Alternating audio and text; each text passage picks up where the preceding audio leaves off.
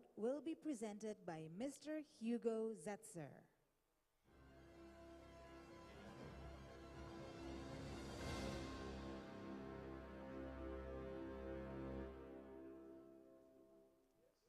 Punten, GO aku pada saat ini adalah Mr. Zetzer, please welcome to the stage ya Kak ya.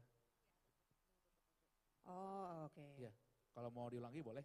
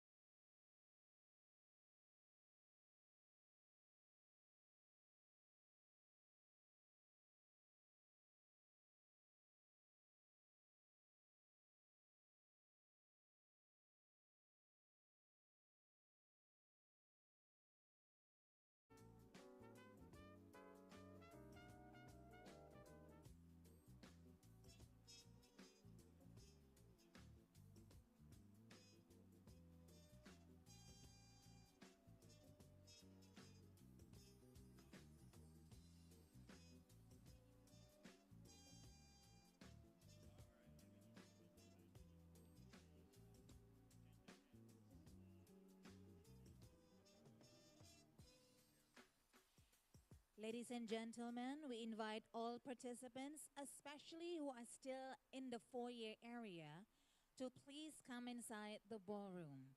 You may take any available seat. The IPA Congress will begin shortly.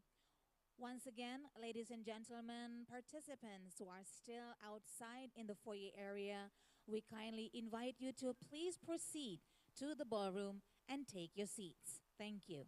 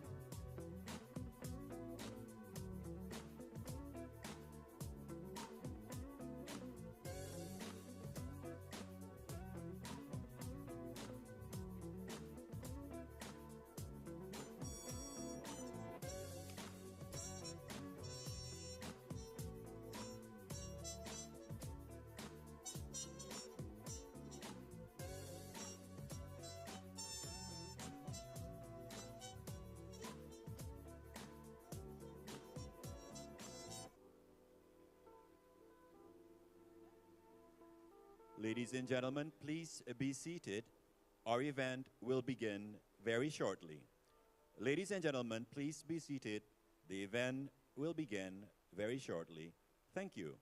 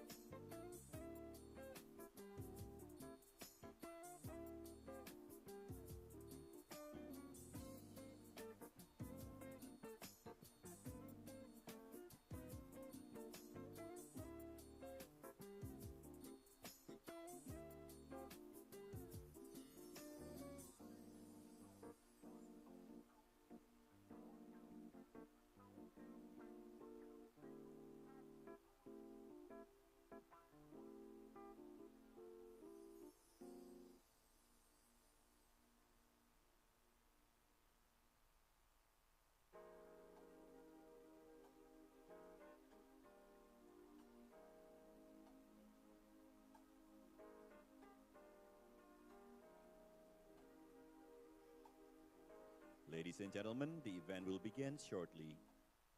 Please take a seat.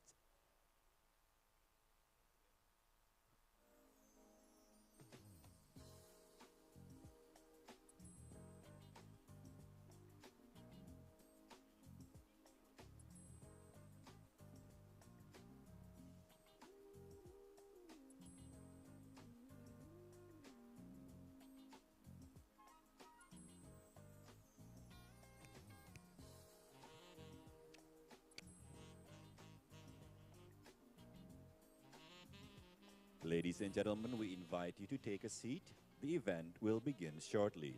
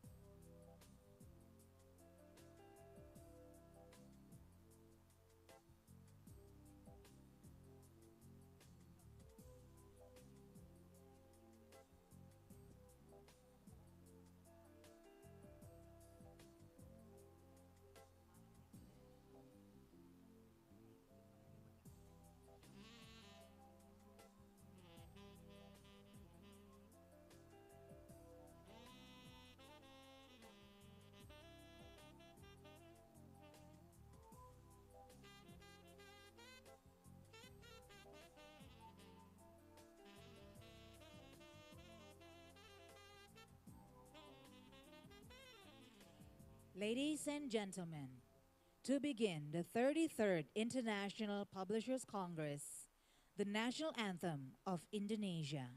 All participants, please rise.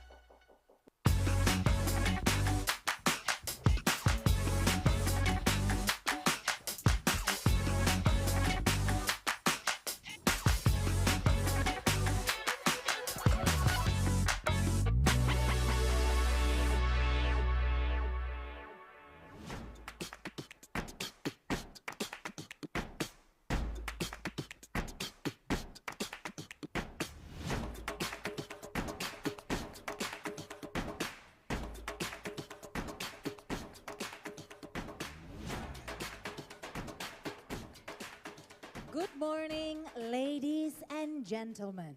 Welcome to day one of the 33rd International Publishers Congress in Jakarta. My name is Siska Becker, and this morning I have the honor of being one of the hosts for today. My name is Uli Herdi, also very honored to be here this morning.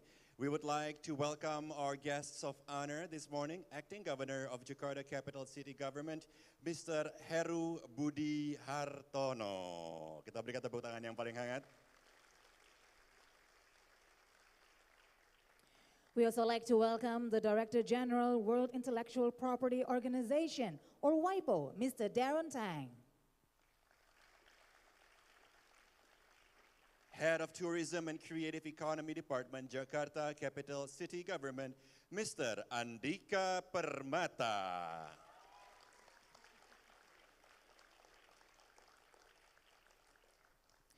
Good morning and welcome to Head of Public Relations Cooperation Bureau, Ministry of Education, Culture, Research and Technology of the Republic of Indonesia, Mr. Anang Ristanto.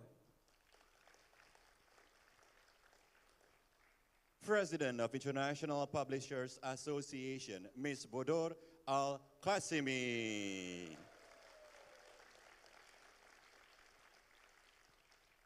Good morning and welcome to the President of Indonesia Publishers Association, Mr. Aris Hilman Nugraha. The Chair of Jakarta Book City Committee, Ms. Laura Prinsloo. And to all IBA Secretariat, a very good morning. Yes, and also our fellow Culture Council from British Council, Institut Français Indonésie, and Japan Foundation. Also to the Director of Operational and Digital Transformation, Jakarta Experience Board, Mr. Andi Permadi. Also welcome to all the speakers and moderator for the 33rd International Publishers Congress and participants of the 33rd International Publisher Congress. Welcome, everyone. Ladies and gentlemen, the 33rd International Publishers Congress is the world's largest federation of national, regional, and specialist publishers associations. The Publishers Congress is an event held once every 2 years. The Congress offers an unrivaled platform for networking and discussion among the world's publishers on industry challenges and opportunities. We are so honored that the Publishers Congress is held in Jakarta for the very first time. The 33rd Publishers Congress brings the theme of Reading Matters, Embracing the Future. We express a great appreciation to Acting Governor of DKI Jakarta, Mr. Heru Budi Hartono, for making this event happen. Everyone, please give a big applause.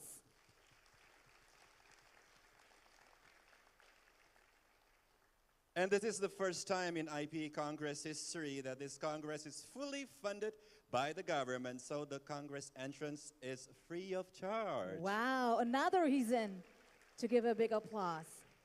So once again, thank you to the Jakarta Capital City Government and Mr. Heru Budi Hartono as Acting Governor of DKI Jakarta. Ladies and gentlemen, the 33rd Publishers Congress is expected to inspire the spirit of exchanging ideas and encourage creative innovations in a world after the pandemic. We hope Jakarta can continue its effort to become a center of literacy, culture, and arts with this program. Ladies and gentlemen, before we continue to the next session, we would like to inform you about our first day schedule. We'll start by welcoming and opening speeches from our representatives, and then talk shows or discussion sessions. Now, to kick things off, we would like to invite onto the stage Miss Laura Prinsloo as Chair of Jakarta Book City Committee to deliver her welcoming speech.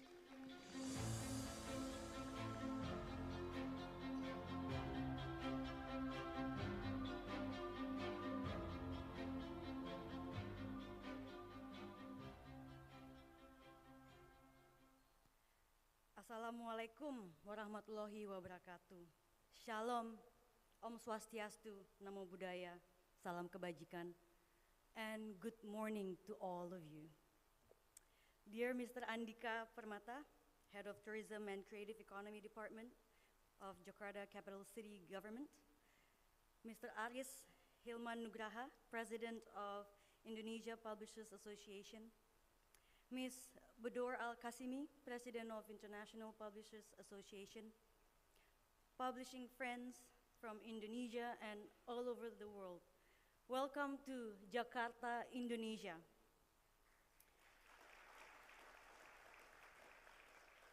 Many of you have probably read Indonesian literature and know about Indonesia as the 17,000 islands of imagination. A slogan that was continuously carried out since Indonesia became the guest of honor at Frankfurt Book Fair 2015, and then followed as the market-focused country at the London Book Fair in 2019. Well, now you are in one of the 17,000 islands, the Java Island. So allow me to share some interesting facts about my hometown, Jakarta, especially for those first-time visitors. Jakarta ranks as one of the most populous cities in the world. The population density is 50% more than New York City, with over than 10 million people living in Jakarta during the night, and more during the day. However, less than a century ago, it only had 150,000 residents. Jakarta is technically not a city, it's a province, but since it is the capital city of Indonesia, it has been given the special capital region status, and therefore is popularly known as a city. But in 2024, the Indonesian capital will be moved to East Kalimantan. Jakarta has over 130 shopping malls, but Jakarta also has over 74 museums and 5,600 libraries. Yep. According to the National Library in 2019, there are 20,258 publishers in Indonesia, and 5,248 of them are in Jakarta. Indonesia's book industry started from Jakarta. In this town is where the first publisher started, the first bookstore, the first library, and even IKAPI, the Indonesian Publishers Association, all started in Jakarta. And to this date, about 30% of the book industry are Jakarta-based. And in my role as chair of Jakarta Book City Committee, I'm proud to say that last November, Jakarta became the first UNESCO City of Literature in Southeast Asia. With the slogan of everybody's reading, we strive to improve access to reading material and literacy activities for all people in Jakarta inclusively to create a prosperous and cultivated life. Today, a year later, Jakarta is hosting the World's Publisher Congress with a theme, Reading Matters, because we cannot stress enough that reading is what will prepare us to embrace the future. When we submit our bid to host this Congress in February 2020, we knew for our industry to stay resilient, we must work together. Publishers, booksellers, authors, libraries, and also government. To meet, to listen, to talk, and to act over important matters in our global world. For us, it was important for these conversations to be made inclusive and accessible by all book stakeholders, especially from Indonesia. And therefore, it is only right to make the Congress free of charge. And I am happy to say that this Congress, we have 666 registrants from 63 countries. That's a fantastic number. 379 coming from Indonesia and 287 from abroad. In the next hour, we will start the Congress with a fantastic line of experts in the field. We have 2 keynote speeches. We have 12 panels, 56 experts, 3 awards, and a gala dinner. And then on Saturday, we also have prepared various cultural activities. Actually, not far from here, you can visit the Literature Garden Marta Tiahau, another initiative from the Jakarta Book City Committee. And we also provide shuttle buses on Saturday to visit Taman Ismail Marzuki, Jakarta's iconic art and culture center, where Jakarta Content Week Festival and Everybody's Reading exhibitions are being held, and also to Jakarta Convention Center for the Indonesia International Book Fair. So many activities. That's why, lastly, I want to thank the Jakarta government, specifically former Governor Anies Baswedan and acting Governor Heru Budi Hartono for their support for the book industry. And from the Tourism and Creative Economy Department, Pak Andika, Pak Gumilar, Bu Helma, Mbak Luki, and for the organizing committee, consists of the IPA team, IKAPI, the Jakarta Book City Committee that has worked day, morning, and night to make this happen. My vice chair, Bu Ida, programming team, Karini, John, Jose, Olivier, James, the cultural program, Nofi and Ben, logistic team, this logistic team, they don't sleep. Evelyn and Husni, production team, David, Friza, and Greti, marketing team, Weda, Dita, and Andre, partnership team, Gian and Melfi, and most importantly, the secretariat team, Adisa, Nata, and Pak Mapa. Thank you from the bottom of my heart for your hard work. And on behalf of the Jakarta Book City and the organizing committee, I wish you all a successful Congress and a pleasant stay in Jakarta. Thank you.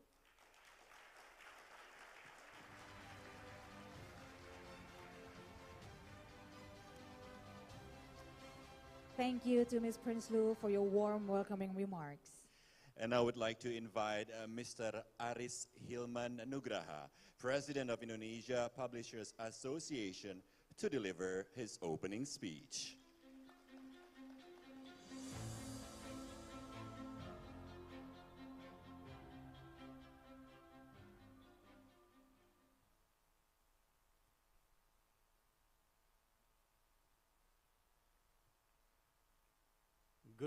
Good morning, everyone.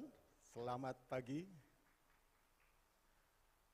Dear Mr. Heru Budi Hartono, Acting Governor of Jakarta Capital City Government, Mr. Andika Permata, Head of Tourism and Creative Economy Department of Jakarta, Ms. Boda Al-Kasimi, President of the International Publishers Association, Ms. Laura B. Prinsloo, my colleague, Chair of Jakarta Book City Committee, our friends, publishers from Indonesia and all over the world, from 63 countries.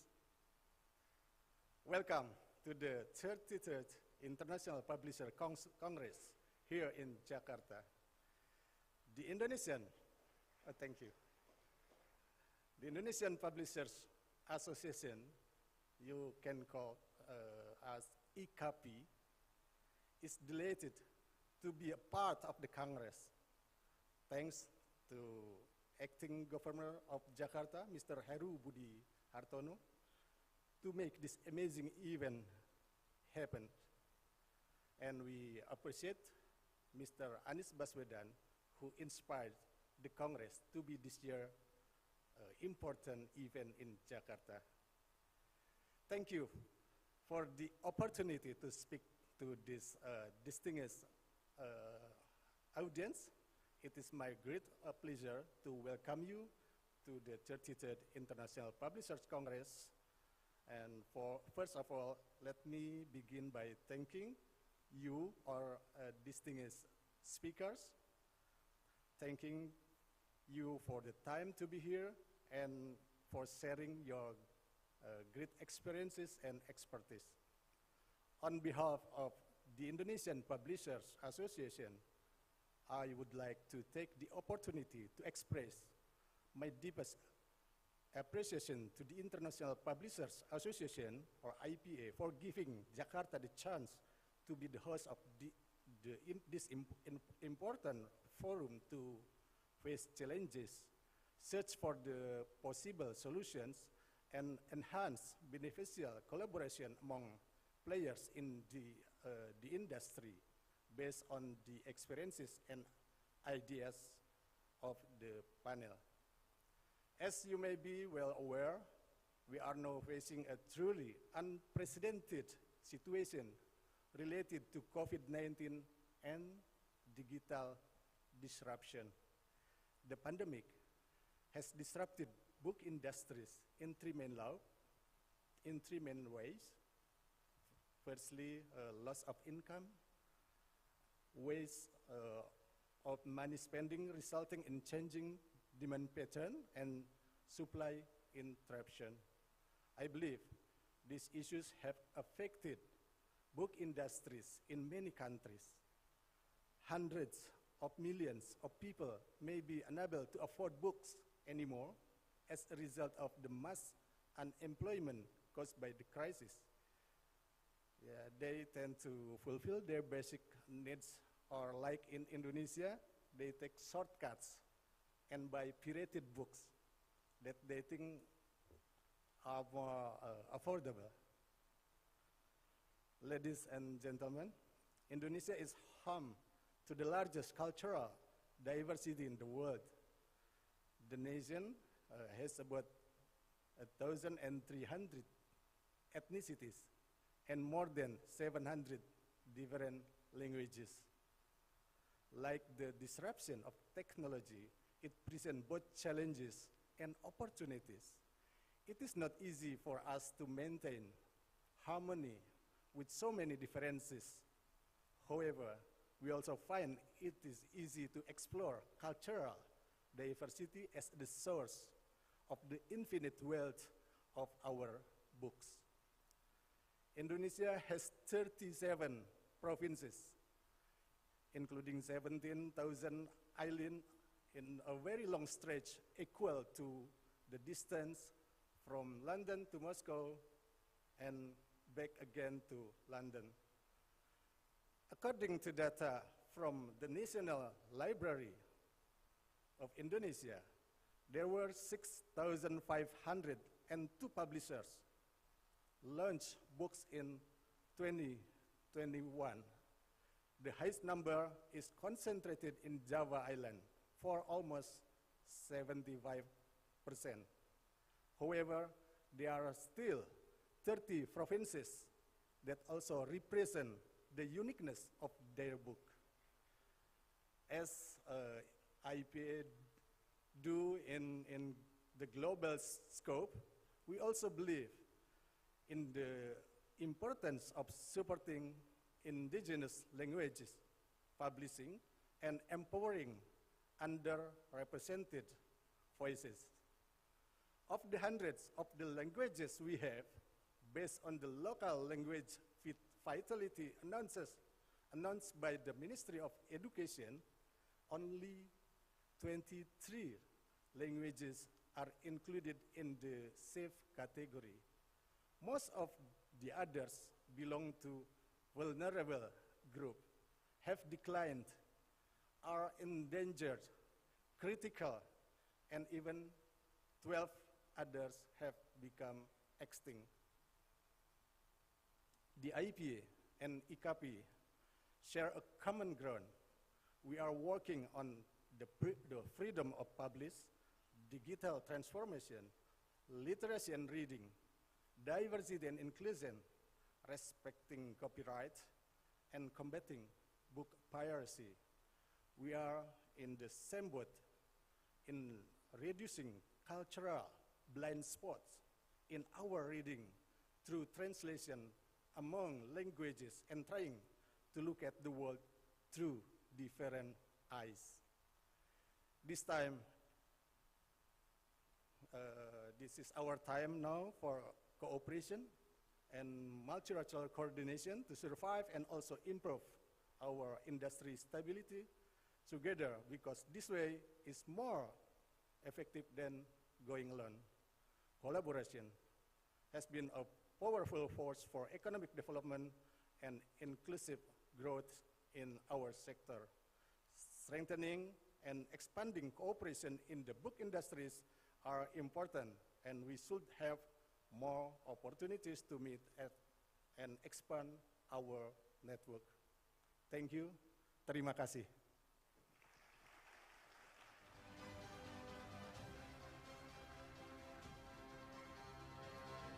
Thank you, Pak Hilman, for your welcoming remarks.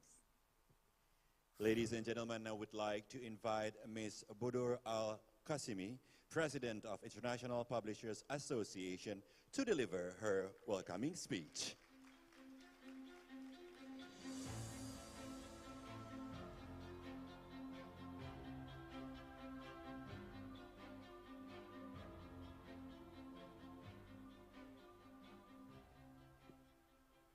Assalamu alaikum wa rahmatullahi wa barakatuh.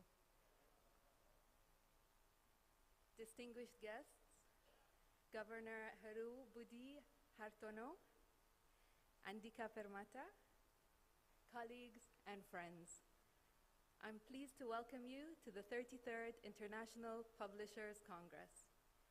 It's so good to see you all here today, here in Jakarta, a city that has a wonderful, rich history with a vibrant cultural heritage and natural beauty. Before I start my speech, I just want to give a word of thanks to the whole Jakarta team for the amazing work that you've been doing here, and a special thanks to Acting Governor Heru Budi Hartono. So a round of applause, please.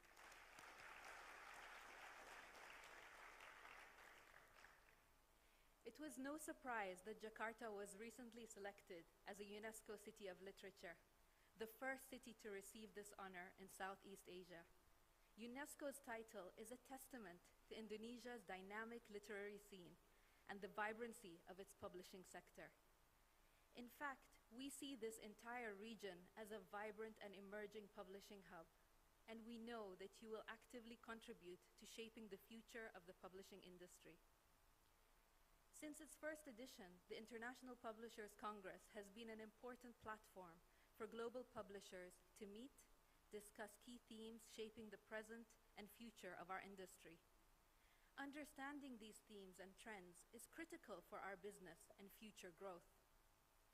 Today, like nearly all global industries and sectors, publishing is also facing some uncertainty about its direction and its future. For the first time in history, publishing is now strongly interconnected and intertwined with many external factors, forces we don't have much control over.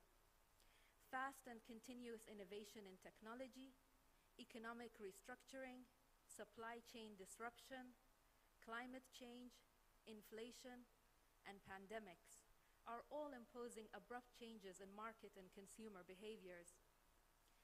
But as I have always said since the beginning of my IPA presidency, we have no choice but to be adaptable and agile, and try to lead the change, not just to adapt to it. Of course, it's always easier said than done, but it's doable, because publishers are resilient. And this conviction is not based simply on blind optimism, but on the evidence of a long history and centuries of tenacity and a determination to continue evolving and defending our industry. Resilience in any organization or any system relies on a working environment which includes few key elements such as collaboration, flexibility, diversity, and a commitment to learning. This is as true for publishing as it is for any industry. Today, climate change and the essential measures we need to make to make our business more sustainable continue to pose a complex risk to our operations.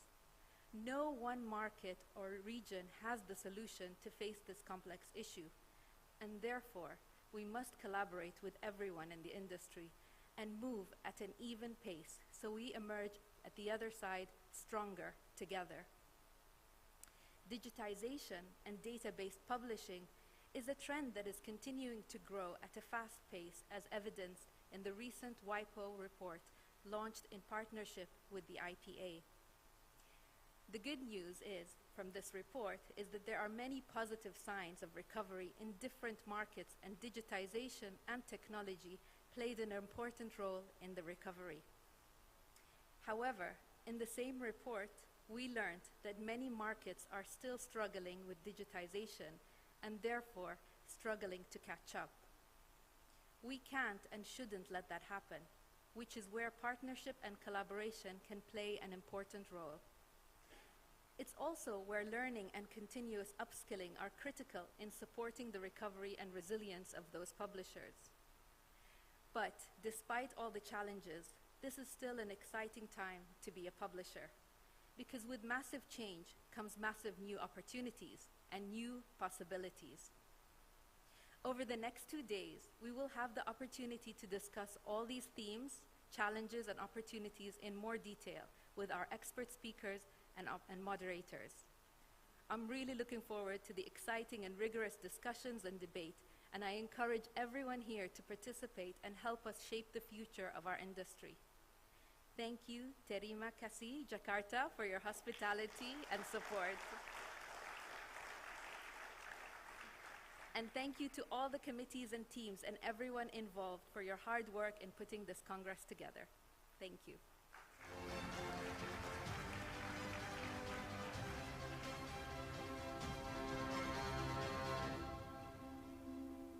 Thank you. Terima kasih, Ms. Al-Qasimi.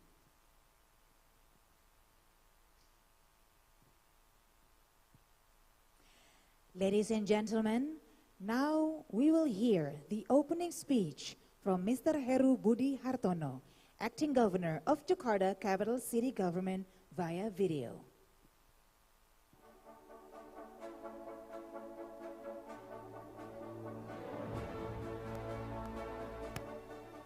Assalamualaikum warahmatullahi wabarakatuh. Salam sejahtera bagi kita semuanya. Atas nama Pemerintah Provinsi DKI Jakarta, saya menyambut Anda semua di Kota Jakarta.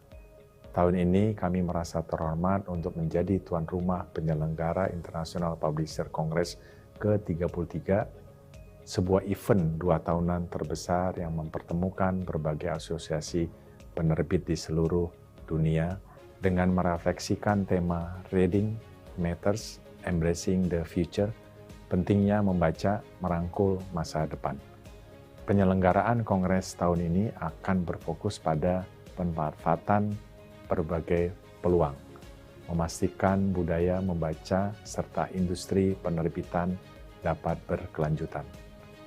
Selama 3 hari ke depan, Kongres akan membangun sebuah platform untuk berbagi gagasan yang inspiratif, menyuarakan aspirasi para delegasi mengenai isu penting tentang penerbitan, kekayaan intelektual, hak cipta, dan literasi untuk semua. IP Kongres memberikan kesempatan yang berharga untuk memperkuat kolaborasi di antara para pelaku dalam industri penerbitan.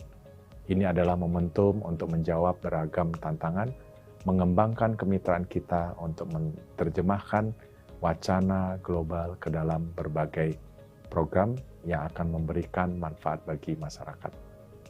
Saya sependapat dengan George Martin, penulis novel A Song of Ice and Fire, yang karyanya menjadi inspirasi drama seri Games of Thrones, untuk menggugah budaya membaca, bahwa orang yang membaca akan menjalani ribuan kehidupan sebelum dirinya meninggal.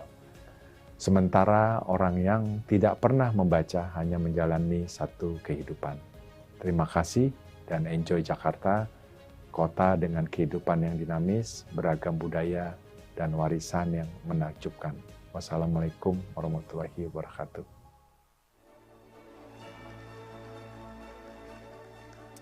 Thank you to Mr. Heru Budi Hartono for the speech. And now, ladies and gentlemen, we will begin our Congress with a keynote speech from Mr. Darren Tang, Director General, World Intellectual Property Organization.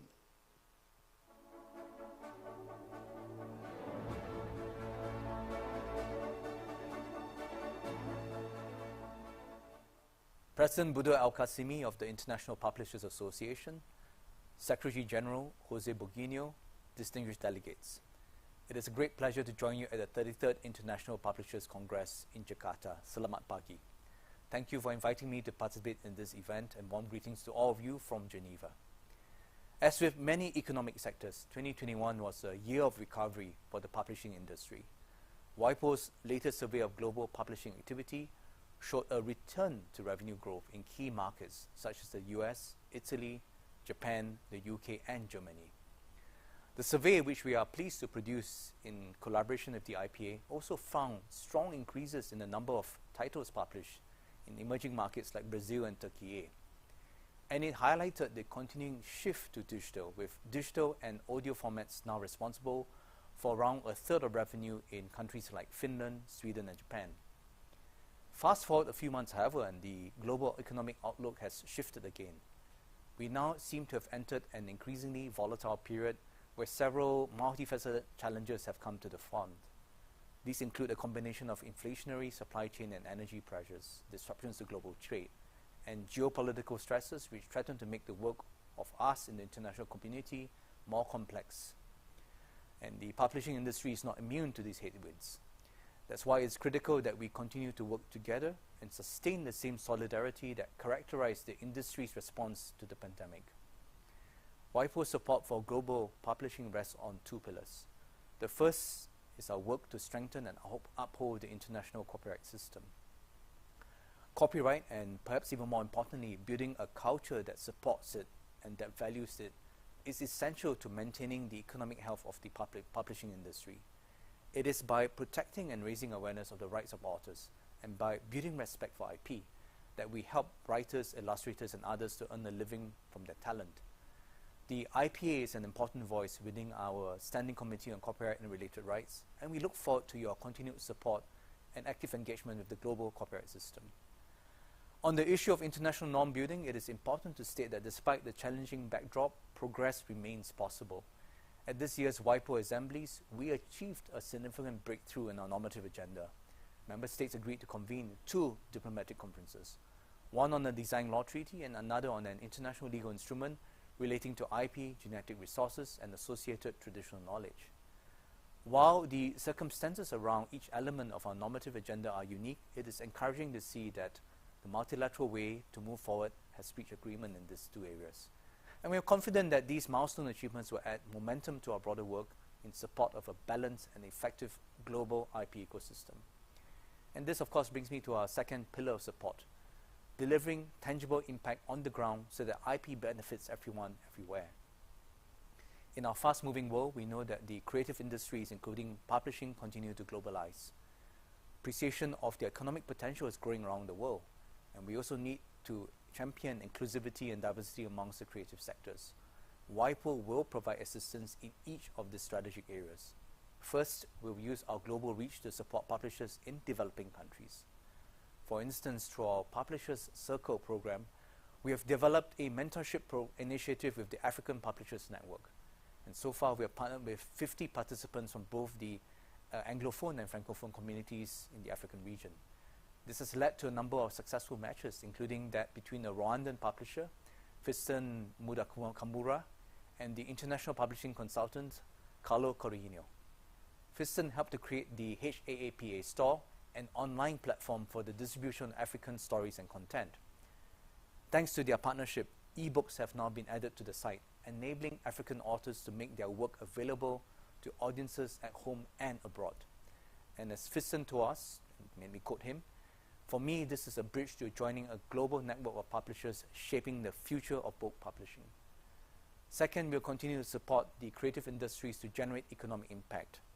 Around the world, awareness is increasing as to the important role that the creative sectors play in driving growth and development forward. But in order to harness this strategically, it is necessary to have a full and accurate picture of how the creative sectors are performing, and this in turn requires robust and reliable data. More and more developing countries are asking WIPO for help in this area, and in response we have launched a new project to improve the capacity of developing countries to collect and then analyze data on their creative industries. Training has already begun with a regional grouping of African member states, and we are pursuing the project's rollout with colleagues from ASEAN, the Arab region, Latin America, and beyond. Third, we will continue to promote inclusivity and diversity in publishing. It is deeply encouraging that support for the Marrakesh Treaty continues to grow around the world. We now have a total of 90 contracting parties covering 116 member states. And this broad reach or increasing reach enables impact, with Marrakesh being a powerful example of how IP and publishing are improving lives. So it's our Accessible Books Consortium, or ABC, that is helping to bring the treaty's aims to fruition by making nearly 800,000 titles available for cross-border exchange. And the result is that millions of people who are blind or otherwise print disabled are able to participate in economic and cultural life. Promoting accessible and inclusive publishing have been the key themes of Sheikha Budo's presidency. And we want to congratulate her for that. WIPO greatly values the work we have taken forward together in recent years. This includes our support for women in publishing and the partnership between the ABC and the Kalimat Foundation to increase the number of accessible books in Arabic. As this is your final Congress as President, I would like to pay tribute to your powerful advocacy on behalf of global publishing. In Karine Penza and Gvansa Jobava, the IPA has chosen another excellent leadership team, and we look forward to working closely with the new leadership team in the years ahead. So ladies and gentlemen, the global publishing industry is not only a critical source of jobs and growth, it broadens minds, opens up new horizons, and makes our world a brighter, more vibrant place. Publishing's success is all of our success. And that's why WIPO is committed to building on a strong record of cooperation with the IPA and facing the future together. Thank you very much, and let me wish you all the best for a successful Congress.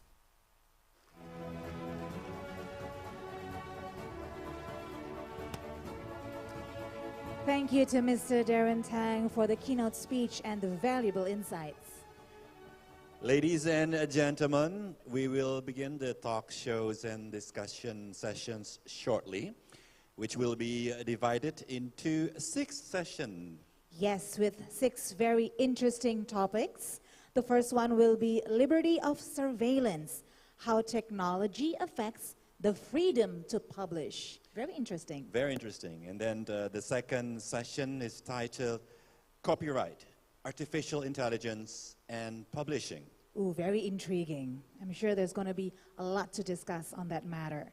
And then the third session is titled Books for Children, Future-Proofing Tomorrow's Readers.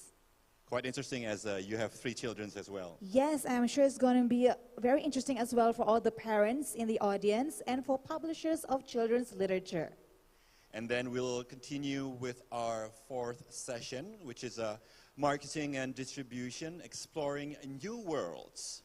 And then we continue with the 5th session titled A Faustian Bargain, New Technologies and the Future of the Creative Industries. And then lastly, for the 6th session, is titled The Path Towards Net Zero. And that are the 6 topics for the 6 sessions. Now, we also like to remind everyone who haven't received their interpreter kit, they can ask for some assistance from the committee, so to make sure that you can enjoy all the sessions comfortably. just raise your hands, and then the committee will come to your table and will provide the interpreter kit for your convenience. Yes, we also like to remind everyone that we're also going to have a lunch break later on.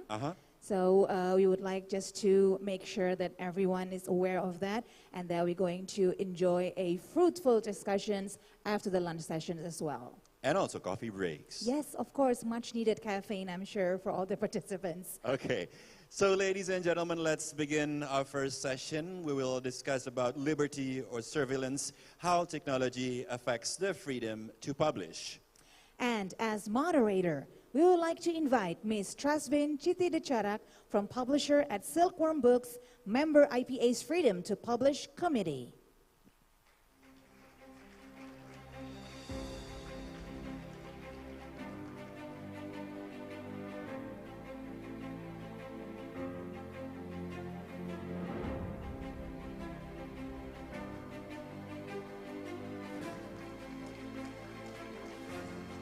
And also our speakers, Mr. Kristen Einarsson, Mr. Hilmat Farid, Ms. Azadeh Parsapur, and Mr. Tanapol Elsako.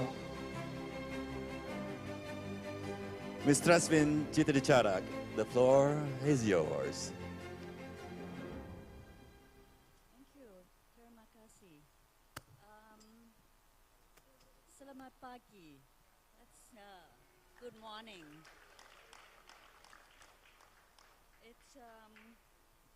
It's a privilege to be here today among my colleagues, friends, publisher friends worldwide. And it's just overwhelming after all this pandemic, lockdown and things. So this is great to be here. Today, we are about to speak on the most important issue of this decade, on the liberty of civilians, how technology affects freedom to publish. Of course, we're talking about AI, which is a big thing now, and it's become a generative AI, which means it would write an article, novels, writing music, creating images, 2 dimensions, 3 dimensions. But we will leave the technical side to the nerds. We are publishers, we know nothing about it. We're just a mere user of technology. But we are affected by technology. It affects our livelihood. It affects the most important thing in our profession, which is freedom to publish. Freedom to publish is the most important, one of the most important issues and pillars of the IPA. It's without freedom, knowledge wouldn't be advanced. Without freedom to publish, our profession cannot be sustainable and flourish. So people give what you called it, definition of freedom differently according to whatever background. But I would like to quote Andrei Kolkov, who recently gave interview to NHK, the Japanese broadcasting, that when he was a Soviet Union citizen, he thought he had freedom. He could write anything. But once Ukraine became an independent country, he gradually learned that freedom means difference. He learned as this young nation has developed, and he realized that in the past he didn't have any freedom at all. So today we have our speakers, 4 wonderful speakers. Now I have to do it with this technology, which I would like to introduce to you all. The first person on next to me, the only lady, well, not only me too, but only lady speaker, as if I'm not speaking, is Aseda Hassapour from Iran. She's a managing director of Rekam Publishing with base in Iran and UK.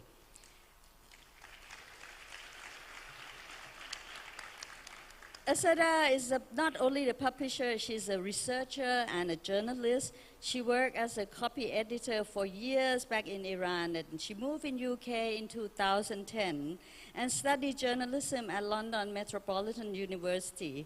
She is a managing director of Rekam Publishing, which launched in December 2012 in London, which crowdfunding to publish Iranian censored authors. Rekam support and empower Iranian authors and translators, advocate freedom of speech, promote Farsi language in digital publishing, and provide easy access to invulnerable Farsi book. Farsi is the Persian old language. And Asida is also the founder of Tehran Book Fair Uncensored. There's two book fairs, Tehran Book Fair and then Tehran Book Fair Uncensored. The uncensored one, of course, organized outside Iran. And the annual book fair, Persian book published outside Iran by the independent publisher, free of censorship. So the next person in the middle is the publisher of Same Sky Publishing Thailand, Thanapon Iusakul. Thanapon is our IPA pre-wartime awardee this year. And I thank him for, a short notice. His biography is not in the program, so it's a surprise from IPA and from Thanapon himself. Thanapon was born in South Thailand. He attended high school and university in Bangkok. He's interested in politics from a very young age, and his political activism as a university student led him to his publishing career. In 2002, Thanapon and two friends invested and found Same Sky Publishing, which Thanapon has overseen the business ever since. Same Sky published a monthly magazine with the same name, which now, unfortunately, discontinued. But the book publishing size continued with, he published many academic books in the social science, mainly from a critical perspective, particularly about the monarchy institution and the monarch, which of course landed him into a lot of trouble. Thus, Thanapon have been a target of the ultra-loyalist groups, it's plural, that's a lot of them. Thanapon has endured monitoring by the state officer and attempt to persecute him in seditions. So, welcome to Jakarta. And next to Thanapon is my very close colleague, who I always look up to. Not only physically, because he's tall and I'm short, but because of he's such a role model in fighting for freedom to publish. None but Christian Innocent, the chair of Freedom to Publish Committee and CEO of the World Expression Forum Norway. Kristen, thank you. Kristen has 40 years of experience in publishing. Some of his previous positions, well, if you have 40-something years of publishing, have a long list of a position. He was a CEO of Norwegian Publishers Association, a CEO of Norwegian Book Clubs, chairman of Kunskapsforlaget, is that publishing house, managing director of the same place, the president of Bjørn Academy, the Norwegian Academy of Literature and Freedom of Speech, chair of Norwegian Film Fund, and chairman of Norwegian Film Institute and a board member of Norway Literature Abroad. So today we will hear a lot from him, the man, the leader in our fight for freedom to publish. And last but not least, represented our host country, Dr. Hilma Farid. I heard lots about you, you know? He's a Director General of the Cultural Department, Ministry of Education, Culture, Research and Technology, Indonesia. Pak Hilma is not only a scholar, he's a cultural activist and lecturer. He lives in Jakarta, enjoys cooking, swimming, and playing music. In the 80s, he started helping his father working as a translator of children's stories, especially from Init Brighton to Bahasa Indonesia. Before joining the ministry in 2015, Hilma has been actively engaging, if not initiating, many cultural networks and programs. He's also lectured in various higher education institutions. So today, we expect to hear lots from you. And without further ado, we are already late. So I would like to start with Kristen. Kristen, since the internet took over the world, social media become part of everyday life for many people. It's allowed those whose voices never heard to be heard and promote freedom of speech as never before. However, the same people become vulnerable. They became a target of state and people who disagree with them. If I may borrow George Orwell's words, social media has been the instrument to make lies sound truthful and murder respectable. What is your take on that? Thank you, Traswin. Let me start with the bleak side, because when you look at what is happening in the past decade, the researchers, they sum it up that there are fewer and fewer democracies and more autocracies. And they also think that a central part of this development is actually the social media. And it marks a distinction in information between leaders and voters, and that's two main reasons for that. First one is that social media has become the most important channel for large groups, not least for young people.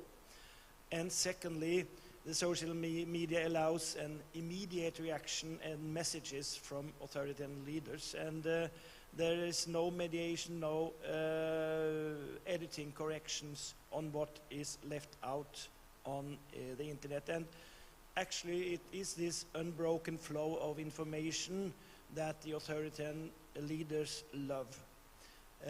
If you look at some of these authoritarian leaders, and I've just mentioned Donald Trump, Bolsonaro, and Rodrigo Duterte as some few of them, they like to present countless versions of reality, and in that way creating doubts about what is the truth. And actually, as we know, the democracy really rests on the notion that an educated population can weigh their options and vote accordingly to that in an informed way. In fact, the democracy depends on a common understanding of reality. But what these authoritarian leaders tend to do when they have created this confusion about all these versions of the truth, they end up saying, you have to trust someone on what is the truth, and you can trust me because I'm in power. We also see that in the social media, the social pressure is increasingly making it difficult for free expression and the freedom to publish. Social media is a perfect means to rapidly shut someone down. You know, you post that there's wrong thinking and you do public shaming, and you in fact build a momentum that may have writers and publishers and others deplatformed or even cancelled altogether. And to top a bleak picture, even bleaker, the authorities are increasingly using shutdowns of the internet, either permanently or indefinitely to silence criticism. And there's, as we know, more and more sophisticated ways of the online surveillance to be able to do that. So what should we do? I read an interesting article by Lorena Regatieri. She's from the Federal University of Rio de Janeiro. And first of all, she says that what politicians can do is to provide support for established and editor-controlled media. And that's both the media and also publishing, to ensure that you allow for different voices. And she is convinced that you can get social media to become a democratization tool. But then she said, you have to look at the digital infrastructure and the social media as part of that as a right, and also actually the truth as a human right. And she goes as far, and I think that's a very interesting question, saying that you should in fact install truth as a human right. And if you do that, then that will involve necessity or incorporated into the legislations and into the debate. I would like to add at the end to that the role of the publishers is crucial in the fight for truth, both off and online. Luckily, we publishers still can both publish off and online. Publishing has always operated in a social and cultural environment, which is constantly changing. And as Budi Al-Kasawami was saying, we have to adapt, and we have to change, and we have to lead the change as well as publishers. And not only do we operate in this environment, but we are actually able to change it as well. And I think that is the key of what publishers are doing. You know, what they commission or select, and when they do that, the result of what the publishers are doing is to influence what is discussed in society and how these works that we publish are received. And I'm sure that if we are to create and maintain free and healthy societies, then publishers must have the will and ability to challenge established thinking, preserve the history of culture, no alternative definitions of history, and to make room for new knowledge, critical opposition, and challenging artistic expression. So freedom to publish, I say it again and again, means that publishers must be allowed to publish all that they deem worthy of publication, even and perhaps especially if those works challenges the boundaries established by the society they operate in. And to end, freedom of expression is a prerequisite for creative industries to flourish as I see it. Thank you, Treasurer. Thank you, Kristen. Yes, totally agreed. And with this, that I would like to move on with Asisa, that you know, I mean, the past few weeks, we heard all this dreadful news about Iran and the uprising. And of course, the government had shut down, I think in 19 September, Iranian government shut down the internet, shut down the Instagram, YouTube, and whatever. They didn't, this is not the first time they did it. They also did it in 2019. Please tell us, you know, how this is affect, why they are so scared of the internet. Thank you, IPA, and thank you, Jakarta, for having me. As you have seen on TV or read in the news, for the past 2 months, my country, Iran, has witnessed an unprecedented wave of anti-regime protests. Demonstrations that have continued despite brutal and violent crackdowns by the security forces. The people's main chant has been woman, life, freedom. And one of the freedoms Iranians have been denied for decades has been the freedom to read the books the way the authors write them, not the way the government wants them to be written. Basically, the freedom to publish. In Iran, every book must go under scrutiny process and receive a permit to get published. In this process, most books experience some degree of censorship. Lucky ones would receive the permit if you as an author and publisher accept to make the changes.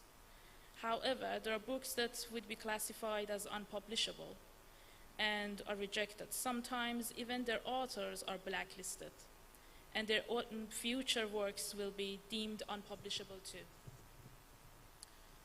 What my publishing house, Unggah, has been doing for almost a decade is that we publish books that could not be published inside Iran. Either the author did not accept the required changes that the authority call corrections, or the whole book has been banned. But my publishing house operates in the UK, and for the books to be read by the main audience living inside Iran, I need the means to give readers access to my books. That's why every book that we publish has a free ebook for readers inside Iran to read, and also in Afghanistan. And a print edition for speaking a print edition for Persian-speaking diaspora across the globe. If there was no internet or no digital technology to create ebooks and audiobooks, we could not exist. And my main channel to promote the books, communicate with my readers, and connect with the networks of Iranian writers and translators inside Iran, inside the country, is also social media. I know that social media is one of the most successful tools for marketing for all sorts of businesses, including publishing. But my work would be impossible without it. Let me give you another example of how essential social media is for publishing houses like me working in exile. I founded the first ever Persian book fair outside Iran that you mentioned. It's called Tehran Book Fair Uncensored. This book fair started in London 2016, and the next ones are being organized in many cities and countries in Europe and North America by the Persian independent publishers across the world. The first few years, we had only physical events, but in 2020, because we couldn't travel, we started to organize the whole thing online. Book launches, discussions, interviews with the authors, and so on. For the first time, we could share what we are doing abroad with our Iranian readers inside the country. They could participate in our book fair. That was a huge step for us. Now we have hybrid events, face-to-face sessions, and streaming online. Saying all of that, I need to emphasize that access to internet and social media is not that easy in Iran. My website, along with many other websites and social platforms, are blocked in Iran. Iranians use circumvention tools to use Facebook, Twitter, YouTube, and recently Instagram. Iran has a reputation with its internet shutdowns, especially when there are protests and demonstrations. In the past 8 weeks, Iran has experienced another round of internet shutdown, while the security forces killed over 300 people, including more than 40 children. Thousands have been arrested, either in the street or at home because of what they posted online. Iran has now blocked all the global social media platforms and wants Iranians to use domestic ones. The ones that most people don't trust because the platforms are heavily monitored and censored and give the authorities full access to users' data. Actually, the ultimate aim for Iran is to replace the internet with a local network called national internet. Despite all of that, can we do anything?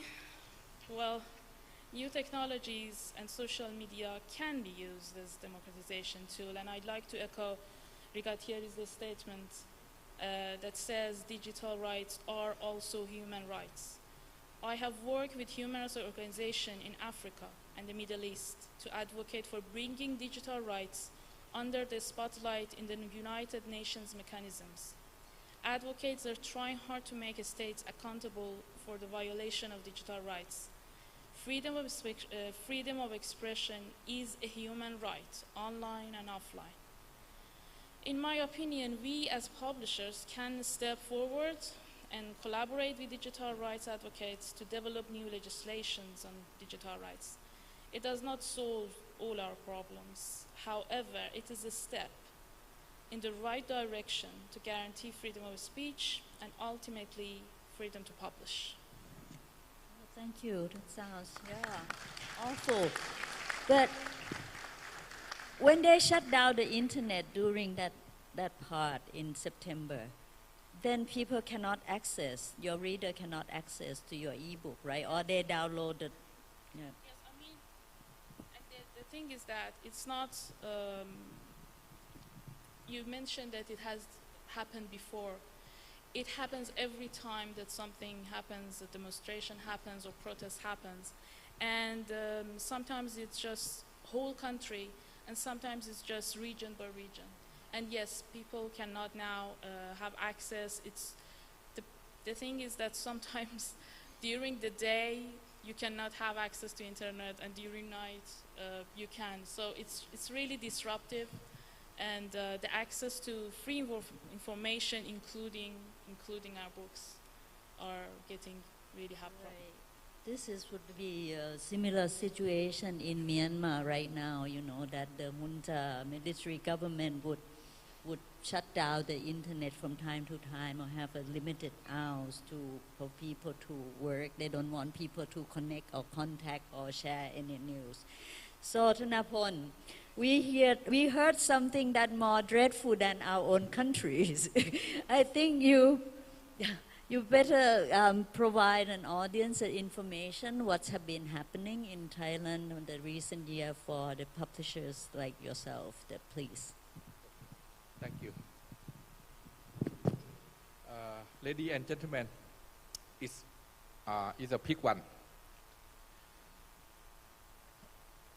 Do you believe that the YouTube is the source of education and entertainment used to be blocked 4 months after 2006 coup in Thailand? This platform was accused to containing video clip violating the race majesty law known in Thailand as Article 112. Surveillance and punishment. Shortly after the 2006 coup, Thailand promulgated the Computer Crime Act 2007. The target political enemy on online platform. The situation became worse following the 2014 coup as the junta appointed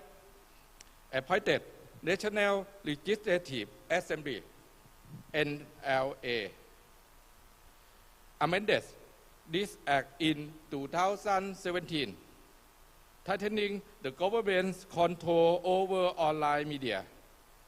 The move was made despite the fact that over 300,000 people signed the petition against it on the website change.org, calling for the NLA to stop the amendment. Since the change of reign, the current monarch has neither the power, prestige, nor popularity enjoyed by the father King Bhumibol. Yes, the Article 112 seems to be enforced even more intensely. Pick 2. Okay, pick 2. Change slides, please. Okay. For example, on January 2021, Anchan, a retired civil servant who shared 29 online video clip, was convicted under Article 112 for the commission of 29 crimes, each with a 3-year imprisonment Imprisonment. Imprisonment. Yeah, okay. Sanction that's totally 87 years.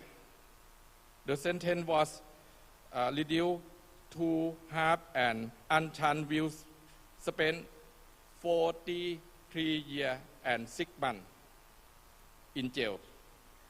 In another case, those who post in Facebook with the words, very brave, very good, thank you, which was King Lama X praised for a royalist, was regarded as violating Article 112 for mocking the monarch. Okay, we have just to mention a number of juvenile sentence under Article 112. Prior to the court's judgment, while bail are also denied, such as can clearly be deemed unlawful and unconstitutional. Now, pick three. Okay. This example serves to illustrate two issues. First, anything related to the monarchy is a matter of life and death. Second, for the sake of the monarchy, the Thai government can take any means necessary. Okay. What do all this have to do with the freedom to publish? Okay. As an editor in the field of social science, a crucial part of my profession is to analyze Thai politics and society. It is undeniable that the monarchy as the elite network as a key player in Thailand politics sphere. Although in terms of supply, the number of book publication is relatively low compared to other media platform. Book that delve deep into different topics are still a critical tool in spreading thought and idea to other media for producer. Okay. Moreover, the rise of the Thai youth movement since 2020, following the dissolution of the favorite political party, held a lot of publication on the law of the monarchy to gain more attention. Okay, pick three. Change please. Pick four, okay. Attention including those by Same Sky publication. At the same time, we also had to deal with many lawsuits. There were instances where the police came to our booth at the National Book Fair and take our publication for investigation. The search warrant was also requested to order for the officer to list and sign our book. There were all attempts to prove that we should be charged with violation of Article 112. Besides, computers were also investigated as if book production was a crime in Thailand. I think this is because of the, I think this is one of the reasons why I am here today. In the form of all liberty and surveillance, all this initiation took place in the 21st century with no foreseeable improvement in the situation. Thank you. Thank you. I would like to just add that to help Thanapon a little bit, that Article 112 is dubbed for the less majestic law. This law had a severe punishment in Thailand, like for the case of Anchan, the lady that he showed the slides, that she shared the post for 29 times, and each crime, you would get punishment of 3-year imprisonment. And so they just multiply by 3 to 29, she get 87 years. And then you got discount half price, then that kind of thing. But still, I think she'll die in prison if there's no pardon or things. So that this is the big issues in Thailand. But Thanapon went back into 2006, I think, with the 2 foreign correspondents, because that was the Far Eastern Economic Review journalists who got that hand slapped, when they criticized the Prime Minister relationship with the monarchy, the palace and the court. So that you see, Hilma, you see that Indonesia is taking a lead in Southeast Asia, in ASEAN, as a democracy country and pro-democracy, and speak out every time that we have, our neighbors have issues. And you are now also work as a, for the government. But you can see that it, is there any way that to improve the situation in terms of, in the name of culture or whatever, to promote freedom to publish or change all these conservative governments into accepted a voice that different opinions in our society, because ASEAN is no longer just Indonesia or just Thailand, but we are all together as one. Well, first of all, thank you, and thank you also IPA for inviting me, and thank you for Silkworm Books. You publish excellent scholarly books on Indonesia and Southeast Asia. Thank you very much. About the question of freedom of expression in the Indonesian government, there are still lots of challenges. Yeah? And the reason for that is because of the shifting landscape that we experience right now. I grew up in the 1980s, 90s. So I was involved in alternative publications. I witnessed the most brutal and obscene forms of censorship in the past.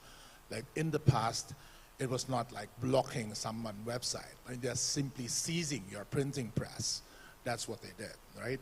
And if I tell my students about those days, they sometimes like, really, could they do that? Yes, they could do that. Since I'm now with the government, yes, we did that, right? But now, I mean, if you look at the media landscape today, there are like significant changes. The actors that are actually impeding the freedom of expression are different, right? Institutions are different. The role of the government is also changing in that sense. So now I think we really need to look at this like really closer. Now, before, like in the past, we talked about the unchecked power of governments. Now we also have to think about the unchecked power of corporations who are actually running, controlling the media landscape. No, I mean, we are all aware that the media landscape is now like increasingly concentrated in the view of like a handful of corporations and all that. And this is a serious challenge for freedom as well. Yeah, I mean, one has simply to follow the debates about whether Donald Trump can return to Twitter or not. And everybody now is waiting for Elon Musk to make the final decision. Yeah? And this is the problem of freedom that we have today. And I think since we are in a congress of publishers worldwide, we need to really to think about these issues. But of course, saying that corporations are now equally responsible, it doesn't like free the governments from the responsibility of protecting freedom of expression, right? Because like wrong plus wrong doesn't equal right. Yeah. So we need to find ways to look at these things, and I think in Indonesia nowadays, referring to our experiences that our friends here in Thailand, we have a similar issue: blocking of websites when some content that are considered as unacceptable appear on the screen, right? And there is this issue, like a very delicate issue of content moderation. Yeah. I assume that we all agree that some level of content moderation is necessary. We don't want child pornography. We don't want some really like obscene forms of expressions. We don't want hate speech. We don't want increasing social polarization in the society and so on. Yeah, we don't want that. But we want freedom of expression so people can really contribute to a healthy democratic society. No? So we want both ends. Like, how do you walk on that thin line, yeah, off on the border of that? Yeah? And this is the challenge that we have today. And content moderation in Indonesia, there is this regulation by the Ministry of Informatics and Communication, has been challenged by civil society groups. But the discussion, I think, needs really to be like, how do we actually do that? I mean, if you want to moderate content, yeah, who is actually in charge of defining what is right? And so public participation is, of course, very fundamental to that attempt. The right to redress is also very important. Yeah? So if you don't agree with the challenge, then the owner or the manager of the platform or the person concerned with that has the right to redress, has the right to fight back. Yeah? And I think along that way, if we work on this with a very solid foundation and a common understanding would and finally emerge from that. And this is, I think, part of being a democratic society. I mean, you open up the process, let a lot of people or parties involved in that, and in the end, you will come to a certain point where you can reach an agreement what we actually want. It's an ongoing process. Yeah, you will be challenged by the future generation of not being democratic enough.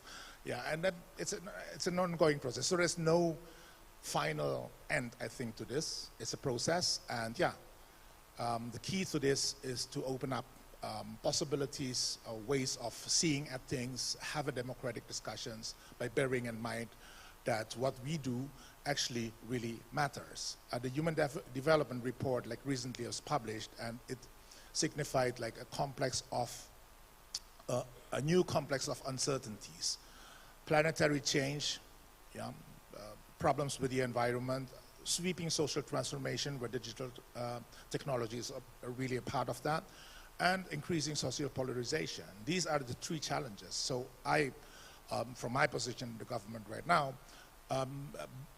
try to contextualize our discussions about freedom in that context. Yeah.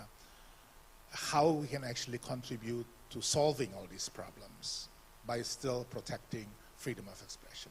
So that would be my intervention for this forum. Thank you. Thank you. I think if my Indonesian friends allow, I would like to borrow humor to visit my Ministry of Culture in Thailand, which I have problems with them every time I talk to them. But you see, when humor talk from the government agency perspective, do you have some hope that you want to borrow him to Iran too? Or let you have him first? Well, we'll be happy to have him. But, well, I believe there are many people inside Iran working in publishing sector, in cultural sector, even in some bodies of government that are capable of doing good things for the future, for new policies. But I'm not hopeful that the current government, that the current regime can do anything about it. I'm not that hopeful about this, but I'm hopeful about the future because I see the cultural actors and political activists that has worked and has been fighting over more than 40 years for the things that we talk about it today, and many of them are in prison. I mean, our prisons in Iran, it's like, you know, Harvard, it's like MIT, just full of capable and knowledgeable people that can just build this country, Iran, a better place. And all that, I don't know, freedoms, I mean, civil rights and freedom of speech and all sort of freedoms that we talk about, and we hope it's a dream for us. I hope that it will happen, but I mean, in the context of Islamic Republic in Iran, no, I don't think, because they don't want, it's just, there is no will, you know, to change. That sounds not so good. But Thanapon, I can ask you and you can answer in Thai and I'll translate it for you. You heard that, you know, we have not a brilliant government ourselves, you know, but to compare with Iran, that it's slightly better. But when I said better, I didn't mean good, you know, just better. I think okay, before 2020 in Thailand, about is no people for the youth generation uprising. Okay, I think about Iran. I think before this year or 2 years ago, I think nobody think about a woman in Iran is uprising. I think in the 21st century, about religion, monarchy, or it's not matter for the young generation. I think they want to have the listener for government them. Okay. So you see, before we got on stage, we had some discussion in the room back there, and Thanapon was joking that in Iran and Thailand is similar, you know, they have religions and we have a monarchy. So, and the two things is being worshipped in a different way. But in Thailand, during the pandemic, during the lockdown, we have this youth movement. This is a high school student. They just came out, and if you remember the slide that showed the yellow books that published by Thanapon from Same Sky, that they quote that book and they want some reform and change because they don't see the future. And similar to Iran, that the women, you know, the sparking point of this up. But you see, since Kristen, we're talking about the youth uprising and the young woman in Iran. You mentioned in the back room before about, you know, what we should do about these younger generations and to participate in freedom, to publish or promote freedom. Because even though they use social media all the time, but they hardly actually engage it in the positive and really taking actions. What do you think? Yes, in the new started World Expression Forum, our first project is on the youth participation in society, and there's been done some research on it, and you know, in one way they are born on social media, so they know everything about it, but when it comes to expressing yourself, there are a lot of hindrances that they feel. Everything from all the hate speech and everything that happens to, you know, who's going to read what I wrote when I was 15, when I'm applying for a job when I'm 24. So there's a lot of complex issues if we really want them to be involved in the public debate.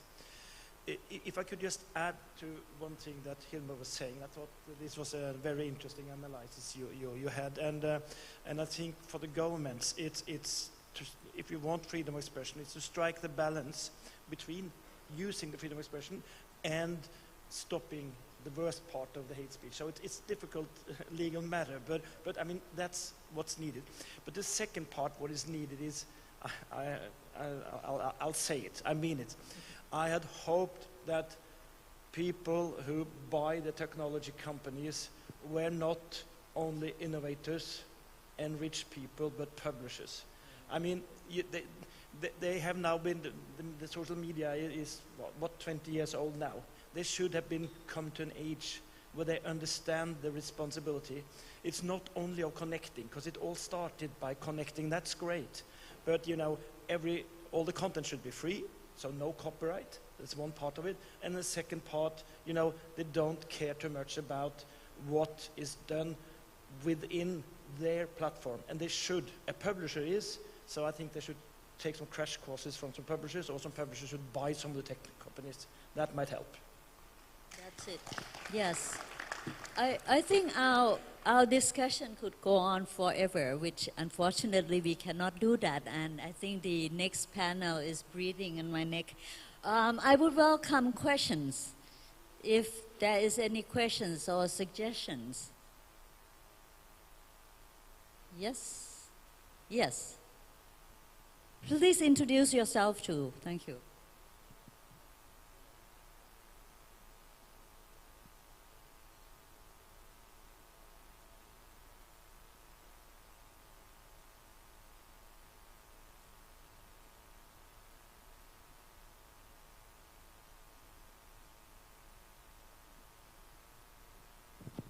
Hello, good morning everyone. My name is Vita Aini. I'm a PhD student.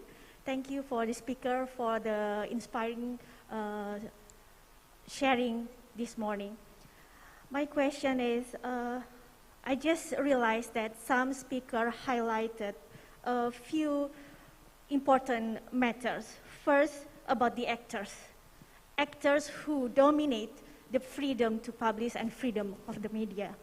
So I would like to ask the speaker, if it's possible, to give us take-home message. Who are the dominant actors who monopolize this media landscape?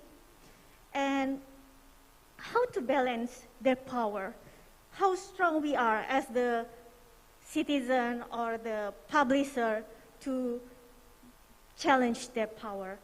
Because some of speakers just mentioned about the domination of authoritarian regimes, and at the same time talk about conglomerates who honors Twitter and Meta. Thank you very much. Well, Kristen, do you want to answer this, or any of you want to answer this? Kristen. Yeah, well, I think that it starts with you need a legal framework. That's where it starts. You need a legal framework that ensures that there is a freedom of expression and that stops the misuse of freedom of expression. You have to find a balance in your laws to do that. It starts there.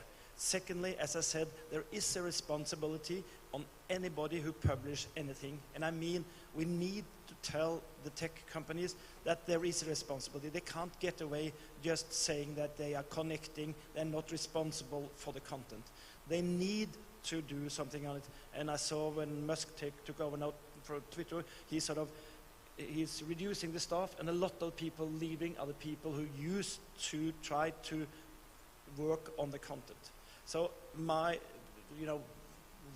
really hoping that the technology companies see their role. It is gradually getting into, but as I said, they are mature now. They're more than 20 years old. They should be adult and do their job.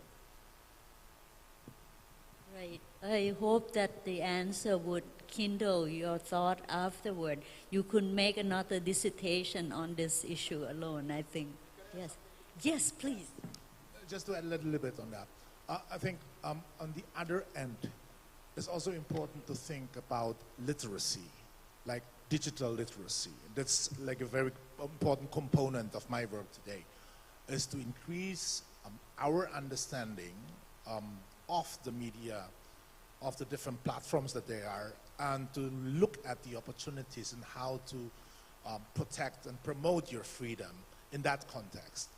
So we're asking about like how to find, it's very easy to find, I think. I mean, if you look at the platform, you look at your own phone, then you will see who is actually controlling what, right? So getting educated about the media landscape is very essential for a democratic society. So while publishers and the producing end are trying to democratize, like being involved in content production, asking for responsibility of these media platforms. On the other end, I think it's very important to educate the society so they can like speak up and then raise their voice about like injustices or impediments to freedom of expression that they experience. Thank you. Any more questions?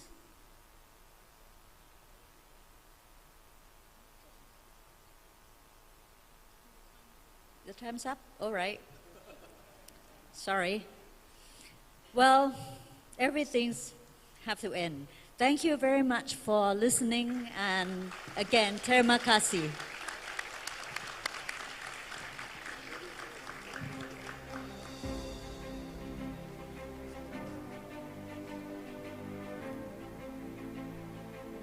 Once again, thank you to our speakers and our moderator. Thank you, Ms. Rasmin Jiticharak, and also Mr. Kristen Einarsson, Mr. Hilma Farid, Ms. Azadeh Pasapur, and Ms. Tanapol Evsako. So we just witnessed a very insightful discussion with a very interesting topic, liberty of surveillance, how technology affects the freedom to publish, which means we are now ready to proceed to the second session.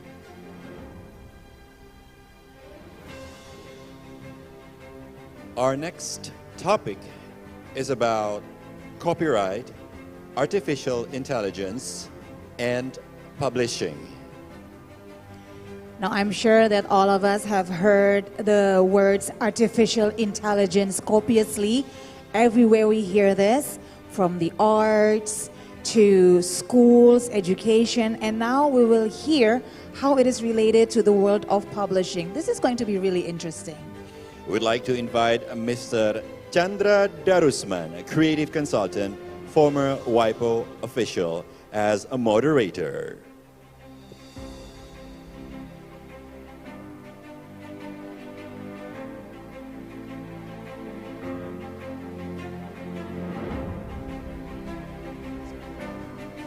I would also like to invite our speakers, Mr. Rizky Abdurrahman Adiwilaga, Ms. Jessica Zanger, and Mr. Woo Kun Hoon.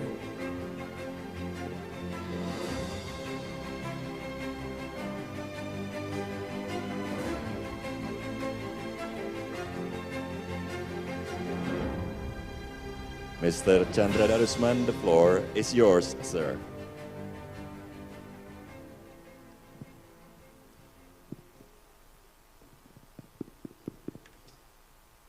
Hello. Can you hear me? Thank you.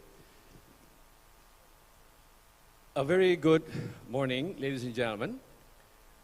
My name is Chandra Darusman. I have the pleasure to be the moderator for this session, namely copyright, AI, and publishing. Apart from being a moderator, I'm also from Indonesia. So I'd like to personally also warmly welcome you in Jakarta. And actually, the organizers have intelligently chosen a good location, natural intelligence, not artificial intelligence. Because this location actually is just besides the stadium, which was built by Soviet Union in 1962. It still exists until now. And in front of this hotel, there's a golf course, and on your left of the hotel is a shopping mall. So you can choose sports, nature, or consumerism. It's up to you.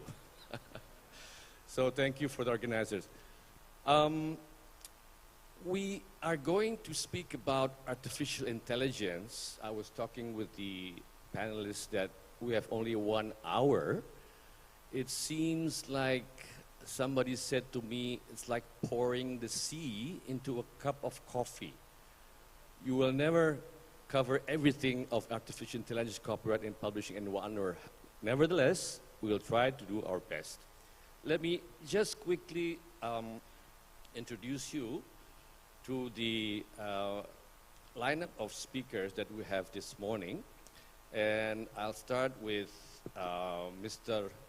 Rizky Abdurrahman Adiwilaga, just to my right, IP lawyer, IP attorney, and IP management consultant, Adiwilaga & Co., IP lecturer in Institute of Technology Bandung, Indonesia.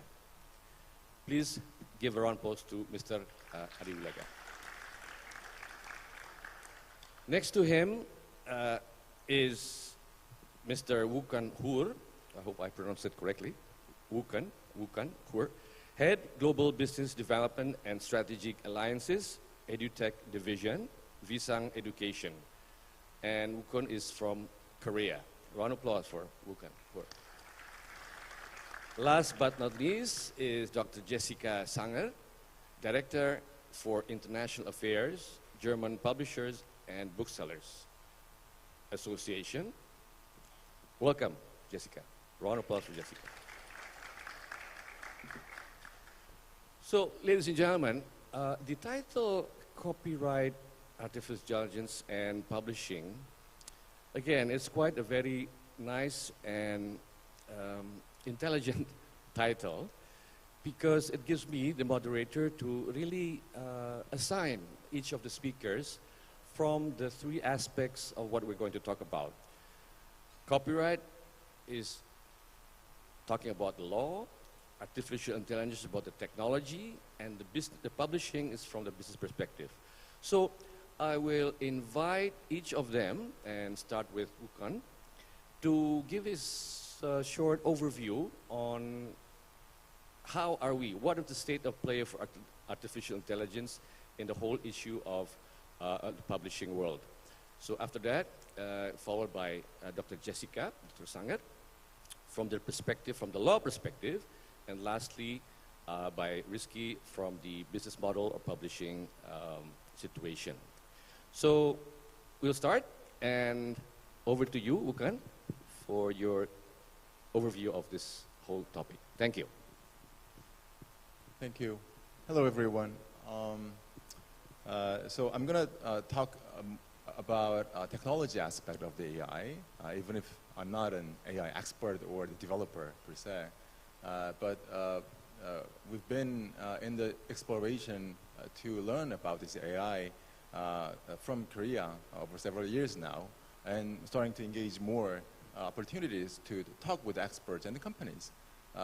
So we understand what it is and the context of it, so we can be prepared before we choose anything after that. So I'm going to, as explained, I'm going to talk a little bit more about the technology aspect, so we all are on the same page, and hopefully we look at some of the opportunity aspects of this new technology, while we definitely want to hear more important issues such as transparencies, ethics, and copyright issues.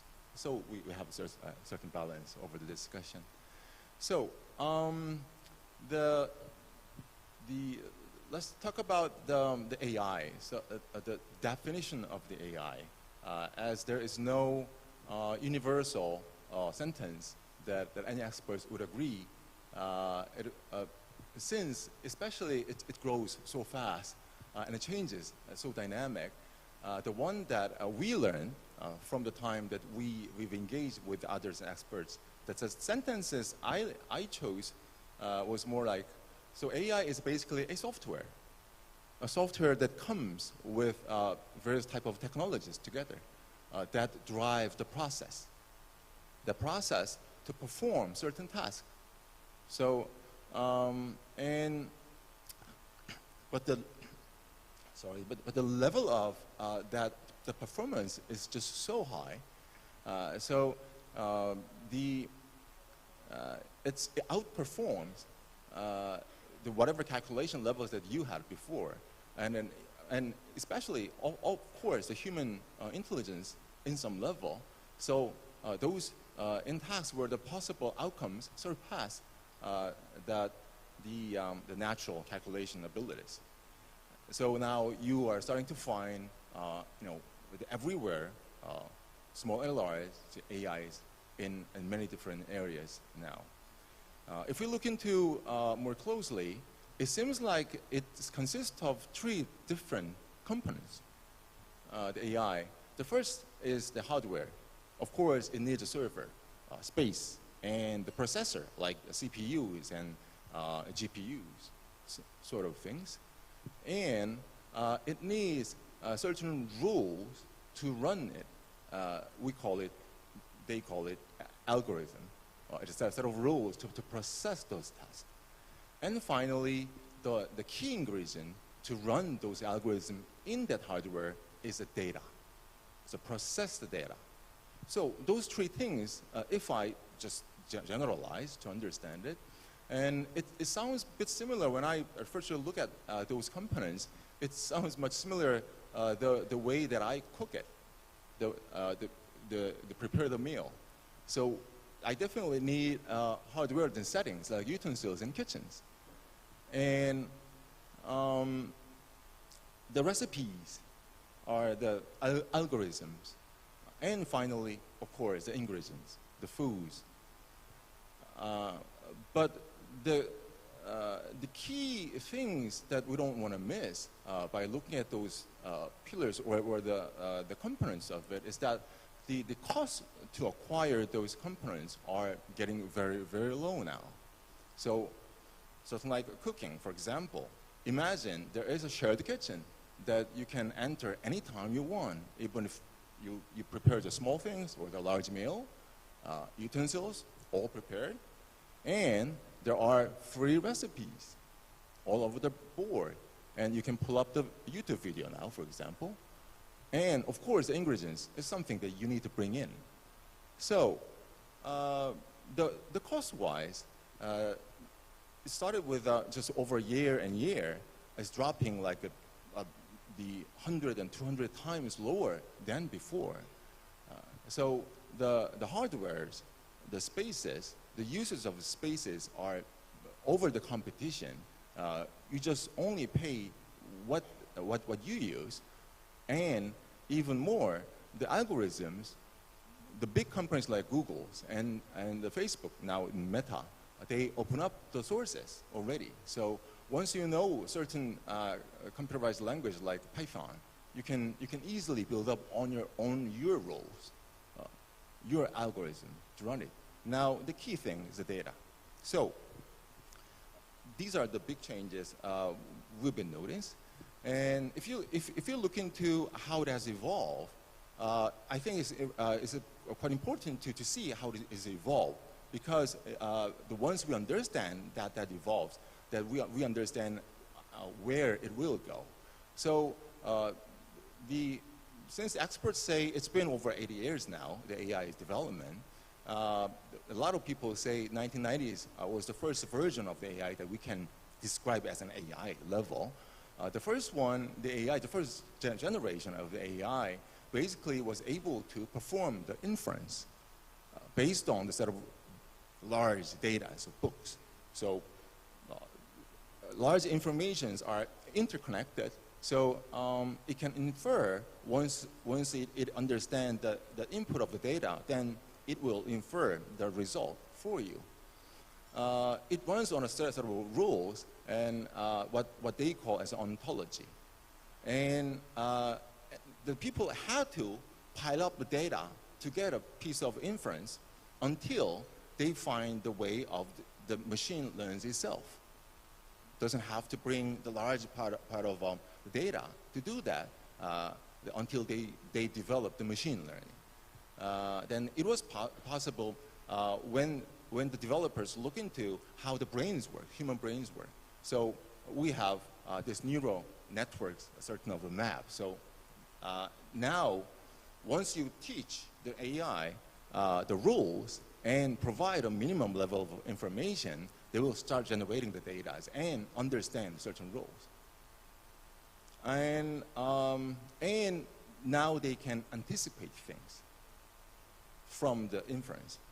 The third generation, what they call from 2020, is to find a way to understand that calculation.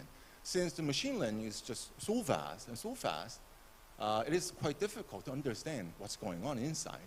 So this third generation is basically trying to address the way that the machine calculates, so we can understand. So explainable AI is now on the table. So that's how it's been evolved. And we see that that means AI will be everywhere, small and large. And of course, we're here, is already important issue to talk about it. And we will get to the more sensitive issues as well, to make it something that we can use. So let me a little bit talk about the benefits of it. So what's got to do with what we do as a publisher? As a publisher myself, and we've been engaging with this technology AI over several years, and I think the two important things it's been on the table. The first one is efficiency. I think we can save some money if we utilize this resource well. And the second one, I think is more important, is that now we have accessibilities. We have understanding of who our readers are. Especially the areas that we are in is education publishing. Specifically, there are key stakeholders like teachers and students. While students are the key readers, there are key stakeholders like teachers. We didn't know what happened for the students before. We didn't know the end readers if they actually correctly understood it or not. But with this data, with this AI, not just providing ebooks, with this AI calculation, we know where they are better, why they are better, and what they can be better, and why they are struggle. If they learn better with the videos, or if they learn better with the questionnaires or drilling, something like that. So the efficiency side, I think, is straightforward. Over the different value chains, what you do as a business, I think it gives you the options to choose to find the efficiency. It's starting from something like proofreading, editings, and sometimes translations. And it can obviously help you for the marketing. So understand the market. So once it understands the patterns of it, your books, your stories, how they are being read, then it will give you some choices what to do. So those tools and information that you can choose from it, from this calculation of AI, now there is a strengthen to the core of your business, but not what you do. So AI is not a replace writers or anything. It is something that strengthens the core work that you do, your business core strength. So the second part of understanding of our readers, I think, is a quite important thing. So AI can not only classify, categorize, but also be used to predict our customers or readers' buying patterns, as well as instances where otherwise loyal customers may turn to the competitors. So my final comment basically is that the last 20 years, I think we've seen digital transformation happens in every corner of the societies and economic aspects. And there are increasing number of people are saying there will be additional 20 years of changes for the AI transformation. It will be used small corner of the stores, the bookstores. It can be used large corporation publishers, government side, and everywhere. So I think the message, at least for the company and the companies in Korea, is that it's becoming more clear that the perspective over the relation with our readers is to change. So in the past, readers found us when we put our outputs on the bookshelves. But publishing market probably will be formed and grow where the readers are. So while we remain to be a producer, we probably find an option to be more proactive, to set a certain relation with our readers. So again, the AI probably is something that we will continue to look into, to learn more, but there are expertise and there are tools, and I think we need to be familiar with what it is and how we use it, and once you understand, we will start to finding out if that helps, then as a tool and technology aspect, it's something we definitely want to look into. Thank you very much, Ukon, for that excellent overview about AI, and I noted down several aspects of your introduction, that the AI is really attached to three components: hardware, algorithm, and data. And you explain also the opportunities that can be provided by AI for us consumers to benefit from. But then I'd like now to shift to Jessica, especially of the third aspect of AI that you mentioned, data. Now here, many AI discussions have been going on internationally, and not only touches the technology, but also the piracy side, the enforcement side, and so forth. So Jessica, I'd like to invite you now to jump in, and perhaps from the legislation or legal side, you can contribute. The floor is yours, Jessica. Thank you very much, and thank you for having me. It's a real honor and a joy to be here.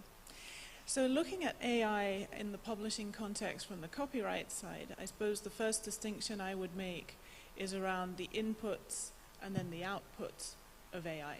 So on the input side, you were saying, absolutely rightly, it's all about the data. So it's about the data that goes into the machines from which, and the data from which those machines will learn.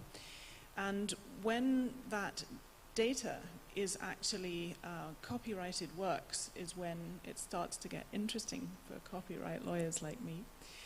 And this is where there's been a lot of talk recently, and not too recently, about exceptions and limitations to copyright being introduced in order to enable AI and in order to enable the use of copyrighted works for the purpose of training those machines.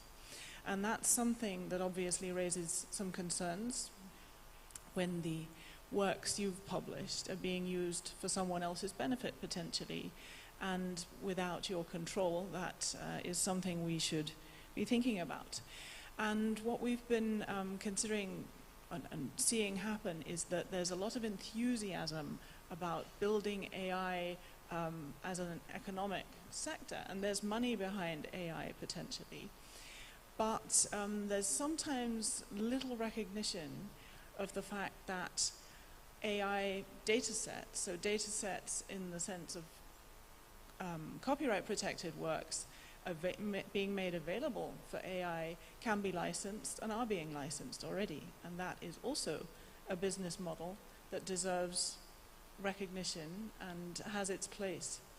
So in that sense, we have been looking at the development and to some extent, of course, pushing back, as we always do, against the introduction of new exceptions and limitations to copyright. And I heard a very interesting case being made last week, actually, by Professor Ryan Abbott, who said, this is, as much as it sounds like a threat, it is also an opportunity, or it can be an opportunity for publishers who own that content to license the content for the purposes of AI. But that means a little more than what we usually would be doing in terms of licensing our products for readers. It means providing data sets of a quality that are beyond what can be scraped from the web, but that are more curated, that have a much higher quality, where things like biases that we don't want can have been eliminated, to have a really perfect quality data going in to AI will produce better results, because there is the saying, which I think is very useful to keep in mind: if garbage goes in, garbage will come out of AI. And I think that's quite visible in a number of contexts already. So it's a very interesting thought that we might be in a position to be licensing for AI, but that of course requires the incentive for that work to go into the data sets to remain in place. So that requires us to push back on the idea that, machines just read like humans read, and you're licensing for reading anyway, so stop worrying and leave it to the AI tech bros to sort it all out. Because I think what's happening in practice is that we're seeing a number of AI applications that will offer a user to generate an image maybe, or even generate a video with from a text prompt. They have been scraping the web. They have already been using copyright protected content just because they've been able to. And do we want that to be happening with our works that we have rights to? And to which extent do we want that? Will artists be happy if AI is generating images, say, make me a painting of the ballroom in Jakarta at the IPA Congress in the style of Chandra painting? Will artists be happy with their personal styles and their creative input being used in that way? And we've been seeing recently that some artists are not happy for that to happen. So there are a number of challenges in this space. So here I was talking about the inputs and the machine learning that go into AI. What about the output side? So I think in terms of copyright, there is fairly broad agreement that machines do not bring human creativity to what they produce, and that human creativity is a prerequisite for copyright protection, which also in my part of the world is very much rooted in the individual and in the individual creativity. So there's probably no copyright protection for AI outputs, and I think there's good reason for that in a number of ways. If you think that those not works, but those products that are created at the tapping of a mouse or a button can be mass-produced, within seconds, whereas human creativity takes so much more time and input. We could just be clogging up the space for creativity if we mass-produced works by the million per minute and gave them full copyright protection. That would narrow the space for human creativity to be able to produce in even their own style, perhaps, going back to that example there. So I think the opportunity and incentive around licensing is still quite key to what we're thinking about in this space at the moment. And there are questions even around exceptions, where there are TDM exceptions in place, and some are much broader than others. Some are quite, I would say, sensible and narrow, and some are really broad, and we'll have to see what happens there. But the TDM exceptions are usually affecting the right of reproduction. So the machine is permitted to copy, but it is usually not an exception to the right of making available. So the machine may not make other people's works available. Now, you could argue that the whole process run by the algorithm in the cooking of the sauce, if you like, has changed the work to a large extent. But I think that's also still worth bearing in mind and looking at and seeing, to which extent are we perhaps getting quite close to some making available here. And again, where, you know, individual styles of artists who are still living and in copyright come into play. What about moral rights? So there are a number of questions, and I think lawyers' job is usually to ask the questions, not always to provide the answers. So I hope you find this raising of... Thank you very much. Round of applause for Jessica, please. I think you nicely expressed the various dilemmas that we are discussing in the triangle of law, technology, and business model.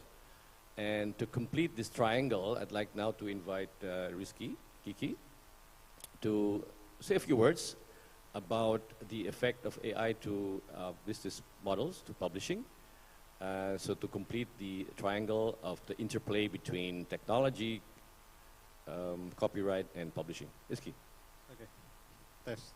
Okay. Thank you, Mr. Chandra and Bukan, and then good morning, everyone. Well, I think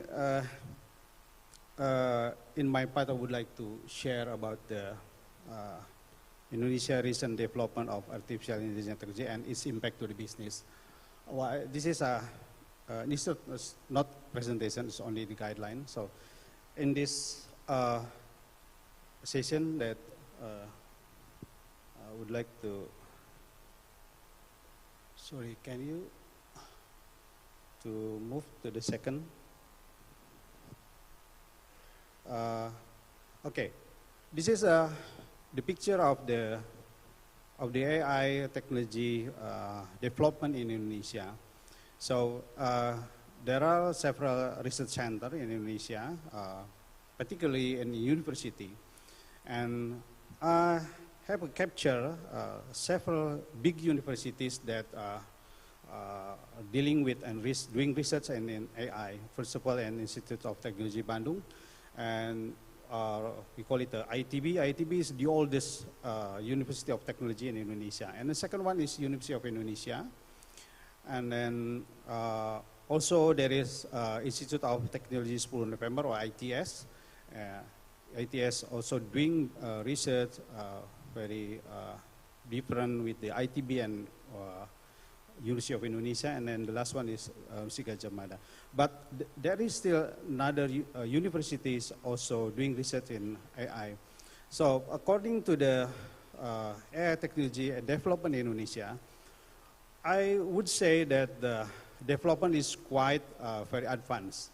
So I was discussing and then discussed with several experts from the ITB, one of them.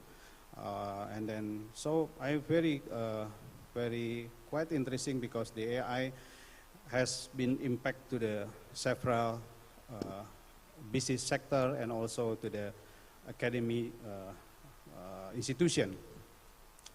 So in the sense of the technology development, there is no doubt that the research and also the result of AI in Indonesia, I would say that's quite advanced. And then the second question is, how about the second issue, Mr. Chandra? And then the second issue is the AI is big impact. I mean the AI business impact. How is the business impact? Could you please to move? Sorry. The second slide, please. Okay. This is the business impact. So according to the research been doing by the several big universities and other universities in Indonesia, including private university in Indonesia, there are two business entity which are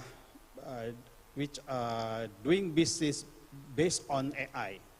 The first one is PT Bahasa Kita, or in English versions at Our Language Limited Liability Company. And the second one, PT Prosa Solusi Cerdas, it means the Smart Solution Prosa Limited Liability Company. And the first one, PT Bahasa Kita, it is a startup from the government agency. So they're sorry.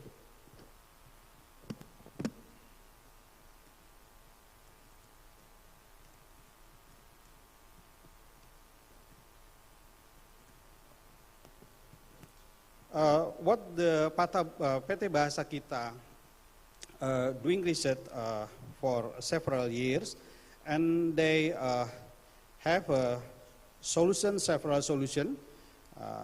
One of them is the NLP, so they are doing business in NLP, and then voice biometric fraud detection, and also for the medical solution. So in lifestyle also. So when I discussed with the CEO of PT Bahasa Kita, I think, and then he told me that also has a discussion with you, Mr. From the IKP, and then very interesting because in Indonesia right now, for the medical and then also for the using AI for the media also becoming increase the needs of the business in media, and also in medical also needs of the application, and then based on AI is very high demand for them. And then on the other hand, the PT Prosa Solusi Cerdas in Indonesia, they developed the AI for article generator and also plagiarism detection, because this is startup from the ITB. This is from university startup. So mostly the research of the AI center has been doing, and then they implement in the company, startup company, and then also plagiarism detection and speech technology and hoax detection. This is very important in right now currently, the hoax. So the Prosa technology of AI can detect, and also for the plagiarism detection. I'm quite very amazed with I read the Germany publisher, Jessica. So they are using from the AI for publisher, business. And then in Indonesia, the growth or the needs of the AI tend to increase very high since the pandemic, during the COVID pandemic. So in the marketplace, there are so many people could not go out, so they will order something, except it means such as food in Indonesia, use the GoFood platform. Online media also need it, and then the others also at the office. And then I give a big question mark of the publisher. How about the publishers? This is quite interesting, because in publisher, as far as I'm concerned, up to present, after I've discussed with some, I know some of the publisher has issued the e-book version, and then the printed book version. So they offer to the market as whether you are going to buy the e-book or printed book. However, the issue of the publisher in using AI is still going to be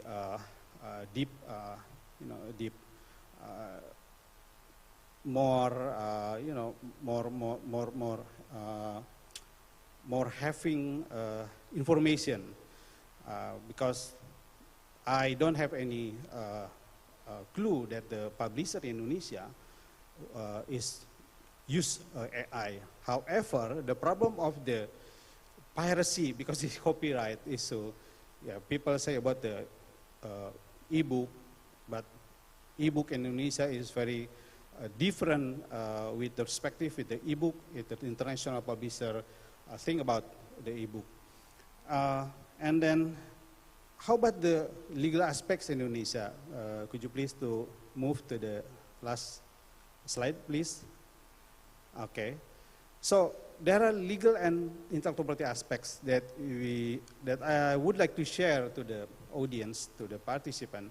That the first one is legal aspects, and the second one is intellectual property aspect. In the sense of the legal aspects, actually, the first, Indonesia has the law number 16, 2006, I think 19 of 2006 regarding in information and electronic transaction that is related to the AI. But the good one, the good news, about weeks ago, the House of Representatives has issued the law number 22 of 2022 regarding personal data protection. That is very important for the AI. Because as Wukan said about data, okay, and Jessica also said data is very important. This is the main problem in Indonesia prior to the data protection law has been issued by the government. So in data protection law, I would like to share about there are two kinds of data protection that really important for the AI business for the next future. So the law arranges two kinds of data. It's the personal data and specific personal data, and then public personal data. This is quite different. For the personal data, it is data about the medical information, also biometric, genetics, and then criminal record, and children data, financial data, and then some of the data. But general data protection, it relates to the name or the full name, to the gender, to the citizenship, religion, and then legal status of the marriage. That is general public data of personnel. So in my opinion, according to the law of Law 27, 2022, the more important thing is the personal data with the specific personal data. It means that the very, very, related to the us as a personnel. That is very important in relation to the, AI development. And the second one is intellectual property aspect. So intellectual property aspect is becoming issue and debate also. In the law 13 of 2006 regarding patent, also there is a good. Is it AI could be patented or not? So the discussion is still going on. And then on the other hand, it's about the copyright. Copyright, as Jessica said, okay. Is there any copyright in creation of the AI? My discussion with the expert of the AI is very interesting because she said to me from ITB, she said to me that in article generator, right now in Indonesia, the article created by the AI could not be differentiated with the article generated by the real or human creator or author. This is very difficult. However, in the publishing industry in Indonesia, not really have clear information. But however, for the online media, the AI is very important to detect about the plagiarism and then also hoax.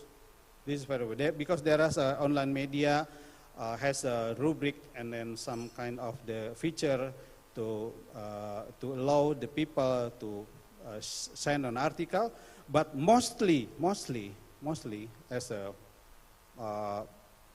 tend to copyright infringement. And the AI is very, very useful to detect about that. And then the hoax. Indonesia is very diverse. And the hoax in issue of race, issue and religion is just like put the fire to the wood. To the wood is very, very easy to burn. So it could be detected. The AI could detect the issue, is this hoax or not hoax. So according to the recent situation, the law number 28 of 2014 of copyright has not, in my opinion, has not covered about the AI. What is the legal status of AI? Is it could be protected by copyright or not? So it's still debate. However, from the side of the others laws of responsibility, some of the legal experts say that, well, actually, if there is something about AI, who is going to be responsible?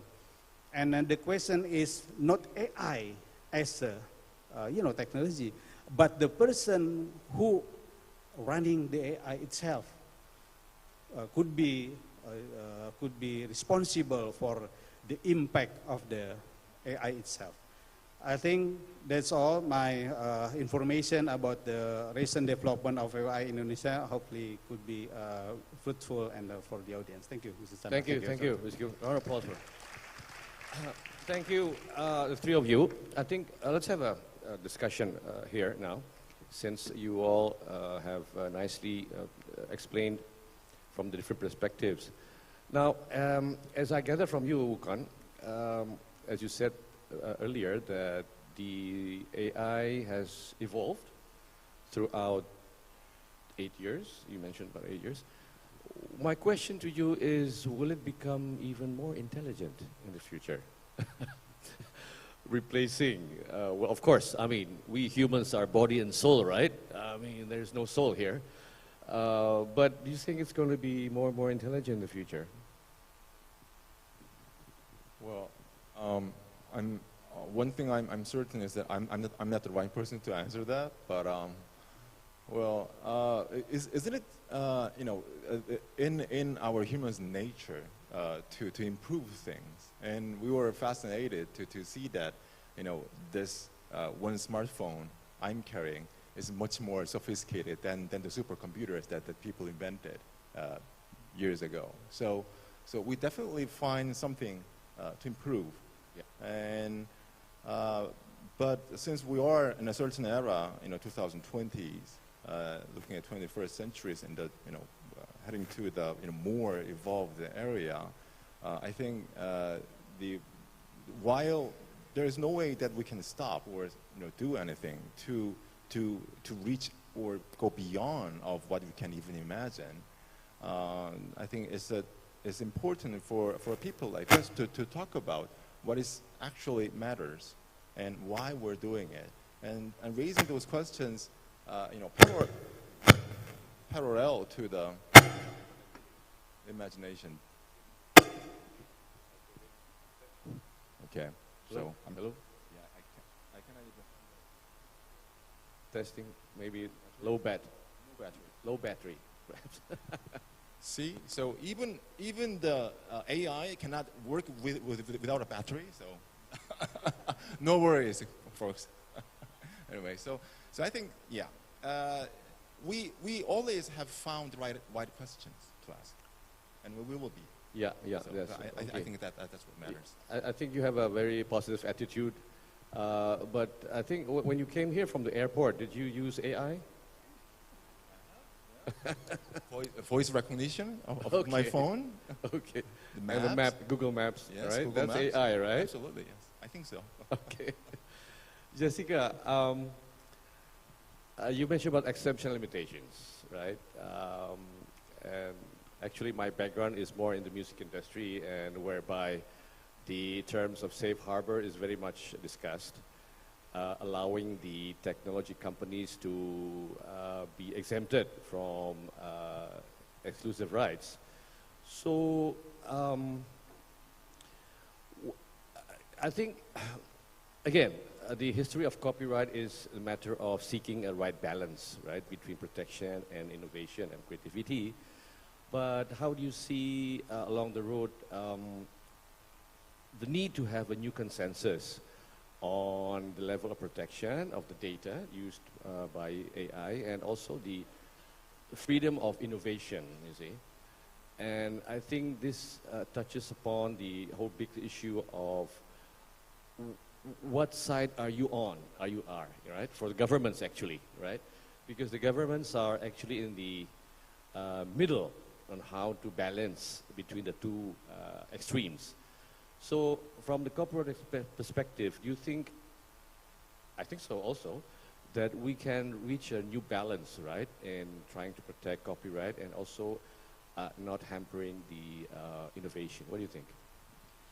Well, that's a very big and a very important question. Thank you for that. I think it looks as though we need something completely new, perhaps. But actually, I think the tools we have been using for decades in looking at innovation and protection, and I don't think they're opposed, I think they work together, are going to be very useful in this context that is brought to us by a new technology. But it's not the first time that a new technology has turned up that has affected copyright, that's quite obvious. And so I think the first step is to understand how a market really works.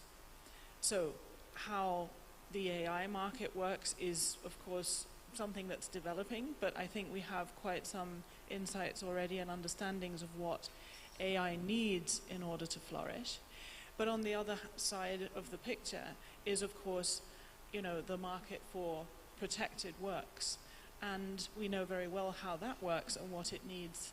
And again, you're talking, of course, about getting the balance right, but looking at things like impacts on markets is useful. That's something that a number of copyright legislations also work from. Looking at how, as I was saying, for instance, incentives work. So an incentive for AI, perhaps to do new things, but also an incentive for the copyright protected side, if you want to call it that, to also give inputs, produce products that have a quality that will also then help AI do a better job. I think, the mechanisms and the criteria that we're familiar with are going to work well here. We need to employ them, and we need to inform policymakers. Policymakers need to understand those mechanisms and what's really happening. And I think that's almost the biggest challenge here. You mentioned also in your brief introduction, machines don't bring creativity. I like that expression. Machines don't bring creativity, because last night actually the discussion between copyright and artificial intelligence started already. Me and my friends here, there's Peter Schoppert here and Vera from Portugal. We had a discussion that, well, copyright protects the form of expression, right? But machines do not produce expression. It's just weaving of different data, right? So I think that's one perspective that's very, very important and very, I think, needs to be elaborated, that since machines don't bring creativity, then therefore there's no protection to be given to AI, right? What do you think? Well, I would agree. I mean, there are a number of aspects of AI that could be protected. I'm sure, there are software and there are patents and there are things like that. That's a different story, but I think you're touching on something different, more the question of the human creativity that is required for copyright protection. And as I was saying earlier, I would agree that the outputs of AI would not deserve that. They don't. AI works from what pre-exists. And it, cooks with the algorithms and the data, but it doesn't bring any new idea, any novel concept. It works from where we've been. And I think that shows in the way that data that has been put into AI will produce outputs that are biased in a way that data was biased in the first place. And then we realize, if we don't like that, for instance, we realize, we've been inputting it with something that is already tainted or colored in a way that we don't actually like, and we didn't even realize it. But this just again goes to show that there's nothing new here. It's working from what was there. And if we stop, you know, now, then and sort of fill the creative space with AI outputs from what's behind us, then we won't move forward. Yeah, I think the issue now is AI is cross-cutting several aspects of IPR, not only copyright, but as Rizky also mentioned, patent, right? The technology itself. Again, borrowing from the experience that is happening in the music scenery, someone, I think some of the audience here have read, that someone compiled all the Beatles songs into the machine, and this machine produced a new song, right? That can happen also in the publishing field, right? Inputting all the data from books written by someone and produce new books. But again, this is a field that uncharted, unprecedented, and we just need to find solutions. Last night I spoke with Peter, my friend Peter Shopper from Singapore. Actually, he's actually American, but staying in Singapore. Peter, are you here? I think so. He mentioned that there is now this technology that filters, gives shields to the data, which not easily we can detect and identify what kind of data is being used. So I think it's getting harder and harder, right? As Rizky mentioned, that AI is useful for detecting piracy, right? Am I correct? And I think that's one thing that is a positive side of AI, right? So I think, again, the challenges and opportunities are there, but I think we really need to navigate as we go along and really try to emphasize the importance of AI. But also the challenges that comes with it. Unggah, you want to say something? Yeah, actually, since we're gathered here, we finally got out of the pandemic, and then we realized how valuable it is to actually meet in person and then be able to communicate. And then I'm finally feel again that I'm actually one of the community. I am.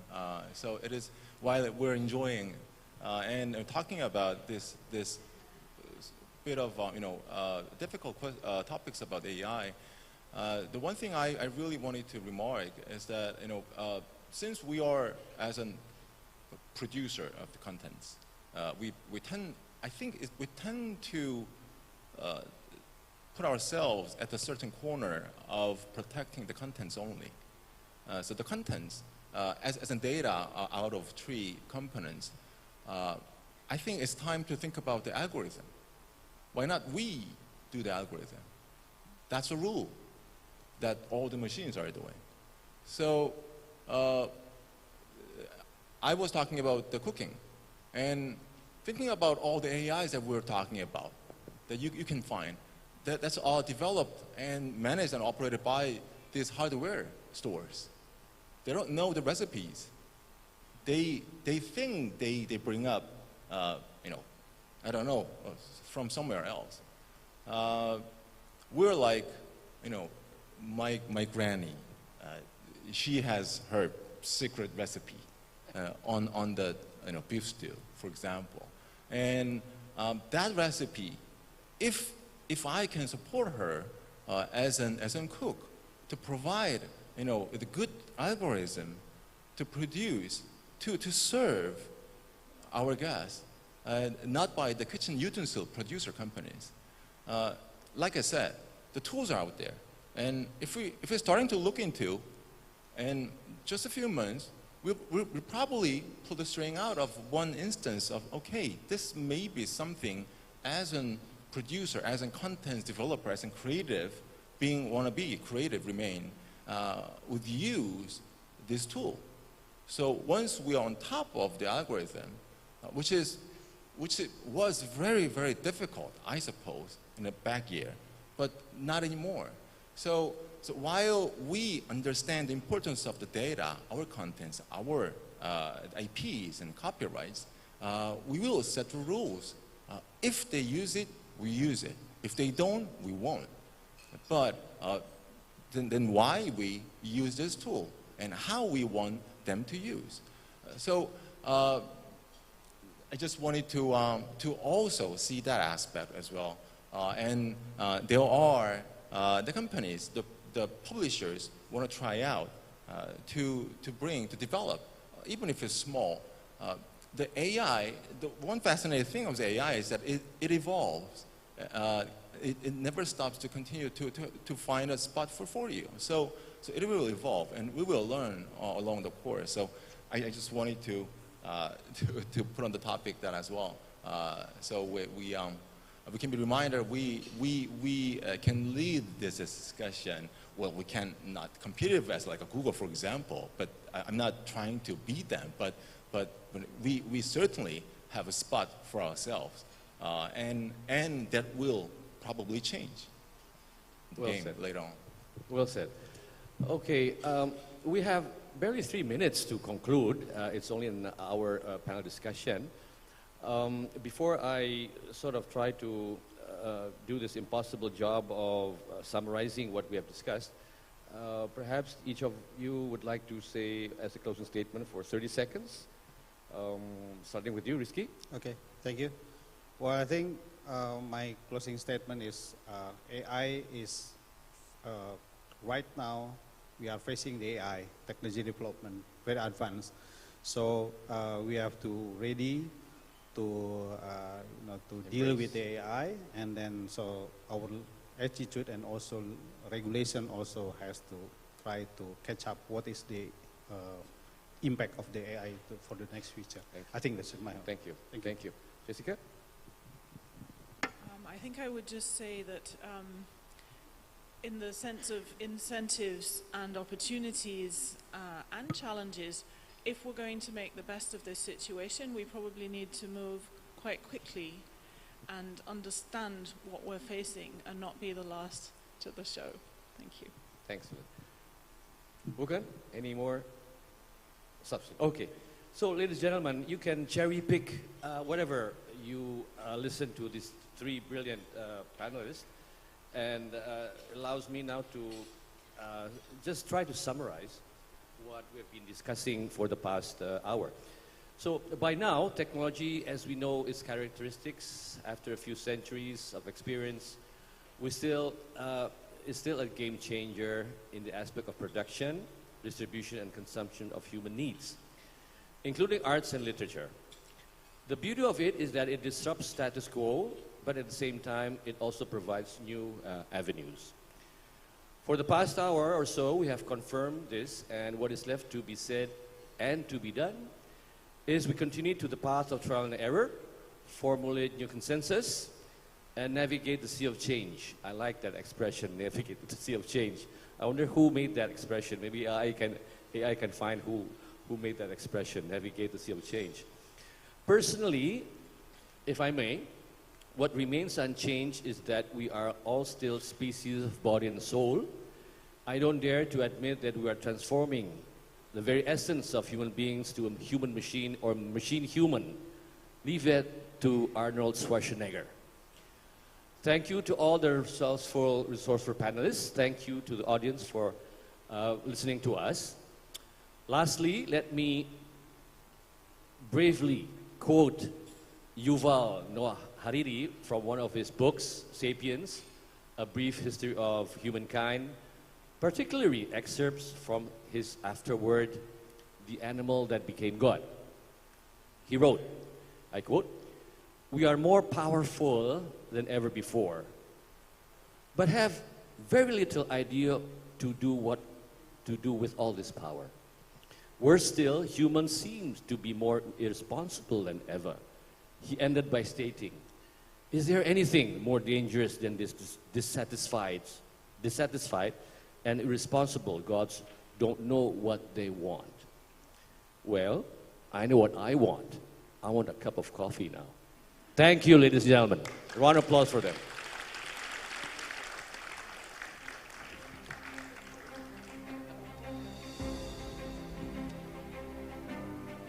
Thank you once again to our moderator and our speakers. Thank you, Mr. Chandra Darusman, also Mr. Rizky Abdurrahman Adiwilaga, Ms. Jessica Sanger, and also Mr. Wu Kunher. Thank you so much, ladies and gentlemen. Thank you. Thank you. You may return to your seats. Thank you for the inspiring discussion. Now, ladies and gentlemen, we will now proceed to the next program. We will begin the IPA Award, and the award will be presented by Mr. Hugo Zetzer. Ladies and gentlemen, please welcome Mr. Hugo Zetzer.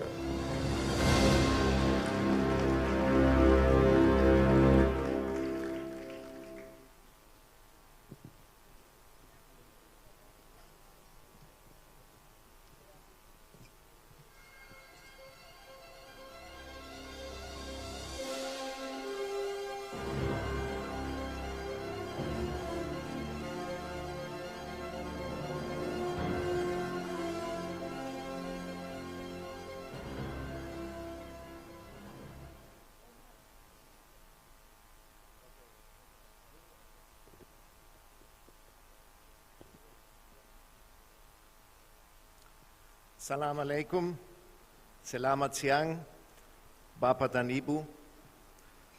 Good afternoon, ladies and gentlemen.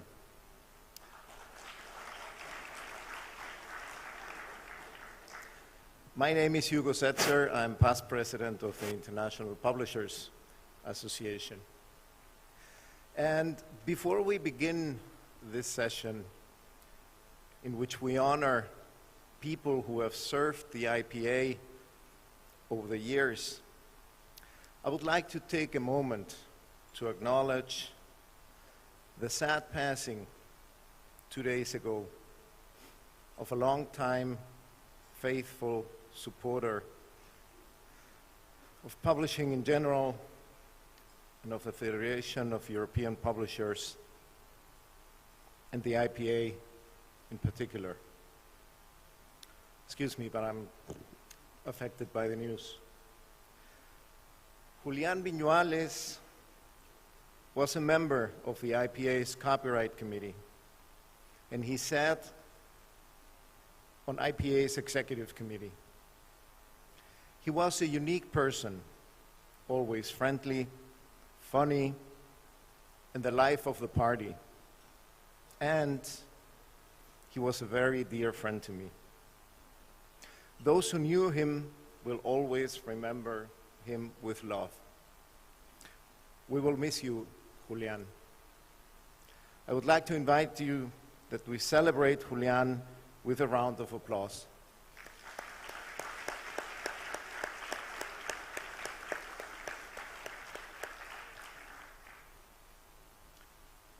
Now, let's get back to the awards.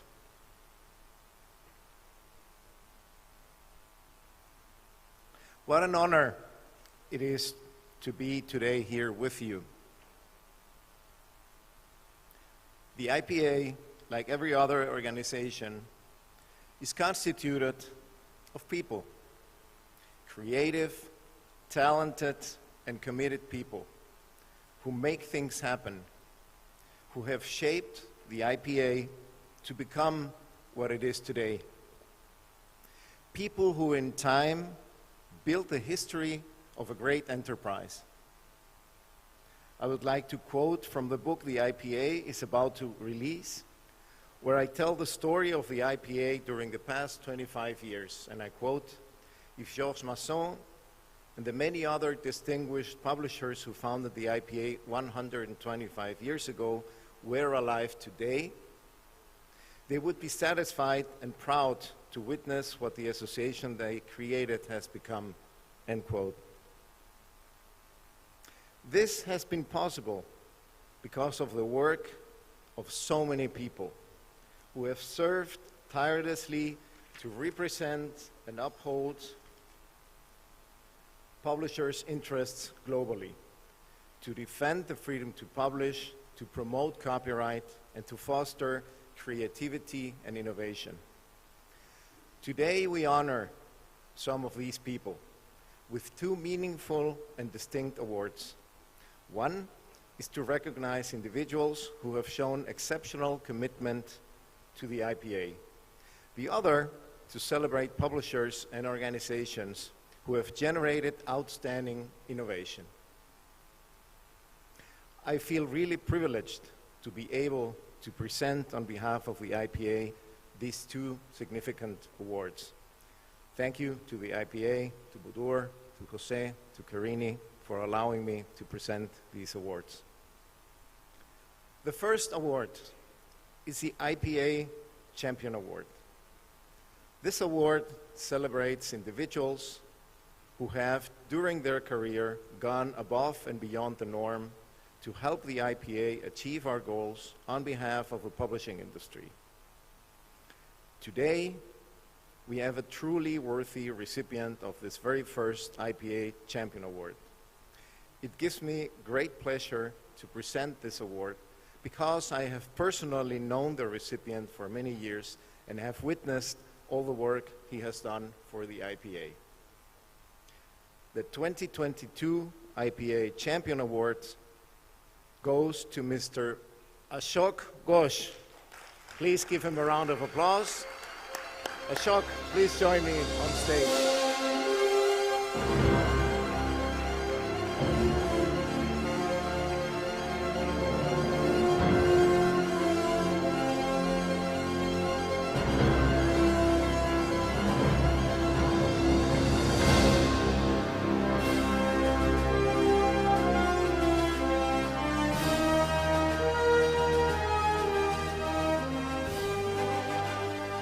Ashok has been strongly involved with the IPA for most of his distinguished publishing career and has contributed a great deal to a stronger and more united organization. He started his participation in IPA in 1974 and became member of its executive committee in 1983 and until 1990. He was later elected again to the executive committee in 1999 and served as IPA Vice President from 2000 to 2004. In 2004, he stood for the position of IPA President. Though he did not win the election, he continued to support the IPA and to uphold copyright and the freedom to publish in different fora. Some years later, he served again on the Executive Committee from 2011 to 2017. Mr. Ghosh was responsible for bringing the IPA Congress to New Delhi in 1992 and then again in 2018. He has chaired and addressed numerous sessions of the IPA Congresses and served as speaker in IPA symposia on copyright and related topics. Ashok has worked tirelessly for many years in promoting and defending IPA values and has decisively contributed to build the association we have today. Ladies and gentlemen, a warm round of applause for Ashok Ghosh.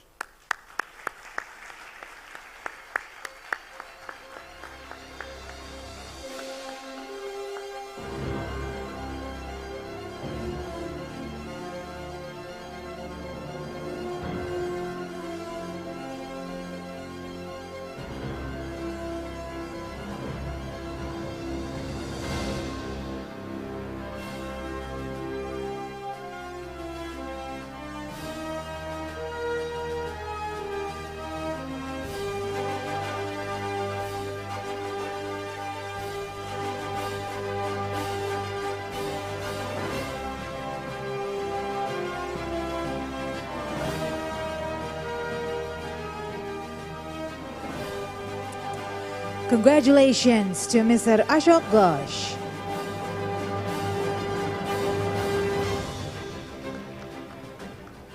Ashok, if you would give us a few words.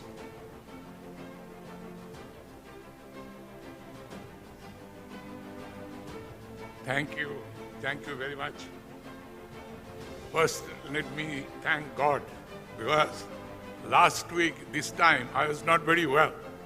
My voice was going down, some kind of viral infection, and I was not very sure that I would be coming here and joining for this function. So I'm really grateful to God, because God who shows us the path. As far as IPA is concerned, just now as I was coming, Mr. Charkin was showing 125 years of IPA. And out of this 125 years, I am associated with IPA for 50 years. Because first I met people from IPA in 1972 when we founded the Federation of Indian Publishers.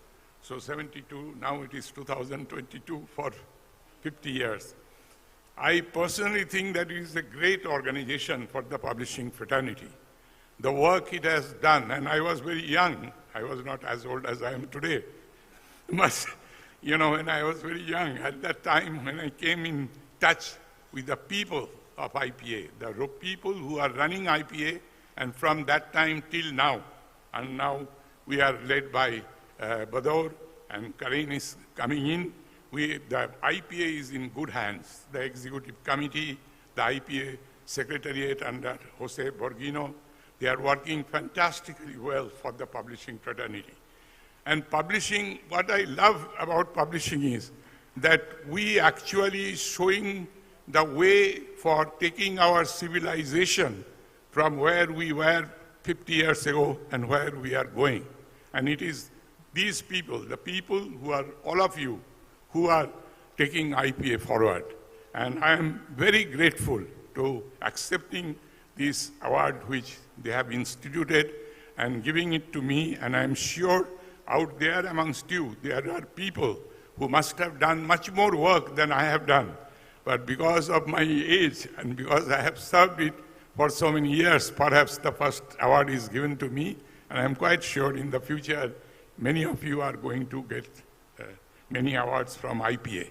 The other thing I would like to say, because they were talking about artificial intelligence, but I do not know because I am not a great technical man, because I also publish books on artificial intelligence and other subjects. Basically, we publish from, say, A to Z, anthropology to zoology, all kinds of books we publish. But one thing I know, that there is a famous saying by a French publisher, a French philosopher by the name of Descartes, and he said about human beings that as I think, therefore I am. So somebody has to think. The artificial intelligence so far is instructed to think. So instructed to think cannot equalize any time human being, because I think, therefore I am. And that is what the publishers are. We think, and we think to take our civilization forward. And I think that we are God's creation, and God has created for this. And publishing, once again I say that it is a noble profession. I have not found any other profession which actually contributes much more than anybody else. My chartered accountants, very big company, Deloitte Haskins and Sells, they come to me, my bankers, Citibank and others, they come to me. They all tell me, Mr. Ghosh, what business you are doing? There is not enough return on investment. But we are not here only on return on investment.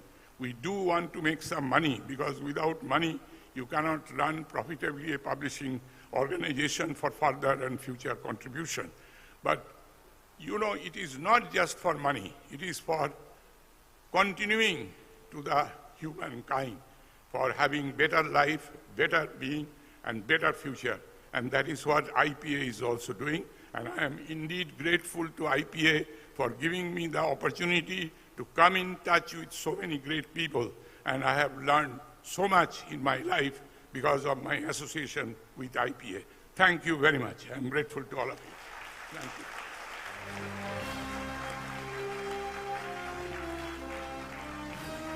Thank you, Ashok. Thank you.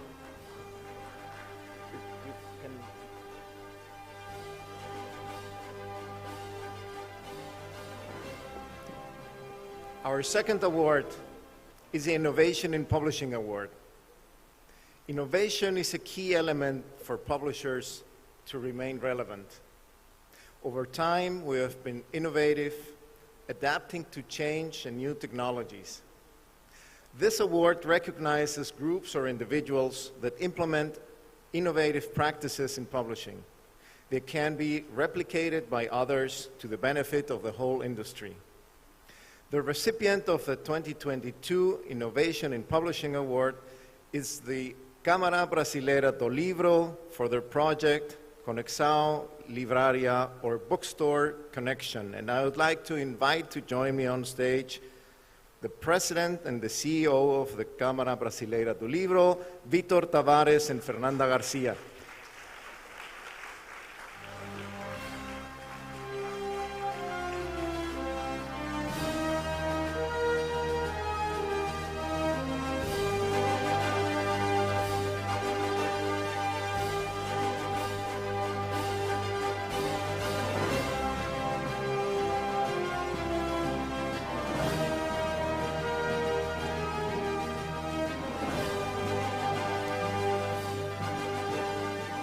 Just tell you a bit about Conexão Livraria.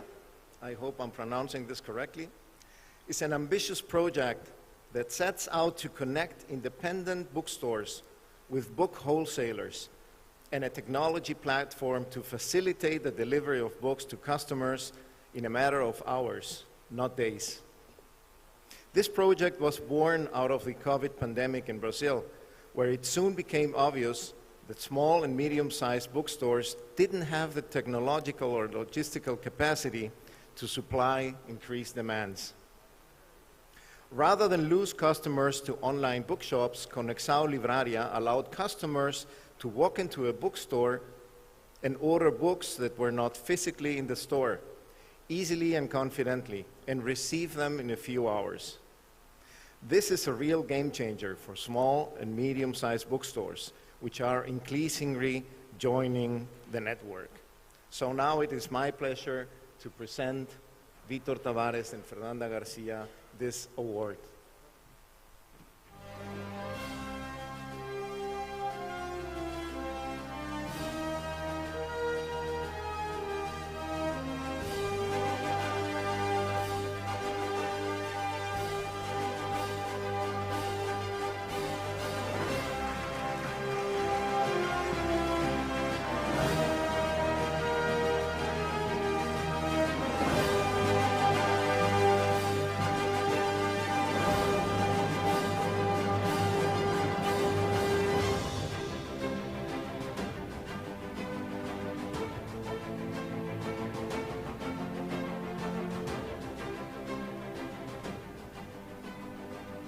And I think, Vítor, you would like to give us a few words on the award as well, please.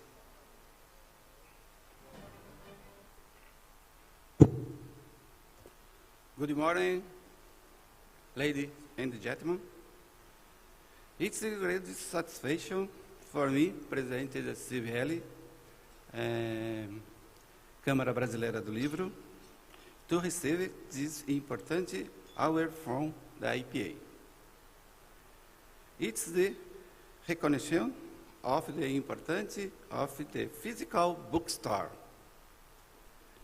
as the ministry of no radio to the book. We have to strengthen small and medium physical bookstore in our country of the world. When a physical bookstore closes its activity, the light of the city holders go out and democracy access the physical book is less for everyone. Long live physical bookstore. Muito obrigado. Thank you.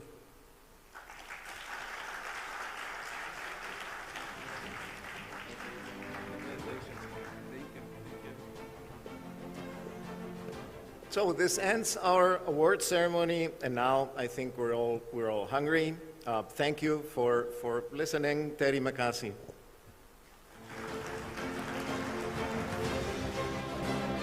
Thank you once again, Mr. Hugo Setzer, and congratulations to Ms. Fernanda Gomez and Garcia Franco and Mr. Vítor Tavares. And now, ladies and gentlemen, it is time for us to take a break. The most delectable lunch awaits you at the foyer area. And for your information, the prayer room is located on the 3rd floor. We still have 4 more aspiring sessions, and we hope to see you at 1 p.m. So enjoy your lunch and see you in a bit. Thank you.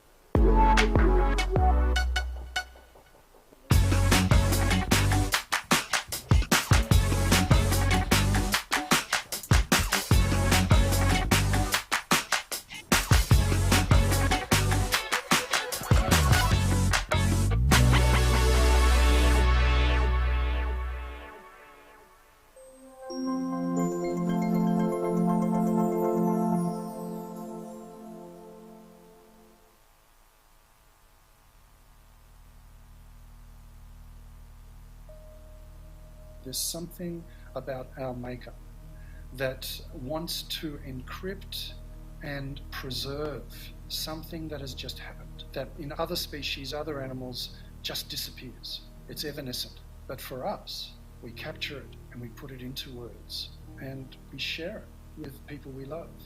I think we've survived millions of years of evolution because we can tell each other stories. My earliest memories of storytelling come from the Second World War, and those stories were fresh.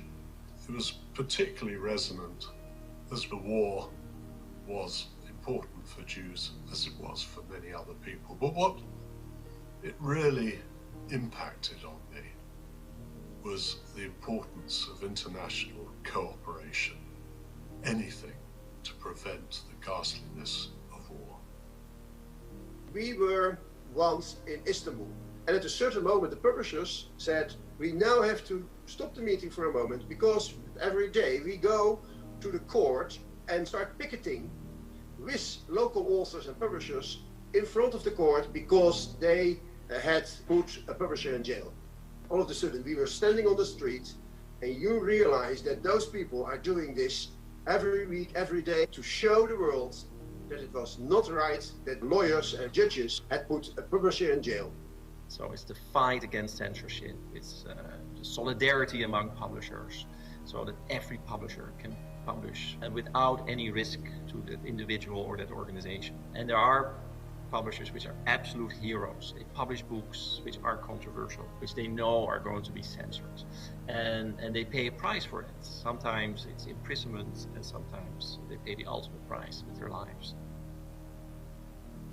The freedom to publish is a vital part of what enables publishers to operate, and we have to be constantly vigilant as the threats to it are constantly changing.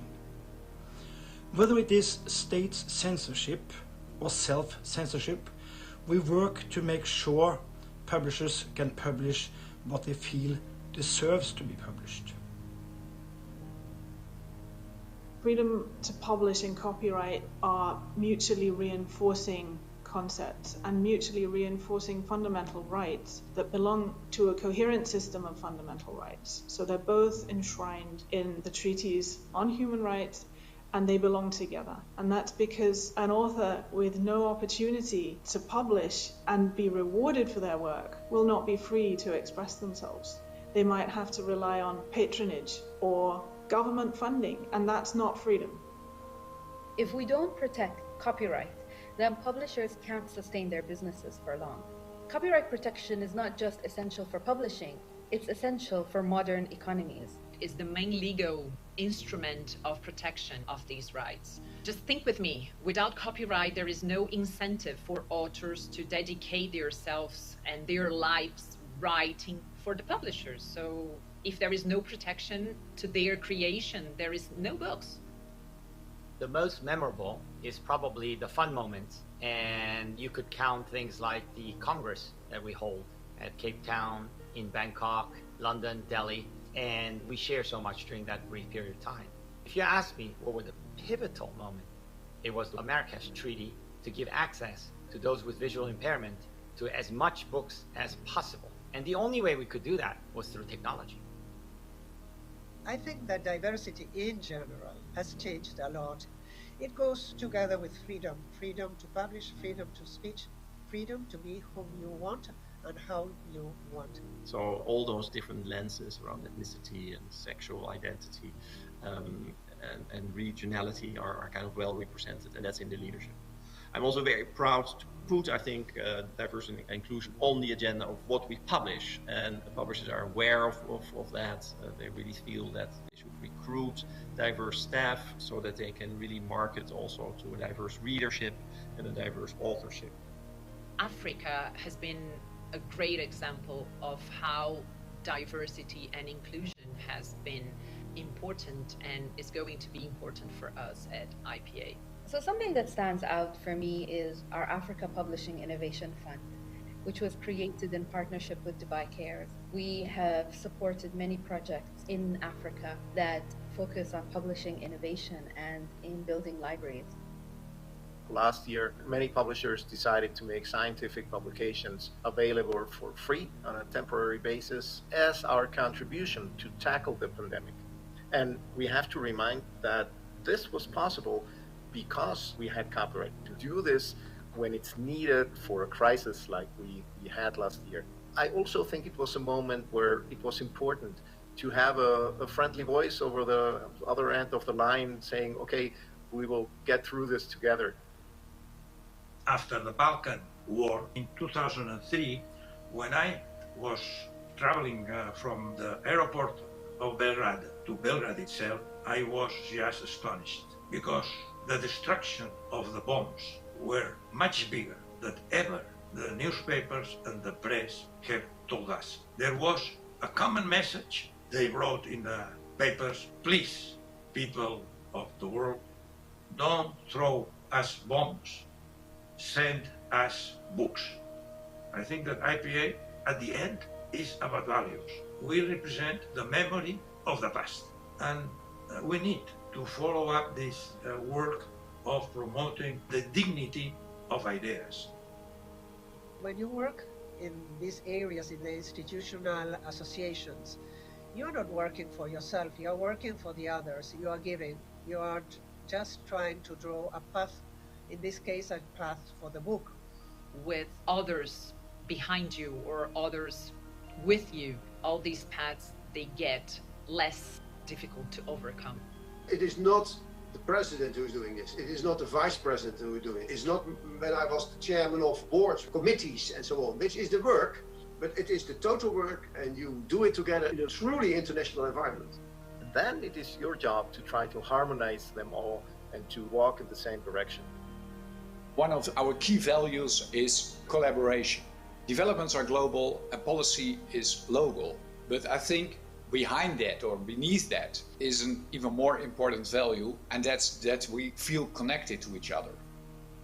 If we focus on the best interest of our members, then our industry does well.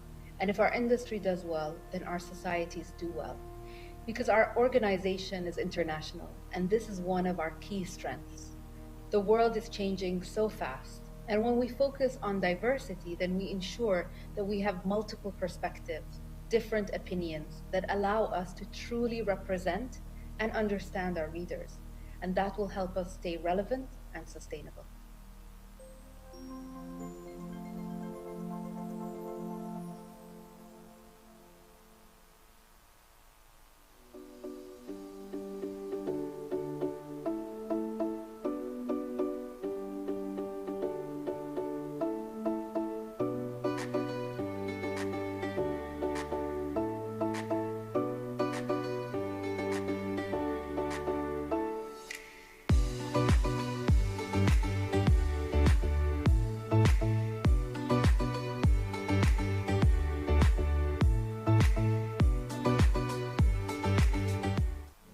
Welcome to Jakarta.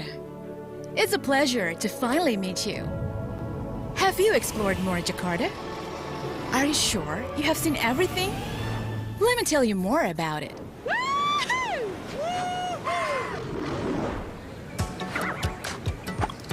It may feel strange. It may feel strange because it is not a typical city. Heads up! So heads up, the journey is about to begin. We're going from one place to another place and more places.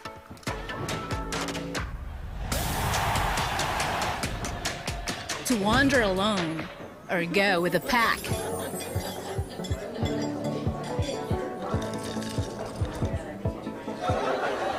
Uncover new things. Going undercover. Or maybe underwater.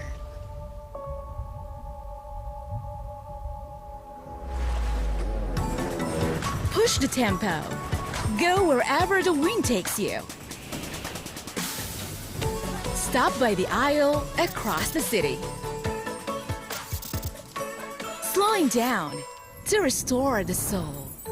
Merging for a while into nature. Feel the excitement yet? Hold on. There's still a lot more to discover.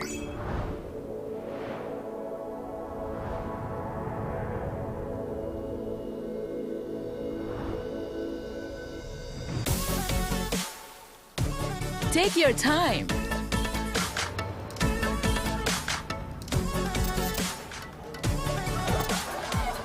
To enjoy memorable trips in a city that barely sleeps. Enjoy more colors. Enjoy more taste. Enjoy more of the unforeseen from a city of collaboration.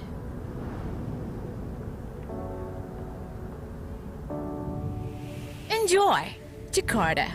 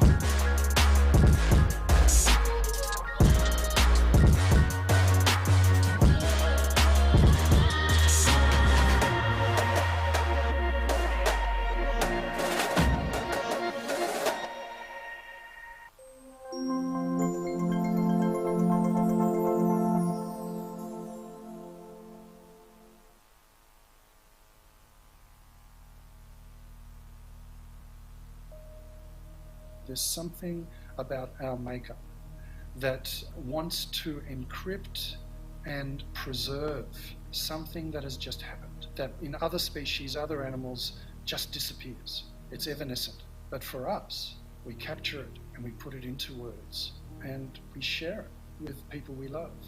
I think we've survived millions of years of evolution because we can tell each other stories. My earliest memories of storytelling come from the Second World War, and those stories were fresh. It was particularly resonant as the war was important for Jews as it was for many other people. But what it really impacted on me was the importance of international cooperation, anything to prevent the ghastliness of war. We were once in Istanbul, and at a certain moment the publishers said, we now have to stop the meeting for a moment because every day we go to the court and start picketing with local authors and publishers in front of the court because they had put a publisher in jail. All of a sudden we were standing on the street and you realize that those people are doing this every week, every day to show the world that it was not right that lawyers and judges had put a publisher in jail. So it's the fight against censorship. It's the solidarity among publishers so that every publisher can publish and without any risk to the individual or that organization. And there are publishers which are absolute heroes. They publish books which are controversial, which they know are going to be censored. Iya dari Lanka deh. Kalau misalkan mau ditukar, berarti harus ada konverter ini SDA tuh. Oh enggak, kalau media HDMI itu aja yang ini. Ya mesti ada konverter ininya kalau mau ditukar kabel dari berubah dari SDA tuh HDMI. Ada nggak? Berubah dari SDA tuh HDMI.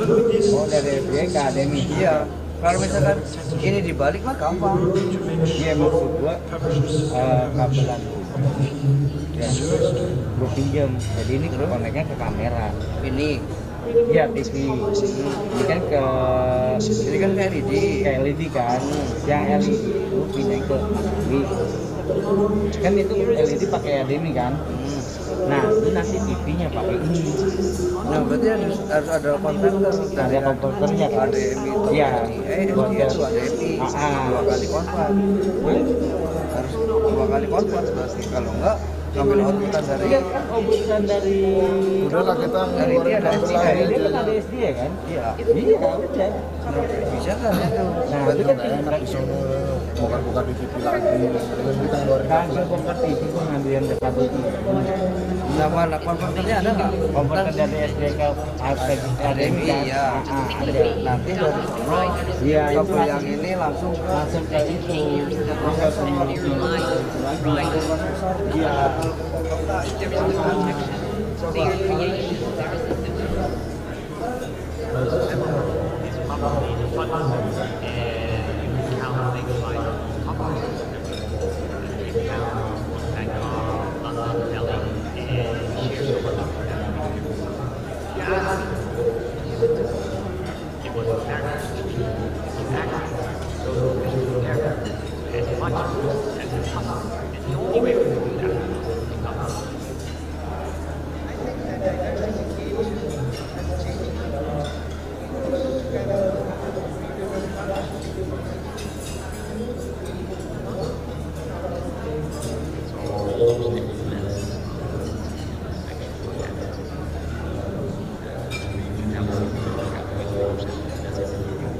I'm also very proud of Jakarta because all the agenda of what we publish where diverse staff, leadership. Africa has been a great example of how diversity and inclusion has been important and is going to be used in IPA. So something that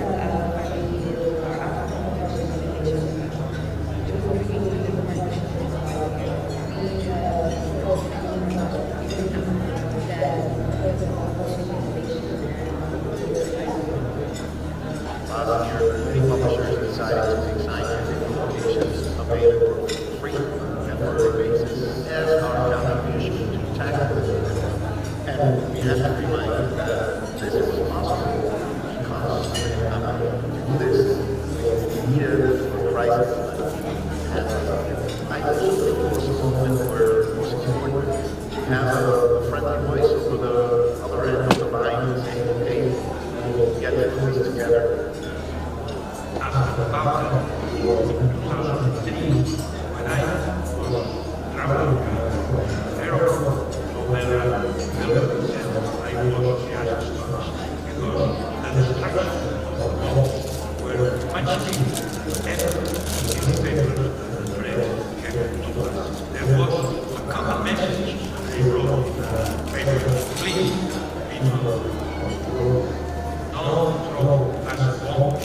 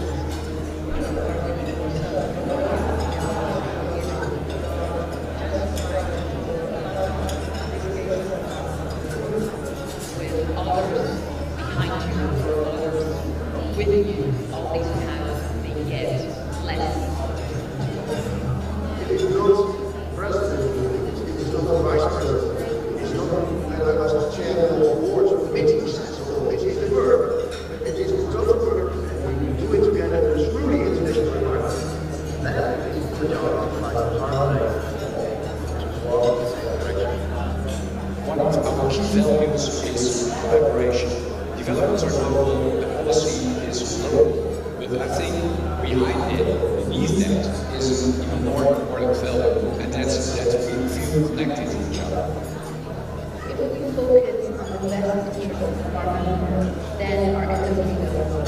And if our industry does well, then our society will do well. Because our organization is international, and this is why we're not inside. The world is changing so fast, and when we focus on diversity, that we ensure we have multiple perspectives, different opinions that allow us to truly represent and understand the world. And that will help us stay relevant.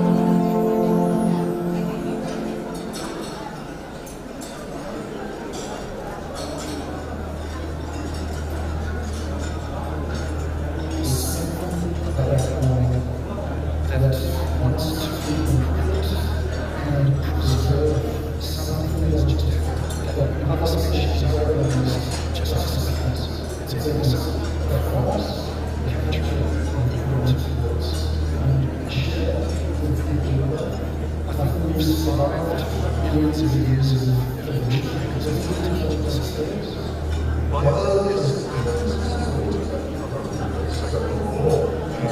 Those stories were fresh. This was particularly resonant. This was the war what really impacted this enormous international collaboration and effort to provide customers. We were involved in history, and a certain number of publishers said, we now have to use because every day we go to report and we're making with local publishers in report because they had to use budget. Also, the realized that those people who do this every day to show the growth, not right lawyers, judges, and publishers. Solidarity among without any risk to individual organization. There are national heroes and they pay the price for applying risks in all The freedom to publish is a vital part of what enables publishers to operate, and we have to be constantly vigilant as threats to constantly changing. Whether this states censorship or self-censorship, we work to make sure publishers can publish what they feel deserves to be.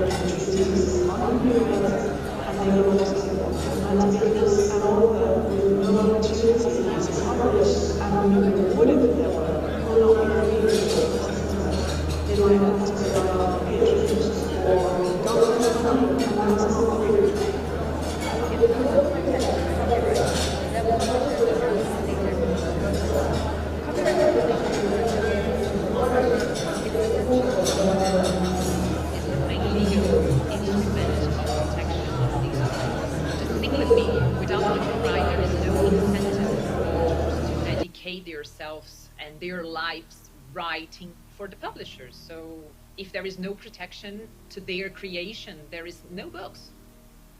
The most memorable is probably the fun moments, and you could count things like the Congress that we hold at Cape Town, in Bangkok, London, Delhi, and we share so much during that brief period of time.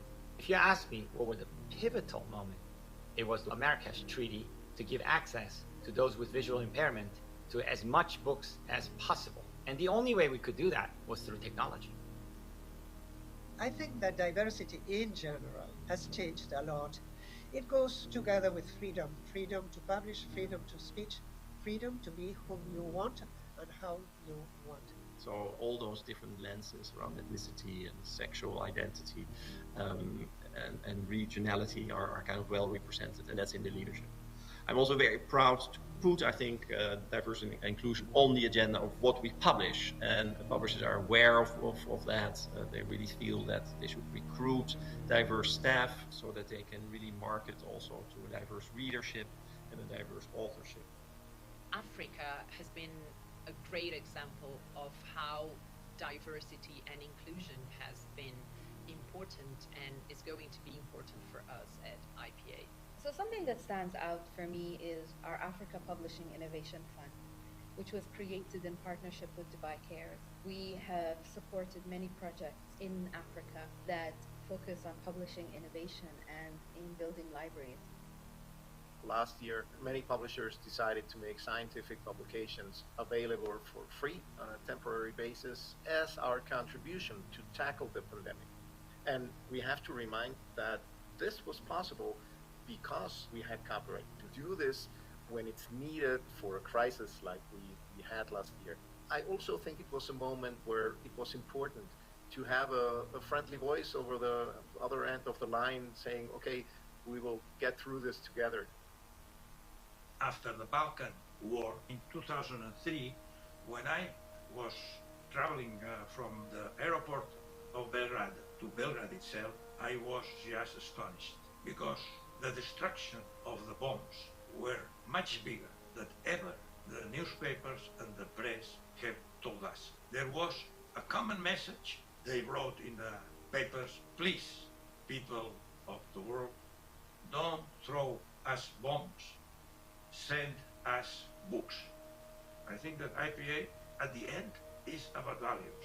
We represent the memory of the past, and we need to follow up this work of promoting the dignity of ideas. When you work in these areas, in the institutional associations, you're not working for yourself, you're working for the others, you are giving, you are just trying to draw a path, in this case a path for the book. With others behind you or others with you, all these paths, they get less difficult to overcome. It is not the president who's doing this. It is not the vice president who is doing it. It's not when I was the chairman of boards, committees and so on, which is the work, but it is the total work, and you do it together in a truly international environment. Then it is your job to try to harmonize them all and to walk in the same direction. One of our key values is collaboration. Developments are global and policy is local, but I think behind that or beneath that is an even more important value, and that's that we feel connected to each other. If we focus on the best interest of our members, then our industry does well. And if our industry does well, then our societies do well. Because our organization is international, and this is one of our key strengths. The world is changing so fast, and when we focus on diversity, then we ensure that we have multiple perspectives, different opinions that allow us to truly represent and understand our readers, and that will help us stay relevant and sustainable.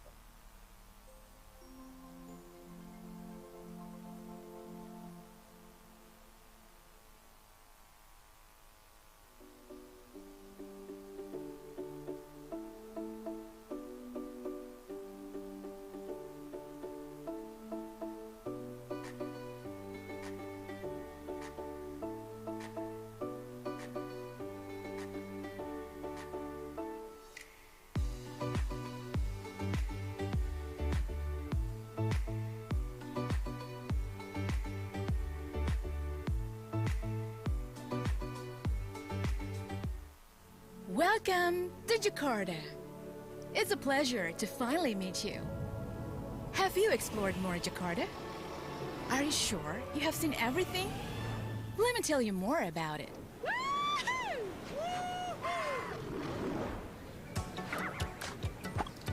It may feel strange. It may feel strange because it is not a typical city. Heads up! So heads up, the journey is about to begin. We're going from one place to another place and more places.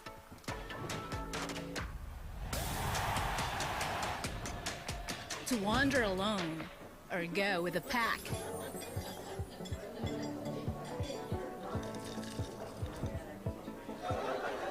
Uncover new things.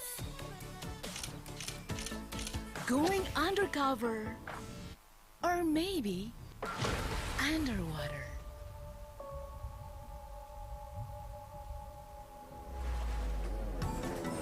Push the tempo. Go wherever the wind takes you. Stop by the aisle across the city. Slowing down to restore the soul. Merging for a while into nature.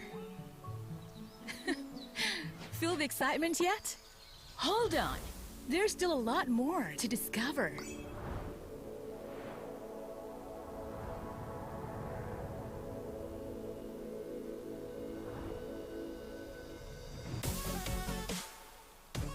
Take your time.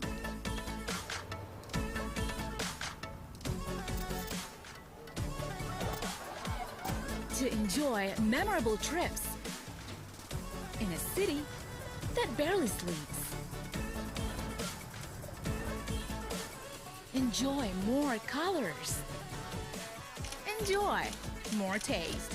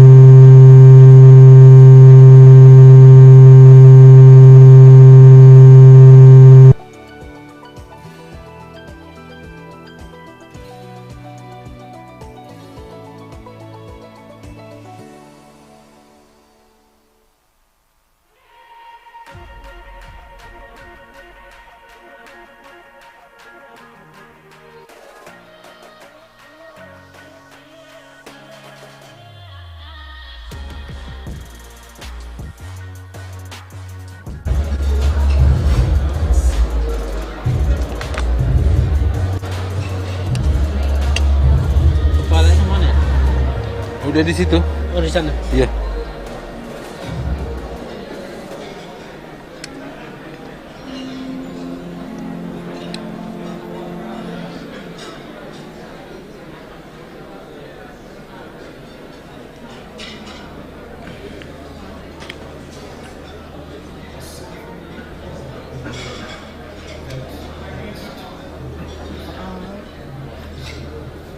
Taruh apa ya di sini ya? Taruh apa biar kelihatan? Tapi dia buat ini kan, nanti dia tahu kita. Ya, ini aja lah. Lah, ini apa ini? Punya makanan mereka itu orang ini. Hah?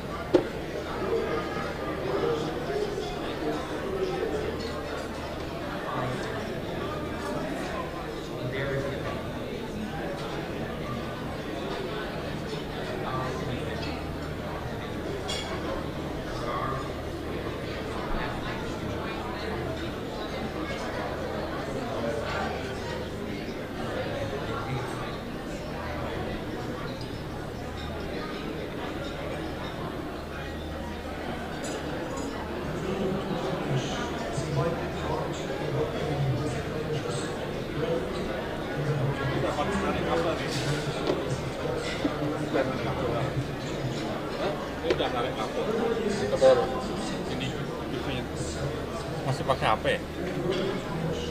Hah? Enggak kayaknya. Karena kabel. Karena. Masih pukul.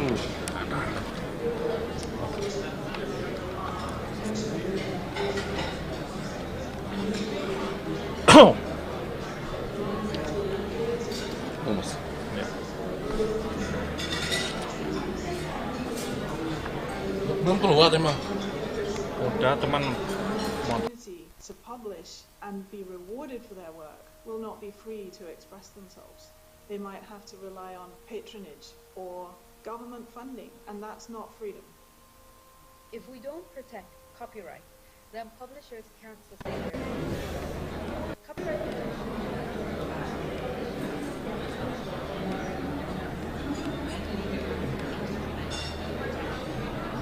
100. Coba. Itu punya apa sih? Ini kue ini. Kok nggak dimakan?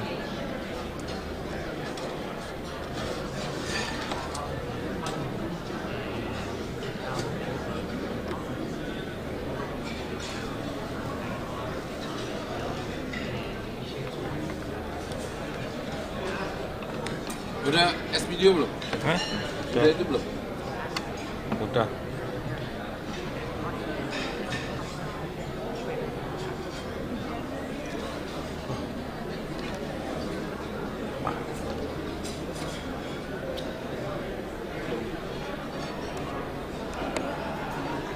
Kurang terang nggak?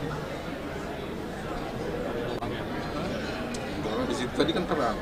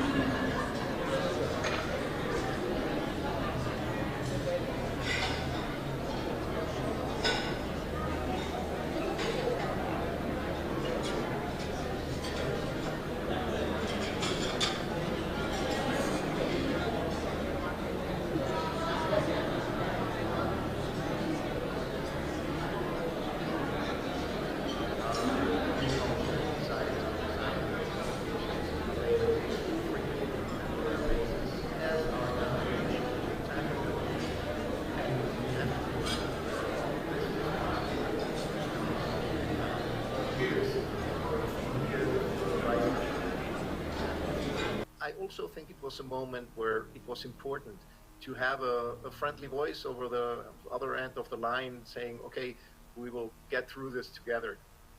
After the Balkan War in 2003, when I traveled to the airport of Belgrade, I was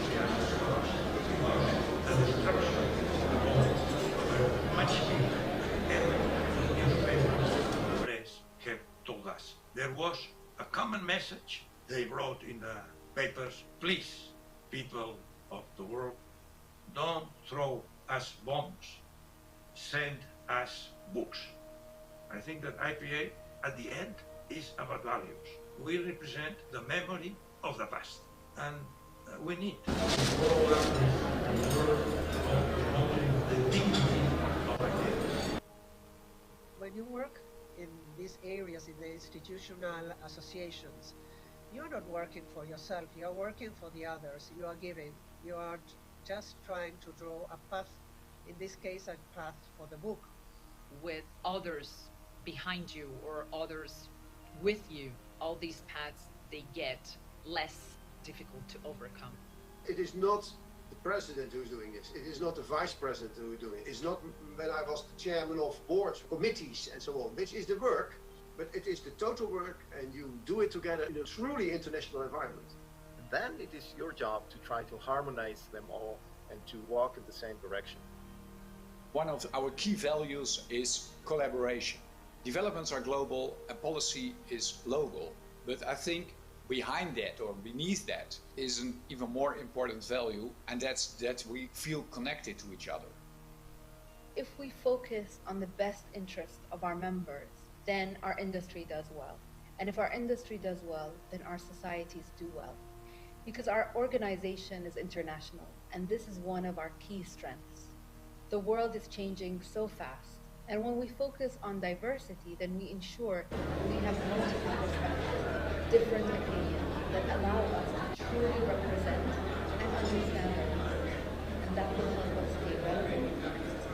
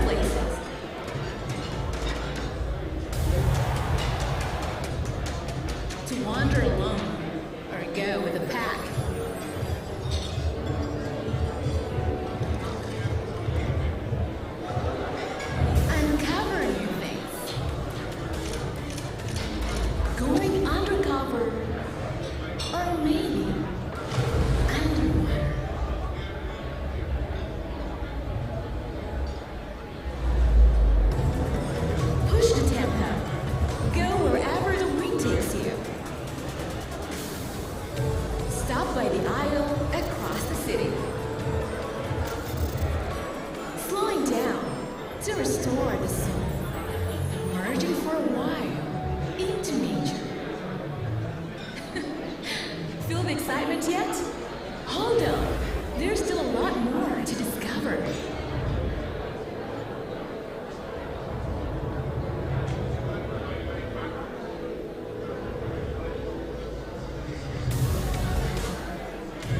Take your time.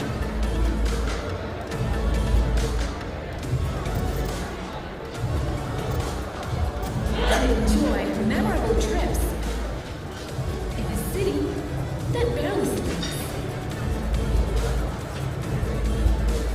Enjoy more colors. Enjoy more taste. Enjoy more of the unforeseen from a city of collaboration.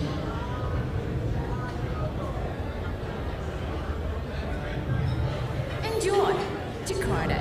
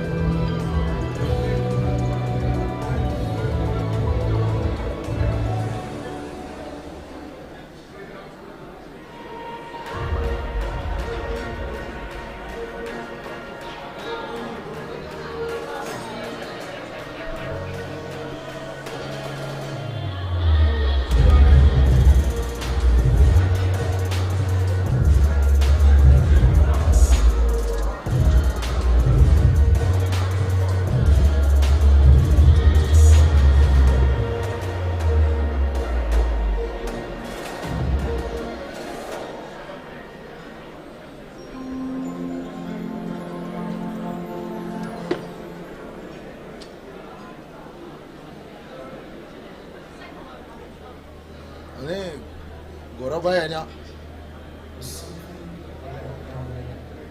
That wants to encrypt and preserve something that is just that another species owns just disappears.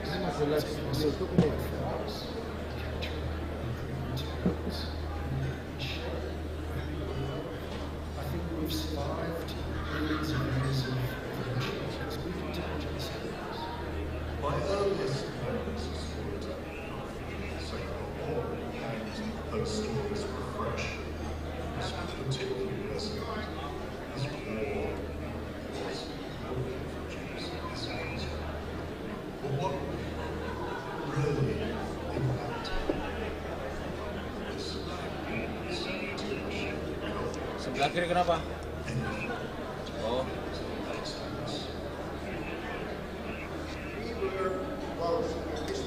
And at a certain moment, the publishers said, we now have to meeting for a moment because every day we go to the court and try picketing.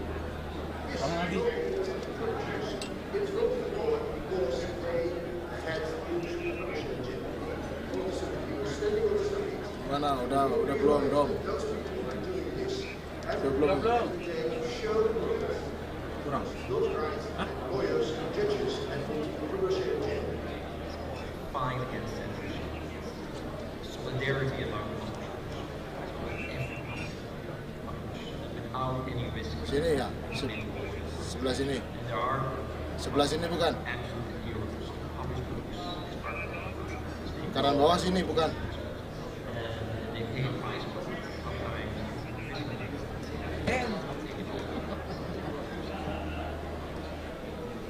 Freedom to publish. Kurang turun kali ya.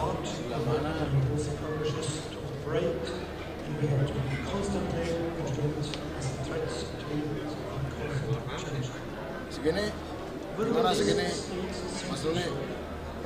Segini dah. We work to make sure Cek sound. Cek. Ini kok cek sound. Lu aman.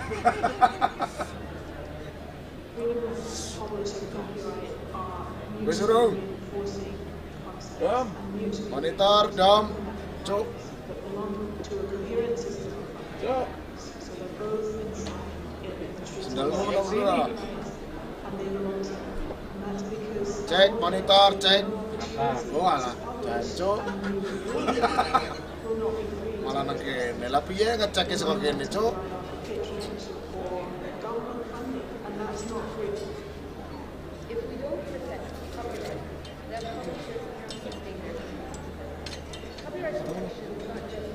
Ngaruh kena juga. Nah, bocor nih kono kena rekamnya. Dipotong nanti. Tenang aja. Just think with me, without copyright there is no incentive to dedicate themselves and their lives right. Ini nggak kena nih. If there is no protection to their Jackson. Oke. Sini yang bumi sini. Ini beda.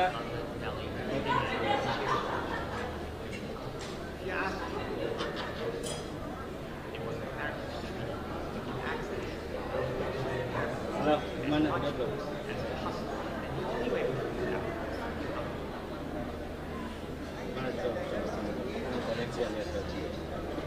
Coba lihat di grup.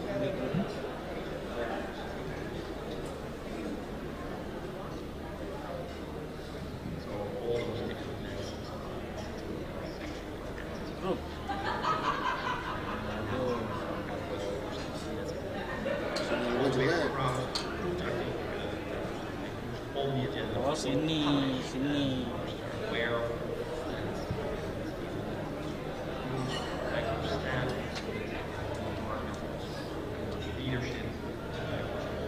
Udah belum?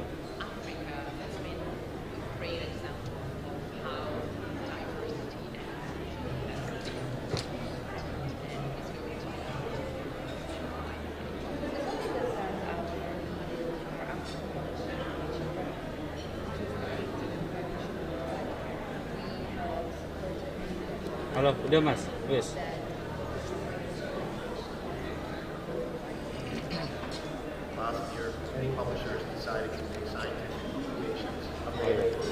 Enggak, ini udah aman belum?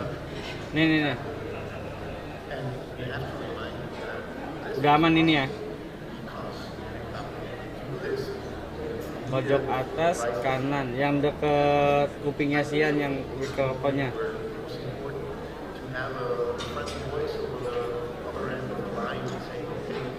Pinggir, coba yang kanan lu apa ke yang kanan, tangan kanan lu mana?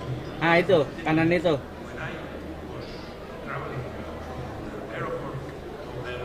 Ini. Udah, aman ya?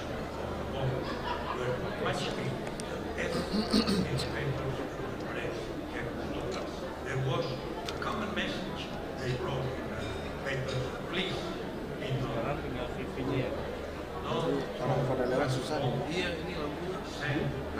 Gimana om? Gue juga bingung.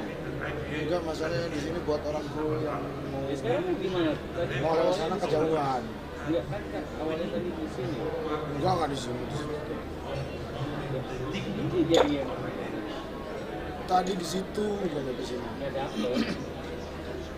Ini orang lewat ini kursinya aja. Bukan kru doang loh, jadi yang mau udah biar lewat sini. Nanti sore sih katanya minta dipindah. Iya, emang bakalan dipindah. Maksudnya kalau di sini lewat sementara di sini. Sekarang mau nggak mau di sini. Pindah daerah mana keluar? Pindah keluar. Studio.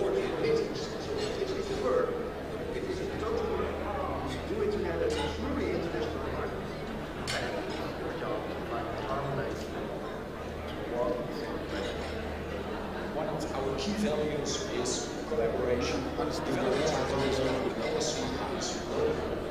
think behind it, beneath that, is more value. Kalau gini aja, dan itu digeser aja misalnya. Kenapa sih masalahnya? Duduknya geser. Because our organization the world is changing so fast. And when we Kalau segini? diversity, then we network, we have multiple. Ya. Ini masih ngebayang soalnya. Kalau segini aman nggak? Segitu aman. Jadi kita mau jepit nggak ada tiangnya, jadi sementara di situ aja ya. Yan, backgroundnya digeser sana Yan, dicopot Yan.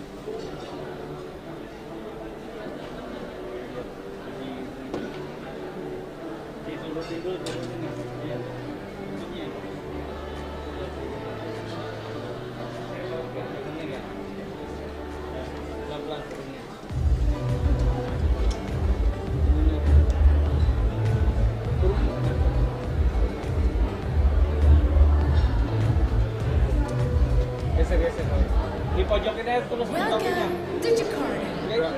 It's a pleasure to finally meet you.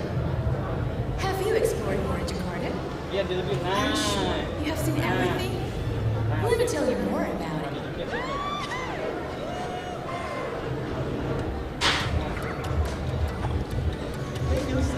It may feel strange because it is not a typical city. So heads up, the journey is about to begin. We're going from one place to another place and more places.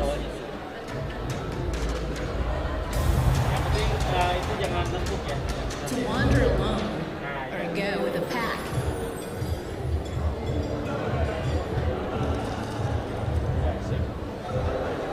Uncover new things. Going undercover or maybe underwater.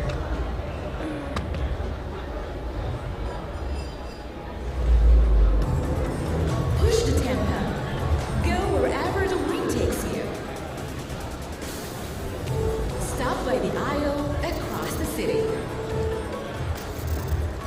Slowing down to restore the soul. Merging for a while into nature. Feel the excitement yet? Hold on. There's still a lot more to discover. Halo, Mas Li, ini kan saya setting ulang nih, coba aman nggak? Ini kan saya setting ulang. Udah ya? Udah ya? Sama aja. Pintunya kamu. Coba bentar. Take your time.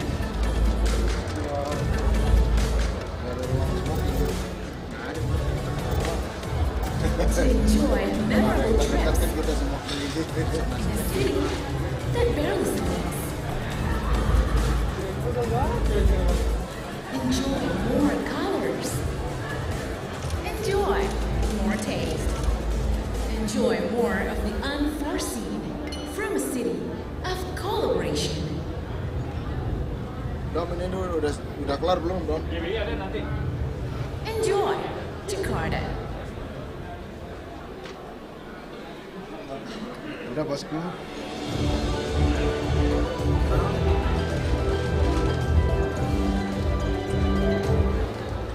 Good afternoon, ladies and gentlemen. For those of you who have finished enjoying your lunch, we kindly invite you to please go back in the ballroom because the 33rd International Publishers Congress will begin again. Once again, ladies and gents, hope you enjoyed your lunch. We would love to have you back here in the ballroom for the continuation of the 33rd International Publishers Congress event. We'll see you soon. Thank you.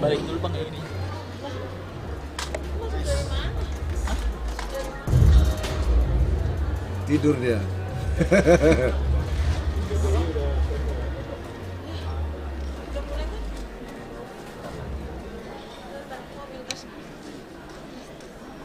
Coba saya mencari fokus dulu.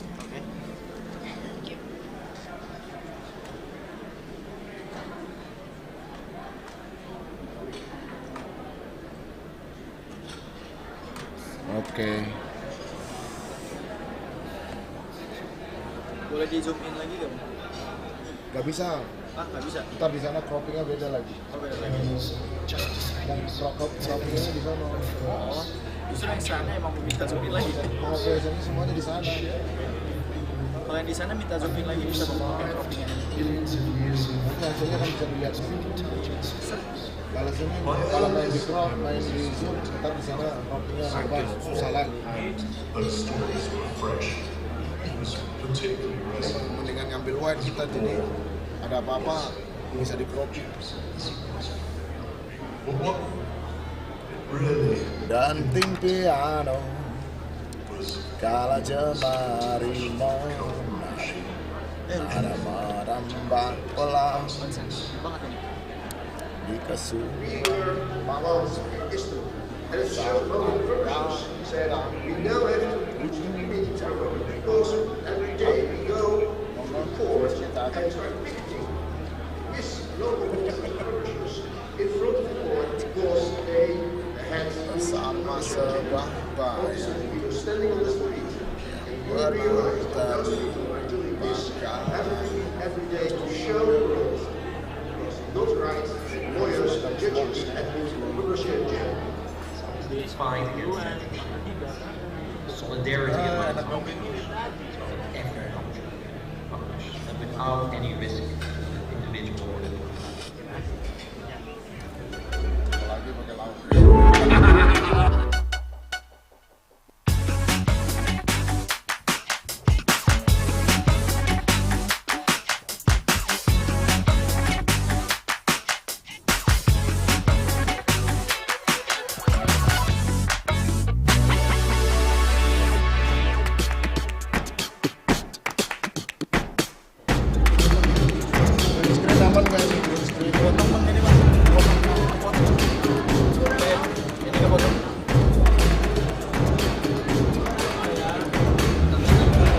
Good afternoon, ladies and gentlemen. We are back on stage. Thank you for having us again, and we hope that you had a great lunch. And now we're ready to continue with our next session. Yes, we are back on track for the 33rd International Publishers Congress event. We hope that you are now re-energized to have another productive session. We'd love to have everyone back from the foyer area actually to take their seats so they all can enjoy the next session with the same interesting topic. Indeed. So ladies and gentlemen, the next session we will discuss about book for children, future-proofing tomorrow's readers. Yes, as a parent of 3 children, I would love to learn so much from the next session. So shall we invite the moderator and speakers? Let's do it. Ladies and gentlemen, as a moderator, we would like to invite to join us on stage Miss Karini Pansa, Publishing Director, IB Vice President.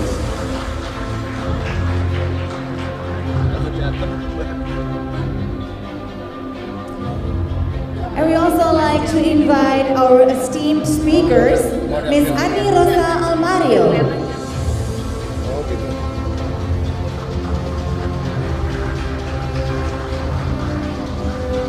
And also Miss Elena Pasoli.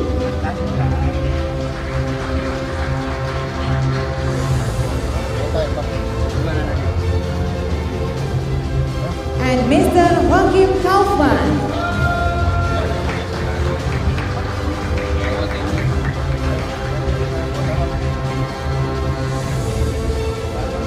Miss Karini Pansa, the floor is yours.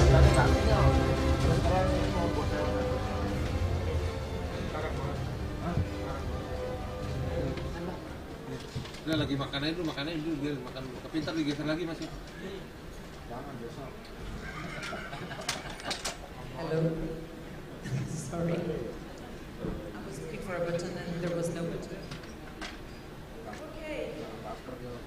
I hope everyone is good, that you had a very good morning. I'm very pleased to be here today, joining you, joining our estimated guests. Thank you so much for accepting my invitation and Jakarta's invitation to participate here with us.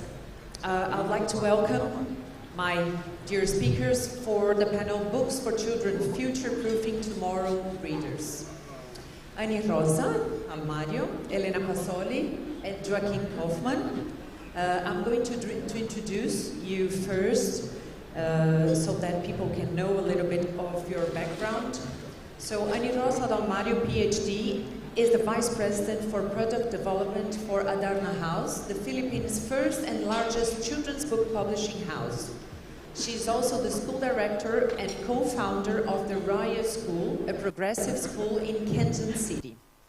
She has a doctorate and curriculum studies and lectures on children's literature at the University of Philippines and curriculum studies in Mirdiyanti College. Please welcome Annie, please. Elena Pazzoli is the director of the Bologna Children's Book Fair, member of the Executive Committee of the Italian Center for Book and Reading, and of the Executive Committee of IBBY, International Board on Books for Young People. She coordinates many international activities, such as co-organization of the China-Shanghai International Children's Book Fair, and tours of children's illustration exhibitions in more than 40 countries. Under her leadership, the Bologna Book Fair was awarded the 2018 International Eric Carr Honor Prize. In 2021, Elena expanded the Bologna Book Fair brand with Bologna Book Plus, aimed at the general publishing market under the guest directorship of Jack Thomas. And Elena has a degree in classic literature and an avid reader and consumer of visual and performing arts. Welcome, Elena.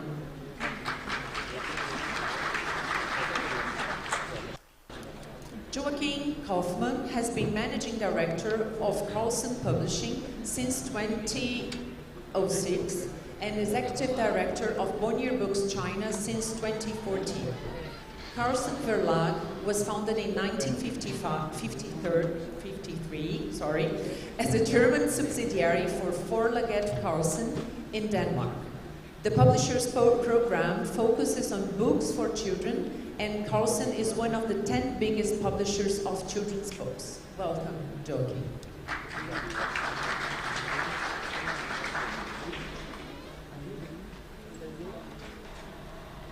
So, ladies and gentlemen, today we are going to talk about children's books.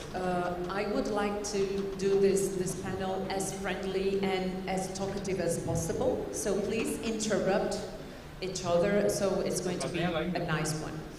A lot is usually discussed about children's books and its responsibility on shaping the future's readers. IPA has met this week, with two days ago actually, with IKAPI members. IKAPI is the Indonesian Publishers Association here in Indonesia. So we could understand that one of their main concerns was also regarding what kind of readers they will have in the future and how children's books publishers will respond to this issue. It brings to me the important point of this session, not only from the economic point of view, but in terms of content and a strategic role that children's books play in the market. According to a study conducted by IPA during COVID times, we have learned that there were two main blocks: countries who have already had their distribution and infrastructure developed, and countries where they had to develop during the pandemic. They had to develop during the pandemic their distribution and e-commerce infrastructure. So I suppose, you tell me if I'm wrong, that Germany was one of the countries that didn't suffer from this lack of infrastructure. Joachim, would you like to share with us what were your main difficulties as a children's book publisher during COVID times? The main difficulties at the beginning was that all our bookstores were closed, and there we are all on the same page. We had the luck, as you just described, Karini, that we have the infrastructure. There's a very healthy, sometimes too healthy, e-commerce business in Germany for books. But in the beginning, I thought, being responsible for a company with more than 200 people, oh, what happens to the company right now? Will that be a huge disaster? And surprisingly, after a few months, we saw there's even more demand for children's books. Much more demand, even. Not only because of closed schools and more time for the students, but because I think with all the devices, all the media around them, there was also a demand from parents, of course, but also from the children themselves to calm down with books. These books helped. So we have experienced in the German market a clear positive development of the German book market. We as a company have nearly a growth of 50% of the market. Meanwhile, we are in the whole market the biggest single publishing house.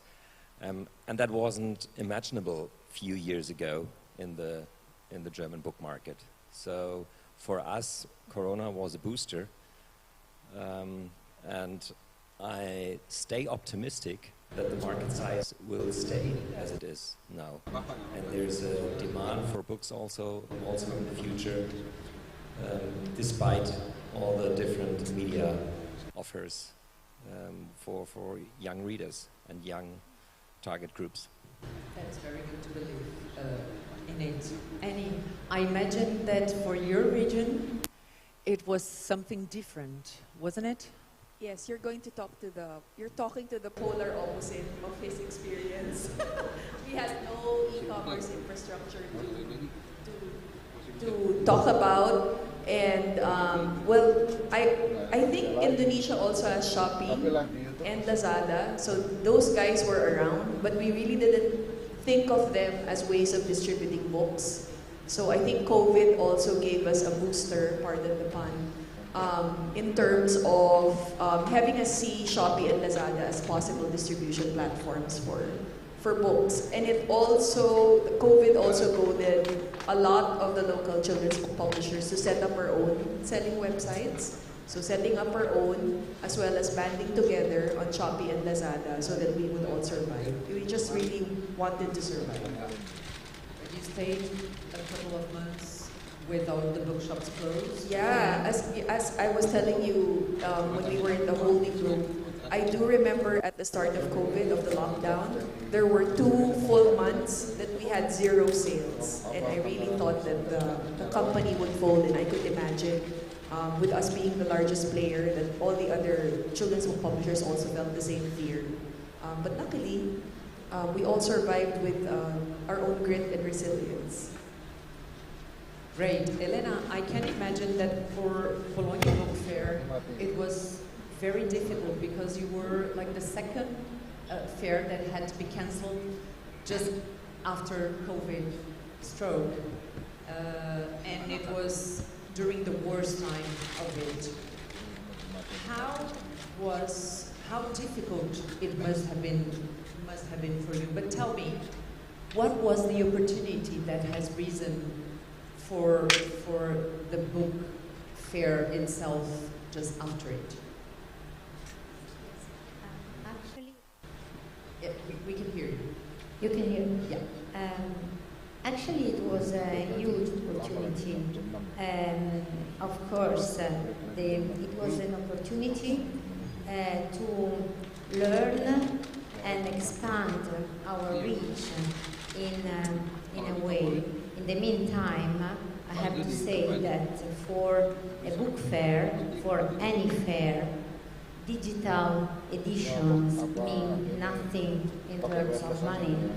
So actually, it was very important because we learned how to reach out to more people. You know, we are a B2B fair, so there's always that sense of not having the possibility to talk with everybody, to talk with the general public.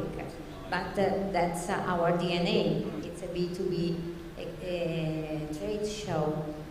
It was great to be able to speak with all people interested in children's books, families, to create events available and enjoyable by everybody. Of course, in terms of money, it was a total disaster.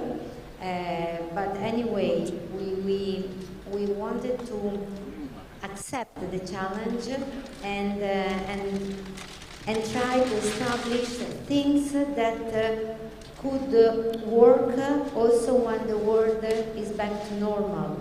So we invested money to create a platform for the copyright exchange, and we have been increasing it. I don't know how we could make it in so few weeks, because actually when we cancelled, we had just 6 or 7 weeks to create this online edition. But we immediately decided that we have to build something for the future. And so we did, and it is working. And also, last March, when we had finally the first in-person edition after 2 virtual fairs, it was great to merge, to do the hybrid show with most of the activities in person, because everybody needed that, but in the meantime, to keep safe that new part of initiatives available to anybody. And so for me, my colleague says that I'm always too optimistic, but that's the way I am. I see that sometimes I feel a bit ashamed to say, COVID was a great thing to us, because I cannot say that. But if I just focus on the activity, I can say that we now have an experience that is so important, so precious. It's really something new, a new era. Please. Yeah, I totally agree. And COVID has both sides, as most things in life. Terrible things happened, very sad things happened on a personal level, but also for our business, for the reading culture, and also for the way we work together, for the collaboration, for the speed you just described, for the energy we suddenly set free. It had some very positive effects. Also, we learned that working from home office is sometimes even better than working in the office. Really an energy injection. For example, the idea of expanding with this additional Bologna Plus came out from that period, that moment when I thought that okay, it's true, we have a long tradition, we're going to celebrate the 60th anniversary, we've been doing almost the same book fair for so long, so let's go ahead, let's open up to new scenarios. It made you reinvent yourselves, and I think, let me join the chorus of there's a ray of sunshine from COVID here. I think the pandemic also makes you be more introspective as a company, as a publisher, and makes you really rediscover why you're into publishing, and see and respond to what children really need at that point. Because we're here to provide them hope, we're here to help them with their education, and we're here to help them get through the pandemic. And I think that sense of purpose was strengthened because of the pandemic experience. Sure. And do you think that the habit of reading was increased during this period? Do you feel the consequences of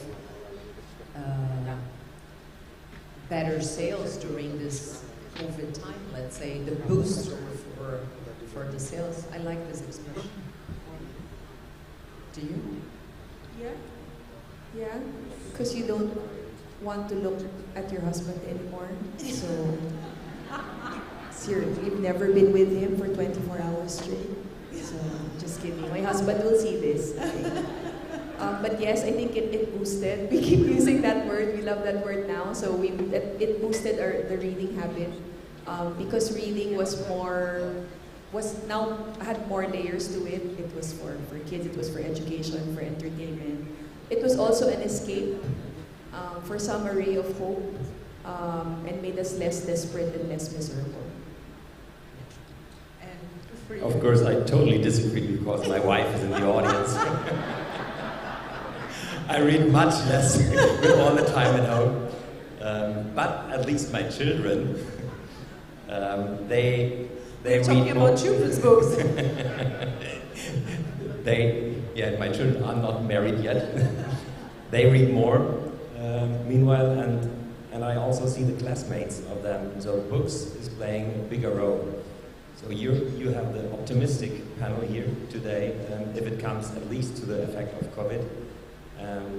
And there are new chances also to the media consumption. For example, Disney Plus was launched in Germany during COVID, and there are many brands, or Crunchyroll. For example, we are also a manga publisher for Japanese comics, and this market has tripled within 3 years. It's an unbelievable development in Germany, and now Webtoon is on the edge of the development in the European market. So the market is developing much faster now. You have to adapt much faster, but that's also always an opportunity. If you're flexible enough, if you're fast enough, if you hear to the consumer's voice.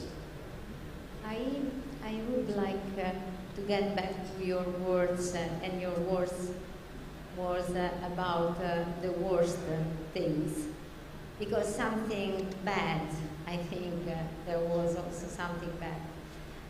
Something that was already the real thing that's I speak for my country, but the COVID strongly highlighted this, and I'm talking about the differences between social classes, because all this explosion of online activities, reading marathons, all these activities that engage so much our children actually didn't touch at all a lot of children that couldn't even enjoy the school because they couldn't even attend the online classes because they have no connection, and this is in Italy. So I can't think of other countries that are... Imagine a developing country as Brazil, where it's so huge. And this was the real disaster of COVID, and I know that on the psychological side also, now there are big problems with many children because the consequences. The total absence of any sociality didn't really affect them so much. Annie, you also have an experience with schools, so still talking about difficult part. How was your experience in your region about learning process of these children that were, kept at home and was difficult with the schools? How was your experience? Yeah, well, my experience as a K-12 educator has been that it's been very difficult, as Elena pointed out.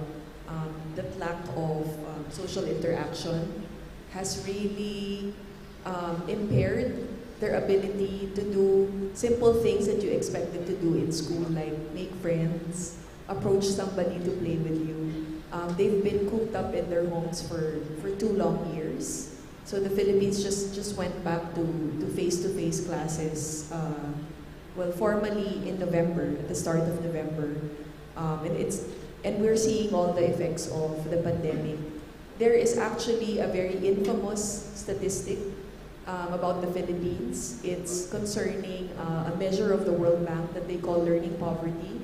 And learning poverty measures the ability of 10-year-olds in your country to be able to read an ad-level short story, a simple story. And the Philippines is one of the top rankers in terms of learning poverty. I think we scored 90.9%. So that's 91% of our 3rd graders cannot read. So we may be, as a publisher, I can talk about like the challenges, but the challenges and the bright spots coming out of COVID. But as an educator, I really can't see any bright spots because coming out of the 2 years has really affected us so bad. so badly in terms of the reading skills of the children, as well as the social-emotional state of our children. It's hard to listen. Yeah. But as you said before, we believe in what we are doing and the opportunities that we are creating with children's books. Correct. That's why there has to be synergies between schools and libraries and publishers and communities in order to help, in our country, for example, in order to help the kids get out of learning poverty. We can't rely on government alone. We really have to engage everyone, including private citizens. Yeah. This is even more important because when we say that the children's books help to shape the future readers, it's not only the future readers, but it is the future citizens. And we need to raise better citizens for a better society. And books are so effective for this.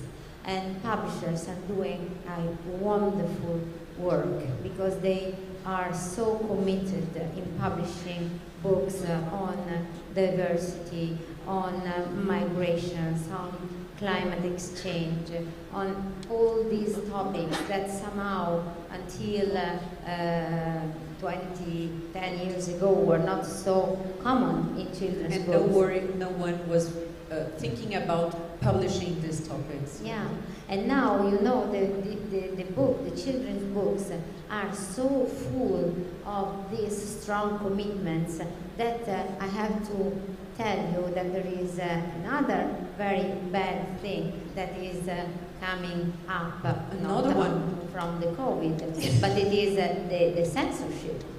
Censorship in children's books is flying high in the last years, you know. Sometimes not proper censorship, but self-censorship. Self, but also an example in Italy, a mayor of Venice, the marvelous city of Venice, some 4 years ago, banned, only for 1 week, because then they stopped him, Little Blue and Little Yellow by Leo Leoni. That's a classic, because in a way it talks about diversity and about merging. But anyway, that's another topic. Joaquin. Before we speak about censorship, I think this purpose which you mentioned, this really gives us a lot of strength.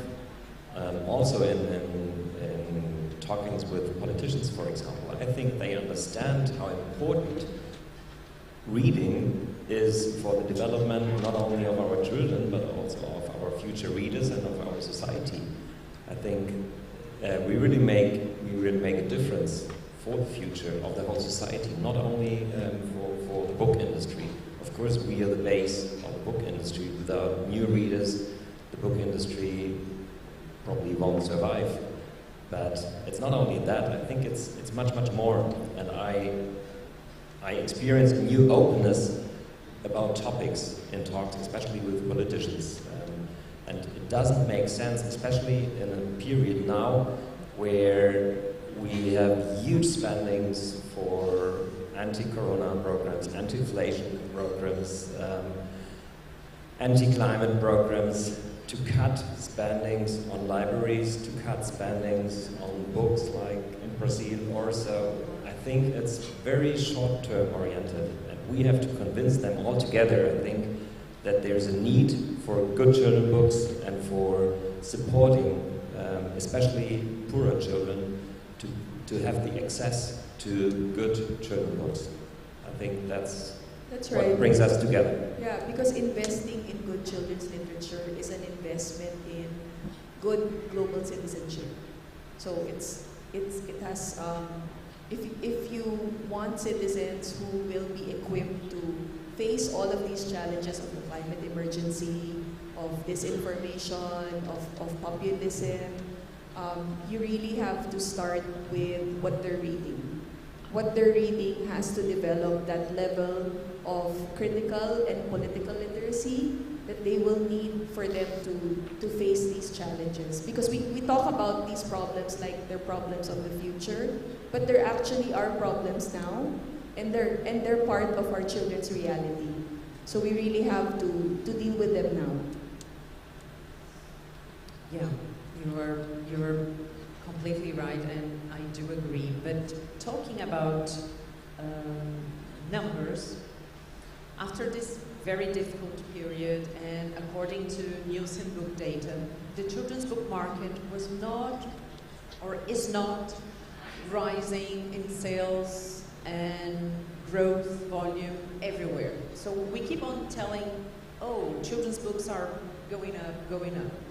But the truth is that there are countries where there was a decrease on the volume of sales, like in India and South Africa, where the decrease was 2.9 in India and 1.8 in South Africa compared to the total growth of the market. Children's books, they are really important to the industry, not only on the economic point of view, as we all agree, but in terms of content and the strategic role for children, as we were mentioning before. What can we do as publishers to make and to support the rest of the market to growth? What do you think?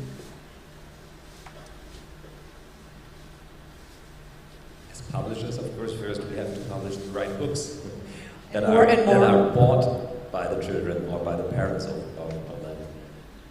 Then, of course, we have to support the infrastructure and all new developments. We have to embrace them instead of running away. Also, digital developments to combine books with new enhancements. I think there are so many opportunities, and we have to embrace them. And yeah, I'm pretty optimistic that as long as we have freedom to publish, and that's not a problem in Germany, but in many other countries, that we have the freedom to publish and freedom to support the kids in getting interested for books, then I'm pretty optimistic that the book, even the printed book, will stay for many, many years. Even for my grandchildren. And what do you think that the book fairs can also do, Elena? Do you think that?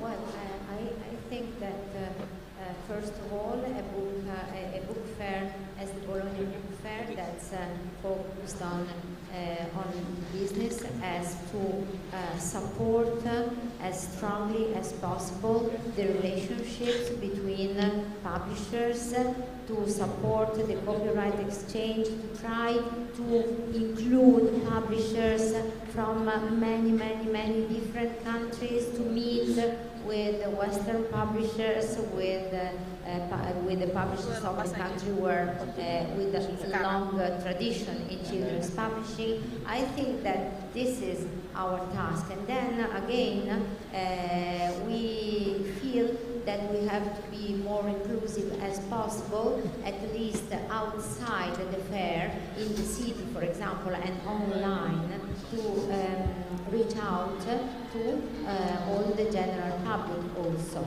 But I'm not a publisher, but I would like to tell you about a great initiative that the Italian Publishers Association has been doing in the last year. The name of the campaign is Io leggo perché, that means I read because, and it's a strong campaign to support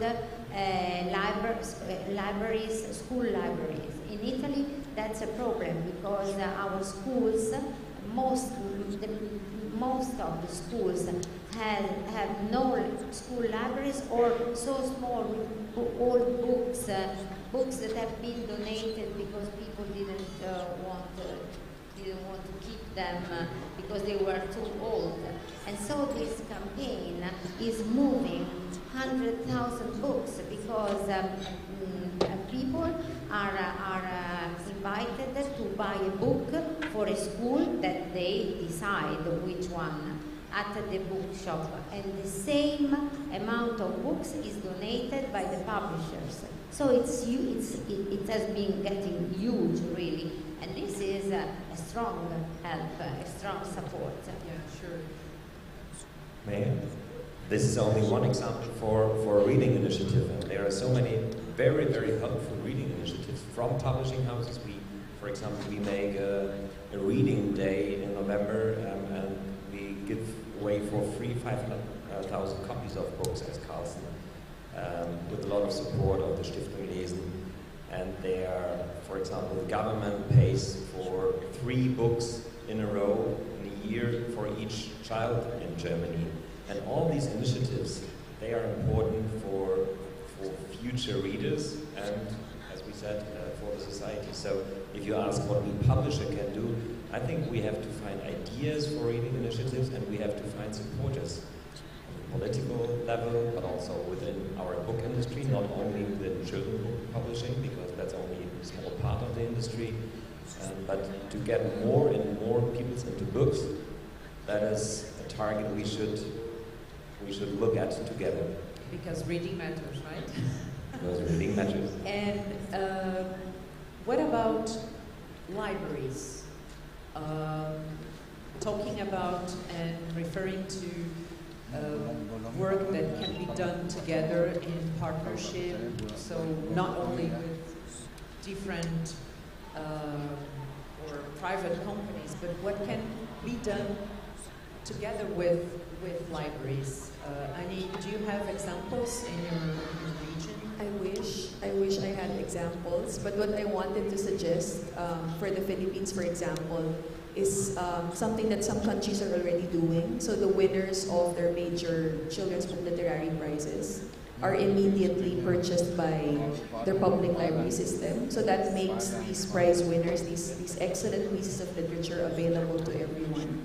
So I wish we had that back home, and that's an example of how award-giving bodies and publishers and libraries can work together to increase access to good literature and work together as well to keep the children's book publishing houses alive and healthy. I just, when you said about the lists, I just remembered that in Brazil we did the SDG Book Club in partnership with the IPA, the local Libraries Association, IBBY, and one of the results of having this list put together about the sustainable development goals was the mayor of São Paulo. So they have decided to buy the list of the books that were selected to the public library. So these books were being distributed to the libraries, which I think is one of the main goals of this list, the book club. Did you have this type of, you just mentioned, but Joe, do you have any types of lists that are bought from government to the libraries, or it doesn't really happen in your region? Unfortunately not. There are some, for example, Catholic libraries promoting certain titles awarded by the Catholic Church, but we don't have that. I would say there's a lack of support from the government to the libraries. In the political discussion within the German book industry, we are emphasizing the differences between libraries and publishing houses, because we are arguing about, for example, e-book lending, which from our point of view harms our market. So in Germany, about 50% of the e-books are lent by libraries, but that's only for 6% of the e-book turnover. So this is a danger for our business model, especially if it goes more and more digital. But I think we should emphasize that we are together in one boat. So we are partner of the libraries. We are publishing the books, many books, and we sell them to libraries. And this model worked for centuries, I would say. And we should try to find ways that we support the libraries as publishing houses, but especially that we help the libraries to get the right support from the government, because usually they are dependent from public money, and that's a bit a problem, or even a huge problem in some countries more than in others. But it's necessary, especially for poor, less educated children. It's absolutely necessary to get access, also free access to books. That's the only way that they get books if they don't have the condition to buy it. Okay, would you like to add something before we go to the audience? I would like to receive some questions to our speakers here. Do you have anything else to add?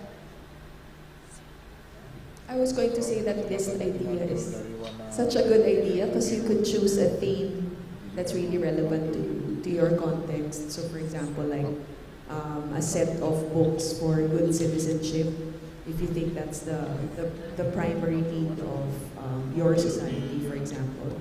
I think it would be great to have conversations between, as Jochen mentioned, conversations between publishers and the government and libraries, and work together on projects like this and really serve a greater purpose, more than business. I would like to add, I don't know if you wanted to add something to what... No, I just want to ask you something else. This list that I mentioned, the SDG Book Club, was in partnership with IBBY. So IBBY was selecting the books, and it was the section in Brazil. They were responsible for selecting the books, which was fantastic because so we had someone who was able to do the right selection. I know that, Elena, you are part of the executive committee of IBBY. Would you like to share something on this? Yes, I'm very happy. Thank you for this space you are giving me, because IBBY, you can find in your bags, this brochure is really connected to all the topics we talked about today, because actually the mission is bringing books and children together. And this EB, this ONG, that is one of the widest ONG in the world because it spans over 80 countries. It's been created in the 50s after the World War II, and has actually two main aims. One is to enhance and to support good books for children. So highlighting quality in literature and in illustration, and the famous Hans Christian Andersen Award is actually run by EB. And in the meantime, the second cornerstone of its activity is to reach out to children in all difficult situations. So there are many initiatives. The most important one is the Children in Crisis Fund, and we've been able really to support children in war places, everywhere.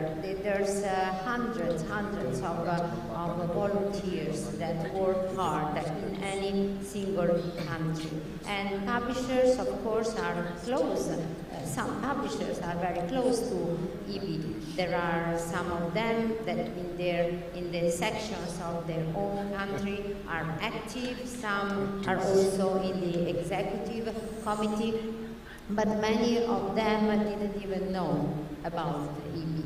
And I have to thank IPA very much for including us in the SDG, because the result of these our talks about SDG when it got started was to sign a memorandum of agreement, and this is very important because for us it's very important to feel publishers close to us. We have no money, There's a very small staff in Basel, 2 people only to deal with 80 sections and to organize all the activities that we are doing all over the world.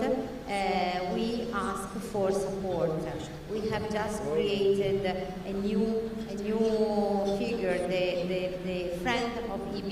We ask publishers to contribute with a donation, and we promote the publishers on our websites and all over the world when we participate in events. All information are in these brochures, and there's a nice piece of paper inside that explains about the possibilities of supporting us. Thank you very much. But there's one more thing that I would like to tell about a minute, is that when it comes to support reading and to try to have a bigger audience, a bigger number of children and also of parents who understand how readership is, how important readership is, I think that a good role could be played by the media. And I have to say, and this is something that happens not only in Italy, because this is something that we have been discussing also with the friends of EB in the world. Media don't pay enough attention. Children's literature, children's books are still a Cinderella in the articles, on the newspapers, on the magazines. There's always the section, children, but it's not something to be discussed as we discuss about the general literature. We organize in Italy the children's section of the Premio Strega. Premio Strega is the 70-year-old, it's the most established literature prize in Italy. And when there's the nominations and when there's the winners, you have 10 pages on the newspapers. When we award the winner of the Premio Strega Children, you have half a column. That's it. Let's ask for the media to take more attention on children's books. Okay, so let's go to questions. I can see one hand, various hands. Where's the microphone, please? Here. First question, please. John on your left. Hello. This question is, I'm John Wickman. This question is a reflection on what Ani Gilza and Elena just said. I mean, publishers do have to watch their bottom line, of course. They need to survive. But with the rise of intolerance, repeat, please, John. Okay. You're being censored. Publishers have to watch the bottom line, of course. But with the rise of intolerance around the world, populism, all these other bad things, do publishers, especially children's publishers, have a moral responsibility to publish titles that might, help to, resolve this situation? And my answer is a resounding, of course. Yes, it is actually up to us to come out with literature that addresses these issues so that they don't have to be around forever. Like, I feel like, for example, in the Philippines, now that we have a president who's actually the son of a former dictator, that we even allowed that in our generation means that we somehow failed our children. Maybe our education system. Definitely children's literature. We didn't discuss it as much in literature. That's why these things happen to us. So if we want to protect our democracy, if we want to make sure that our children will be able to choose their own leaders wisely, I mean, wiser than we did, we have to come out with children's books that address those issues straight on. Yeah, I just would like to add, John, if there were more people who read our books, I'm pretty sure that there would be less populism. in the world. I think it's not a problem of the books, it's more a problem of no books read by them. Or no reading. Critical thinking, only reading can give you critical thinking, and I think that if we really want that our children have all the same possibilities, I think that we have to give them books, absolutely, good books. Thank you, John, for your question. Yeah, okay, please. Hello, my name is Mita. I'm from Matali Groups, and I would like to ask you about the digital development that you did mention. So, as you mentioned before, to maintain young readers, you have to perhaps support the infrastructure and as well as the digital development. So maybe I would like to ask is it possible to, because you mentioned also about the marketing strategy using the digital development, but is it possible as a form of the book itself, is it possible for young learners or children to use e-book for children? So maybe that's my question. Thank you. Yes, Joe. I try to answer, and going back to history or going back 10 years ago, I assumed that the e-book would change our industry, also our children's book industry, quite dramatically. Unfortunately, I don't know, I was wrong. So we are a big publisher in Germany, and we have a share of 6% digital revenues, even if we try a lot and make a lot. I think the big chance of the digitization is how to market the printed books. Of course, we never neglect e-books, and we will create new offers, but we have so much more possibilities to market our books via TikTok, via social media, via CRM systems, modern CRM systems, and addressing the parents or the children directly. So this has changed our business a lot. And so I'd like to invite all children's book publishers to embrace these opportunities instead of being afraid of the digital development. Thank you, Joe. We have other questions here. I can see 2 hands here on table. I don't know the number. Sorry, I cannot read it. Here, 17, and your table. Yeah. Where's the microphone? Sorry. There is one microphone here, so, and the next one would be here. Ed, please. All right, I'll ask it. Sorry, I didn't see that you had your. It's my question is regarding how do you address parents and grandparents? Because a lot of the, I find my experience is children are very eager to read. When you give them a book, it's something, it's an object that belongs to them. They're delighted to have it. And I often find as a journalist, the problem isn't with the children, the problem is the poverty is with the parents. And how do you address that issue to begin with getting to kids' books? And is there an opportunity even to go to the grandparents? Because those are the ones who happen to have the time and the opportunity and the will to want to cater to their own grandchildren. Is there something there that might be a message as a member of the media that I can put out to try to advance your cause, like you requested? Thank you. Would you like to? Yeah. Annie? I can try. So, of course, you're totally right. And for us, we always have the problems as children's book publisher that we have different target groups. We have the target group of the buyers of our books and of the readers of our books usually. And marketing-wise, we address both. So we've built up, for example, a platform just for parents and for grandparents as well.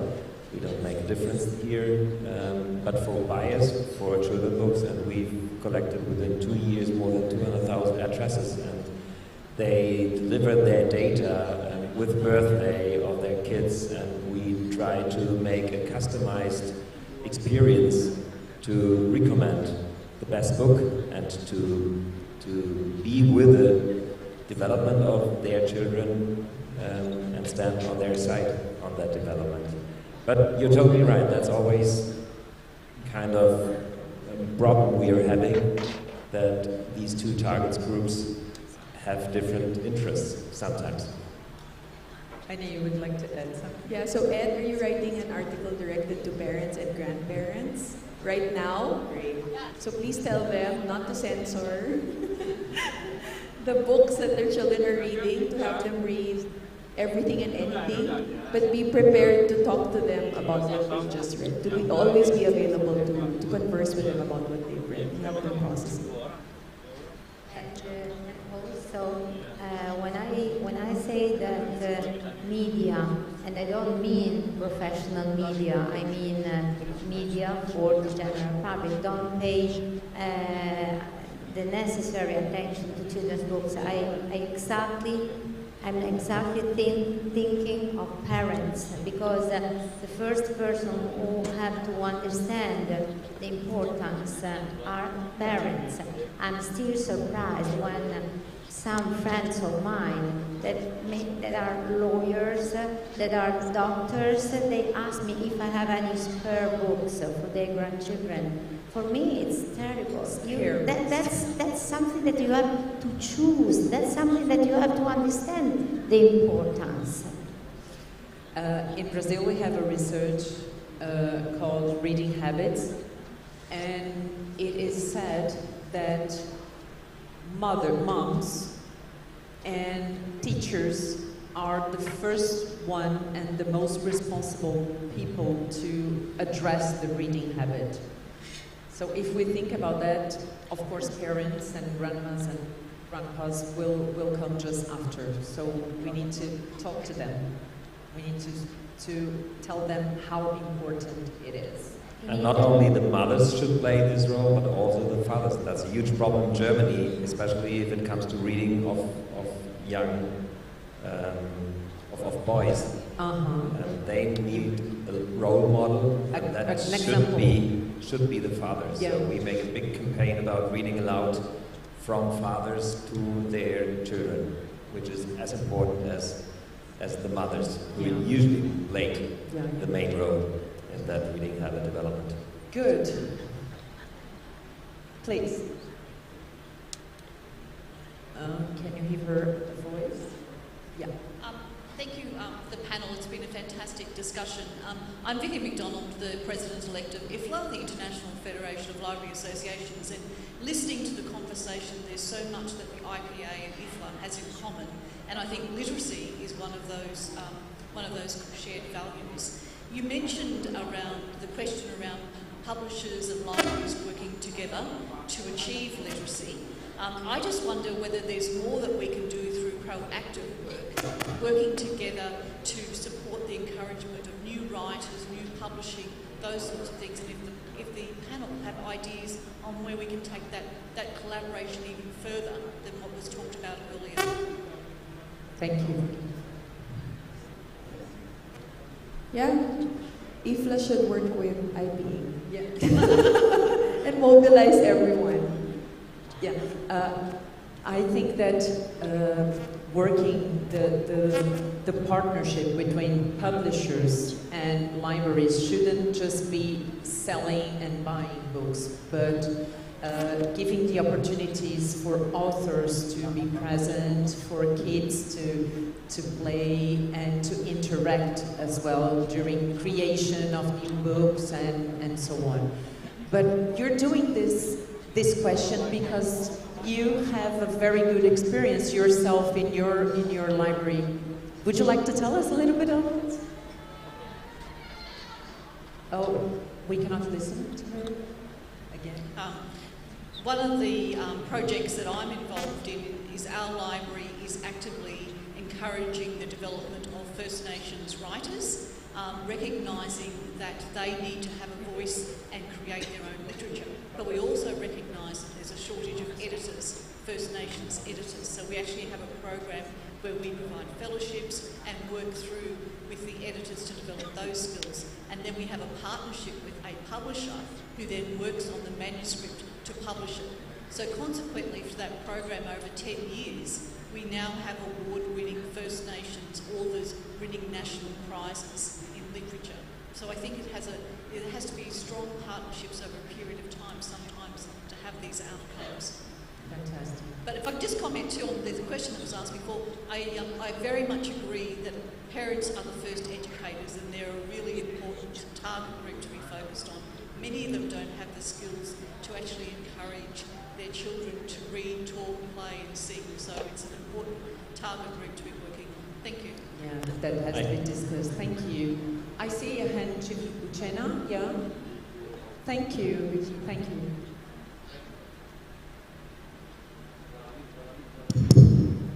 Thank you very much. My name is Uchenna. I come from Nigeria. I'm actually the president of the Nigerian Publishers Association.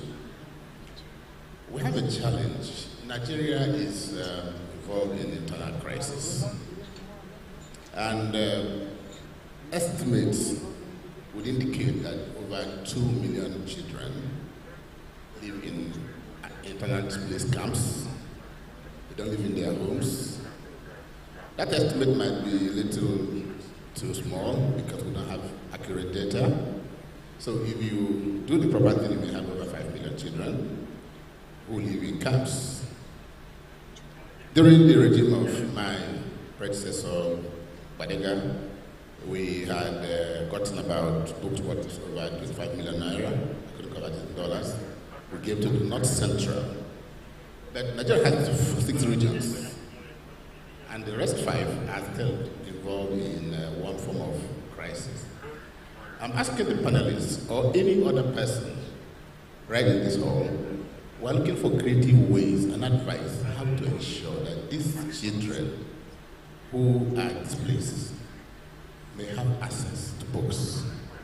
It doesn't matter in which format, because where they are, some kind of war is raging on. They live in fear, and even publishers will dare not even get closer. So this is a challenge not only for the publishers, but for the children who are the future leaders of tomorrow. We're looking for creative options to help deal with this situation. Thank you very much. Thank you.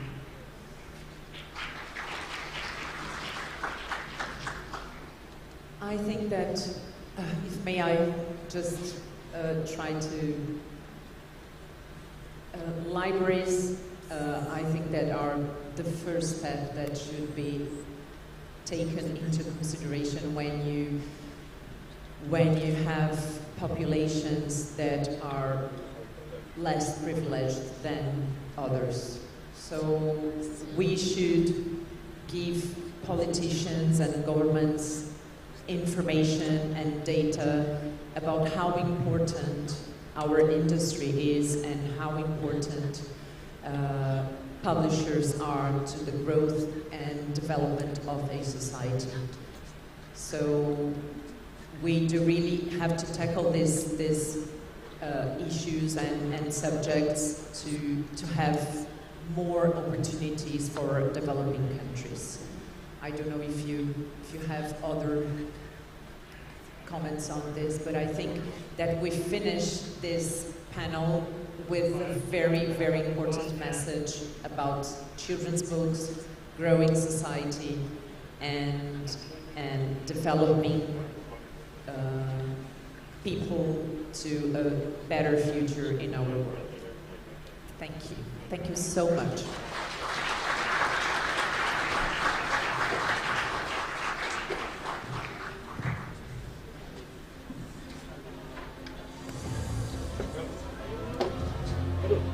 Thank you very much to Ms. Karini Pansa, our moderator, and also to our esteemed speakers. Thank you for that delightful conversation about this very interesting topic. Hopefully we all can help to shape future generations as book lovers, because, you know, as they say, today a reader, tomorrow a leader. Indeed. And we hope that these conversations will spark ideas. Yes. and also new progress in the future for people in the industry.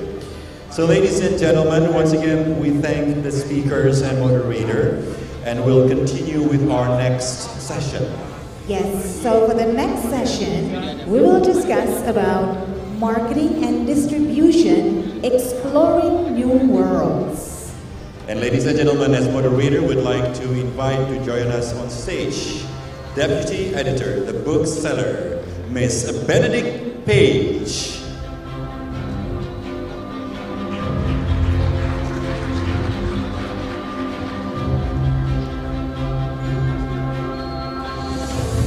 And we also like to invite our speakers, Mr. Adi Ekatama,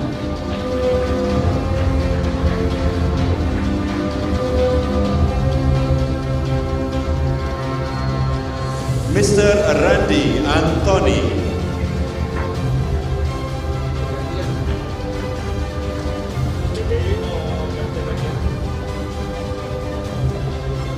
and Mr. Pedro Sobra.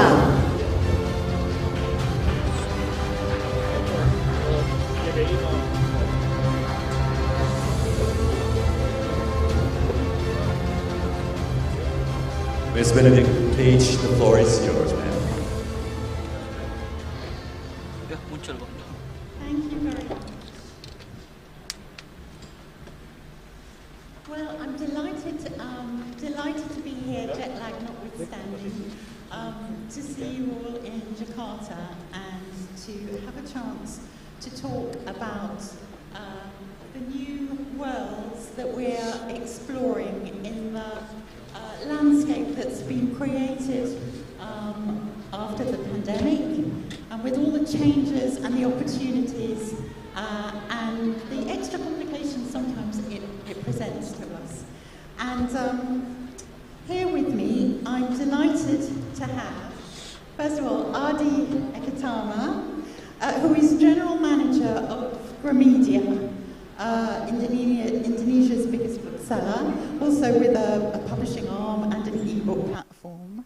And Adi looks after the digital retailer Gramedia.com and the e-book platform Gramedia Digital. So looking forward to hearing what he has to tell us. Also with us is Randy Anthony, who is CEO of Republic Media Creative, which is an e-book aggregating company which handles the titles of multiple publishers going into e-book stores, including Google. Yeah, very good to have you with us too.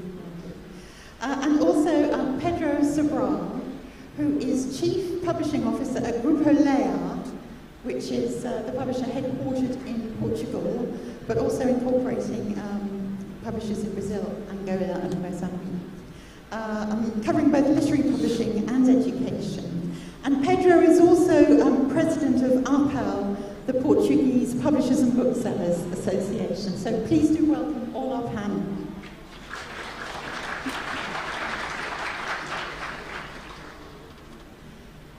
So, I wanted to start with asking you all whereabouts you all are in the landscape following the pandemic. Basically, what opportunities the last couple of years have brought to you and how they have changed the businesses that you do, and perhaps also the marketplaces that you're working for.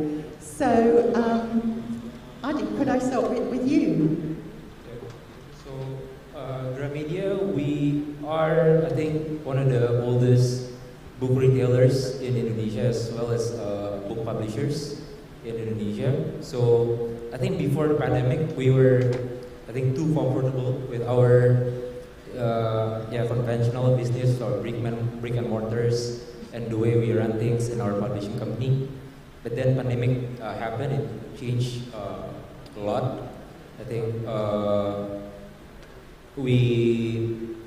after the pandemic happened, we started to accelerate our digital development. So we started to focus more on our digital distribution through marketplaces, And we also focus more on developing our internal platform, Gramedia.com, and our ebooks platform, Gramedia Digital. And in the content side as well, we started to develop our content, our books into other forms. Yeah, basically, pandemic changed everything that we initially did in Gramedia. So it's really had a root and branch change in your approach. Yes. And you mentioned to me before that it was changing how you relate your digital platform and your stores. Could you say a little bit about what you've so been doing we have around 120 stores, bookstores, all over Indonesia.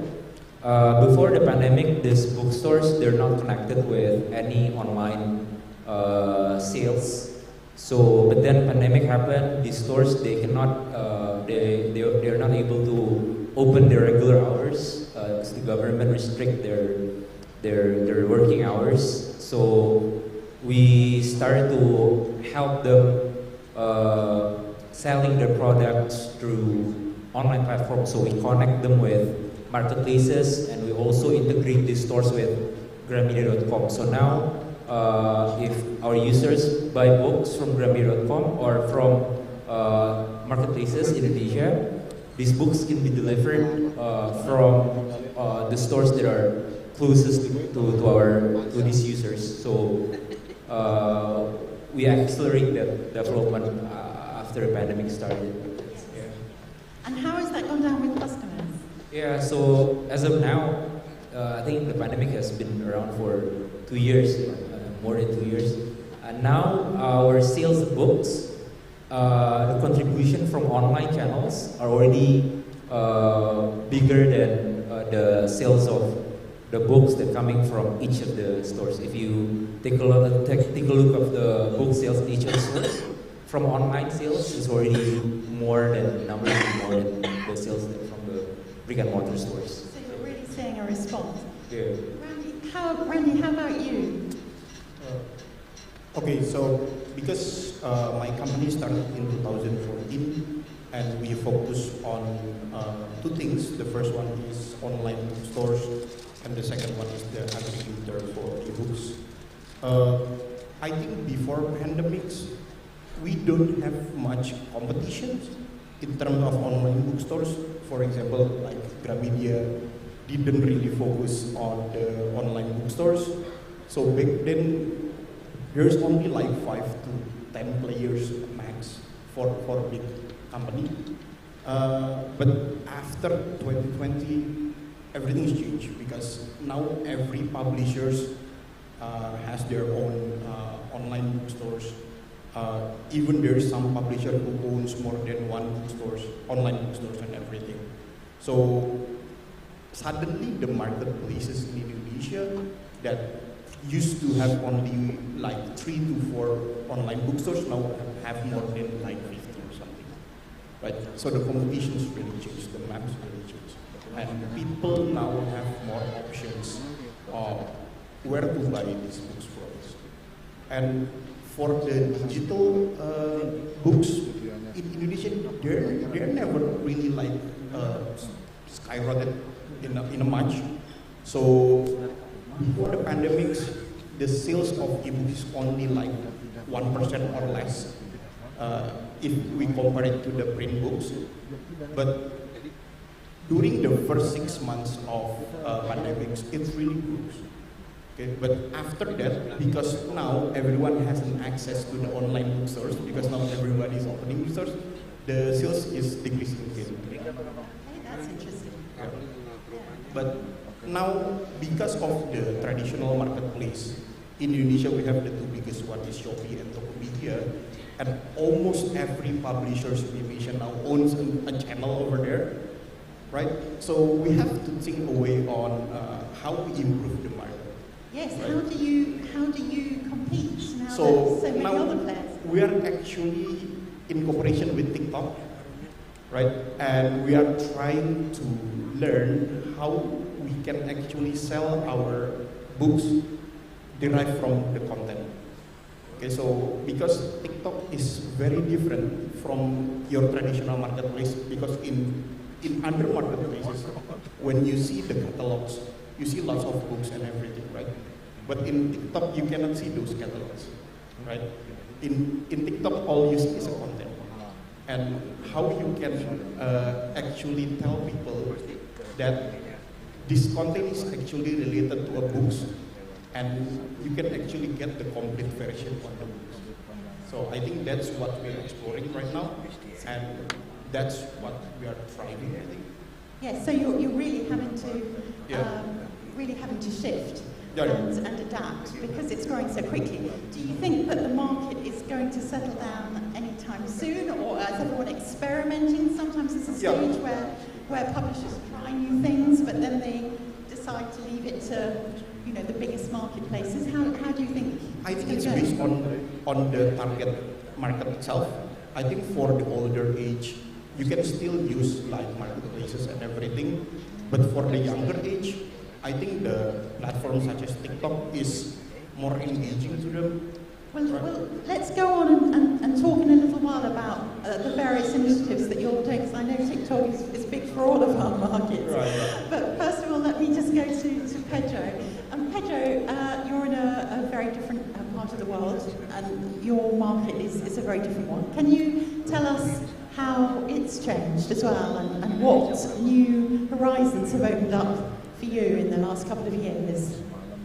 Yes, well, I could divide in three main areas. So sales-wise, e-commerce gained a huge traction. Just to give you an idea, in the two confinement years, so 2020 and 2021, we passed from 11 to 12% of e-commerce weight in sales to 25%. And the effect still endures. Of course, brick and mortar were closed for long periods, and e-commerce gained this kind of traction. The second area that I can point is promotion-wise, where social media gained a lot of visibility, and also streaming platforms. For example, my group had a huge, surprising bestseller during confinement due to a TV show where the book series were published by us 3 years before. So the promotion effect was also extremely high from social media, mainly TikTok, but also Instagram in Portugal, and streaming platforms. I heard somebody today saying that Disney Plus opened during confinement in Portugal. It was almost the same thing, and immediately, and we are Disney licensees, immediately we had a huge boost of sales in classic movies, for example. The third effect was the huge and sudden content shift consumption that we had in Portugal. So, for example, comics, graphic novels, or manga were niche kinds of content, and suddenly, with the pandemic, mainly in the first year, it basically exploded. Just to give you an idea, this year, so 2022, these categories, so comics, graphic novels, and manga, is responsible for 30% of market growth. So again, the effect is still there. So basically, it was a 180-degree change in the market, from content to promotion to sales. And we still are seeing that effect. So the market is still growing 2 digits because of these 3 effects. And all of them combined are creating, and now I'm giving the optimist scenario, are creating a new group of readers. And we have to take in attention that Portugal in Europe has very low reading habits. So it's the second country in European Union with the lowest reading habits, mainly between 12 to 18 or 21 years old. But funny enough, after confinement, is this group bracket, this age bracket, that is making the market grow. So the optimist scenario is that this will continue on, Probably not with two-digit because we are facing a macroeconomic environment that is extremely complex and tough for Portuguese families and global families overall. And the pessimist scenario is that we are witnessing the end of the world, so probably it will stop in December, but probably reality will be in between. That's so interesting. Have either of you had any of those observations about different content selling, a sort of upswing of the kind of thing that Pedro is describing, where manga and graphic novels are suddenly really upswinging? Have you noticed any of that? I think in Indonesia specifically, webtoon is big. I think pretty big in Indonesia. It shows that there are content from webtoon that are made into like series that are shown in Indonesian OTT platforms. So I think there's followers of that, and I think it just started to grow really after the pandemic. Yes, yeah. And we as a publishers, I think we also look for content in those manga online platforms. So we publish comics that was initially published in webtoons. Okay. Randy, did you see different patterns of buying? What I see is because pre-pandemic online transaction is not really a thing in Indonesia. Everybody is still using cash and everything. They have very little trust in online transaction, right? And especially in intangible goods, right? Such as like digital goods, movies, like music and everything. It's not really popular in Indonesia. But after the pandemic, things started to change. Now everyone has their like digital money and everything. And they're starting to, or at least learning how to buy things online. Right, and so there is a real cultural shift that you're seeing in terms of... It's more like a force. And then now because of so many content, so many choices online, the free content such as things in Wattpad or in webtoons is actually becomes more and more popular. Right? I think Mr. Adi also know like Wattpad is a very big culture in Indonesia, and most of the publishers right now are getting their authors from Wattpad. Okay. One of the things I wanted to ask you about was, certainly for us, a big growth area over the last few years has been in audiobooks. It's really been the most massive success in our market. You know, double-digit growth last year as well.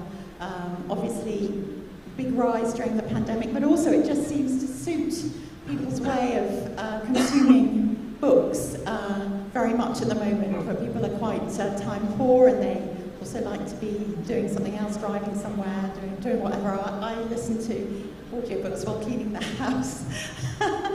But can you tell me how that's responded in your market? Pedro, have audiobooks been a big growth area for you? Well, in Portugal, it's starting. Only starting? Yeah, so it was a non-market during the confinement, so there were no platforms or even audio files available. Leia, my company, launched a streaming service on April last year, and it's very interesting it's a platform for ebooks and audiobooks, so you can subscribe for reading or listening or both. And it's very interesting to see how the consumers behave in that platform. First of all, the majority of the subscribers we have are heavy readers, so they are doing a rational choice. Instead of spending this amount of money with books, I have this monthly subscription and I can read whatever I want. But then they experiment a lot, the one that have the combo subscription, the audiobooks. And it's very interesting. First of all, their reading habits are different from their listening habits, so they don't have a pattern of what they are consuming. They are experimenting a lot more with the audio, listening to authors that normally they do not read. And also what we see in terms of age is that it's younger people again that are listening more than reading. So the numbers we have for the Portuguese market in terms of subscribers are extremely high. We've made the break-even 6 months before it was projected, so it was the first time that our Excel sheets gave better results than normally it does. But what we think is happening is that people are seeing audio as a doorway. So we are not captivating every readers. We are not bringing, like I think it's in the Nordic countries where people read a lot, so they listen also a lot, because audiobook, as you said, is a problem solver. What we are seeing there is that normally people that do not read or read 1 or 2 books a year are willing to experiment with listening and then start reading. There's one thing that is interesting also in our market is that Europe-wise, we are the second country with most podcast audience. So people listen a lot of podcasts in Portugal. So there's the audio habit of listening to content. So podcasts are the gateway to audio, which is the gateway to... At least there we think it is, Yes, that's really interesting. And so do you see, you project a lot of development for it's your own platform, you say? Yeah, it's a partnership. It's a partnership with Kobo. We've decided to launch a very original streaming platform, was to bring what, in this case, Kobo has the best to offer. So technology, very good engine motor, very good algorithms, with the experience we have in the Portuguese market. So we are driving the marketing investments, the kind of content we have there, and Kobo is giving us the technology. So it's a publisher platform partnership that also delivers a better revenue share for publishers and authors. It allows us to have much more content and to be much more faster in the country. To answer your question, if you look at other figures in audiobooks, is that we have the Nordic countries like benchmark, but I think it's a mistake. The numbers we see in the Nordic countries are specifically for that kind of markets and regions. But if you look at Germany or UK or even in Spain, probably is where you find the sweet spot for the rest of European countries. So as we are starting, of course, we are still having a growth avenue that is very interesting to be on. Right, thank you. And I mean, podcasts are also huge in Indonesia, aren't they? So where are you both with audio? I do first. So yeah, I personally big fan of audiobook. My wife listens to audiobook often. Yeah. But honestly, business-wise, maybe Sandy has a different experience. Business-wise, we haven't really gone deep into audiobook business. We were actually expecting like a global audiobook player to come to Indonesia and we could learn from them, but yeah, sadly there's not. I think there's one that was seriously entered Indonesia, but then we haven't really heard how the traction has been. You have Storytel. Yeah, we have Storytel, but I don't know, there's like I think changes and Storytel themselves. That's why we haven't really got the data and learning experience from them. But even though we haven't really gone deeper into the audiobook business, we have prepared ourselves. So we had like a recording studio. We've started to produce audiobook content based on our books. We are not making only the full version of audiobook. We also make the summarized version of the audiobook. So, and we're also developing our platform to be ready to sell audiobook content. So, I think next year we're gonna try to start offering audiobook to our users. So, yeah, that's why that's the phase that we're in currently. You're kind of poised and ready for the big boom. Randy, how about you? I mean, the market is very huge in Indonesia. They are ready to listen to audio contents, but the problem is, are they ready to pay for the audio contents? You know, like Spotify is very huge in Indonesia, but why Storytel is not doing the same thing? I mean, the performance is very different, because I believe Storytel came to Indonesia since 2019, right? And they are actively approaching major publishers to produce content from them, for them. And then I think like Gramedia also works with Storytel, I think, right? And they are also using like huge names in literature, like very famous authors and everything. But in terms of business, it's still very small, right? But I think the opportunity is there, because I think audio podcasts in Indonesia, I think it's pretty big. There are a lot of big Indonesian content creator that started out as a podcaster. So actually, I think the opportunity. So all the conditions are right, aren't they? It's just. So the habits and the culture is there, but I mean, maybe we haven't find the right platforms. Maybe we haven't created the right contents and everything. But the audio business is already settled, but the audio business is not yet. Right. Okay. Well, now I think it's time to talk TikTok. TikTok, what a phenomenon! An amazing phenomenon. In the UK, I think Nielsen says that it believes over 7 million book sales, 7.1 million book sales have been in the UK, have been generated by the effects of BookTok. So £50 million of revenue. Nielsen accounts that TikTok has generated that by the incredible enthusiasm that it produces for books, and that very authentic feeling of book lovers going online and bringing people to something they feel really passionate about.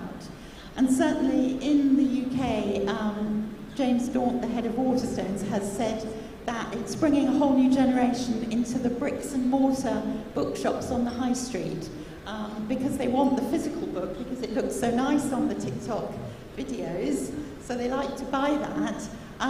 So it's bringing people into physical bookshops who haven't been coming there for years. So pretty exciting development for us all.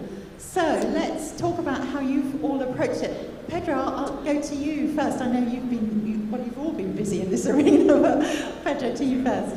You've talked about Waterstones, Barnes & Noble in the United States have a whole new life because of TikTok. So that's the effect of this BookTokers phenomenon. What I see is that it's a cycle that repeats itself, at least, and I think it's I don't know if Indonesia is the same, but this started to happen before on Facebook. Then it went over to Instagram, and now is on TikTok. And what we see is that, at least in Portugal, we have almost a perfectly division between ages. So 45 plus are on Facebook, 30 plus to 45 are on Instagram, and then below that they are on TikTok. So what's the difference? Why TikTok is generating much more sales? Well, first of all, because we had the pandemic, and that made the kids going much more on social media, talking about what they love. Second, the writers and the publishers adapt their content. So if you have BookTokers, you have TikTok fiction that is ready to consume, from covers that are made exactly to be good on the videos, from sprayed edges that you start so the objects start to be reworked again. But I think most of all, because this new generation see everything as an experience. If you pay attention to the videos, they do not talk about the book. They do not talk about the narrative or characters. They talk about how they feel happy or sad through the book. They even cry. And probably you see the video and you don't understand what the book is about. But you see that somebody had a very good experience with it, a very personal experience. And that is what made TikTok generate numbers that before with Instagram and Facebook were interesting, but not a game changer like TikTok is. Not only in terms of promotion, but also we were talking backstage around it, but also to create a group of influencers or affiliates that are very into it, they are very passionate, they know what they are doing, what they want to do, and they start to work their micro networks. So of course we have influenced millions of followers, but at least in Portugal we have very good results with micro affiliates. So they have small networks around them, but then it's like, you know, a spread viral kind of effect. So it's also a thing that will continue, at least as TikTok is still the social media to take into account. We see that every generation it shifts. We started with Facebook again, and now we're on TikTok. Twitter is passing through a very weird phase from last week till today, so don't know what's going on Twitter. So yeah, it's a thing that the publishers have to take into account because it's really a game changer. Yeah. Adi, what have you been doing? Sorry. Yeah. So I think TikTok's growth has been very fast this year. We talked about backstage. We actually started doing activations on TikTok in middle of this year. So we're pretty new on TikTok, but the growth has been very, very well. So I think the difference between TikTok and the other marketplaces, it's a social commerce. I think influencers, they make content on TikTok where their followers can see it in real time. I think specifically bringing people to offline stores in the UK. It happens in Gramedia as well. So when these influencers, they make content in our stores, or maybe our stores have event, and then these influencer, TikToker are at our stores and doing live in that event. It brings like curiosity in their followers. It makes them want to come to our brick and mortar stores. I think that's why TikTok actually brings traffic to our offline stores as well. It offers different experience from the normal e-commerce. I think TikTok. Yeah. Randy, how about you? I think you've been doing some programs, haven't you? Yeah. Our journey with TikTok started in February this year, but during the first 2 months, we only generated an income maybe less than $1,000 each month. It's very small. Because from what TikTok tell us to do is we have to create our own content, and then we have to derive the content to our product in the shop and everything, right? But we realized that we are not a content maker. Okay, we don't have enough production value or the creativity to create the content that is engaging to the watchers. And then I think in April we have the Holy Month in Indonesia. How do you say in English? Idul Fitri. What is it? I think Idul Fitri. In English. The Holy Month of Ramadan. Right. So back then the content for Islamic religion is really growing, right? And then we have this one title that consists of like a collection of prayer, right? And then we are trying to connect with several affiliators back then.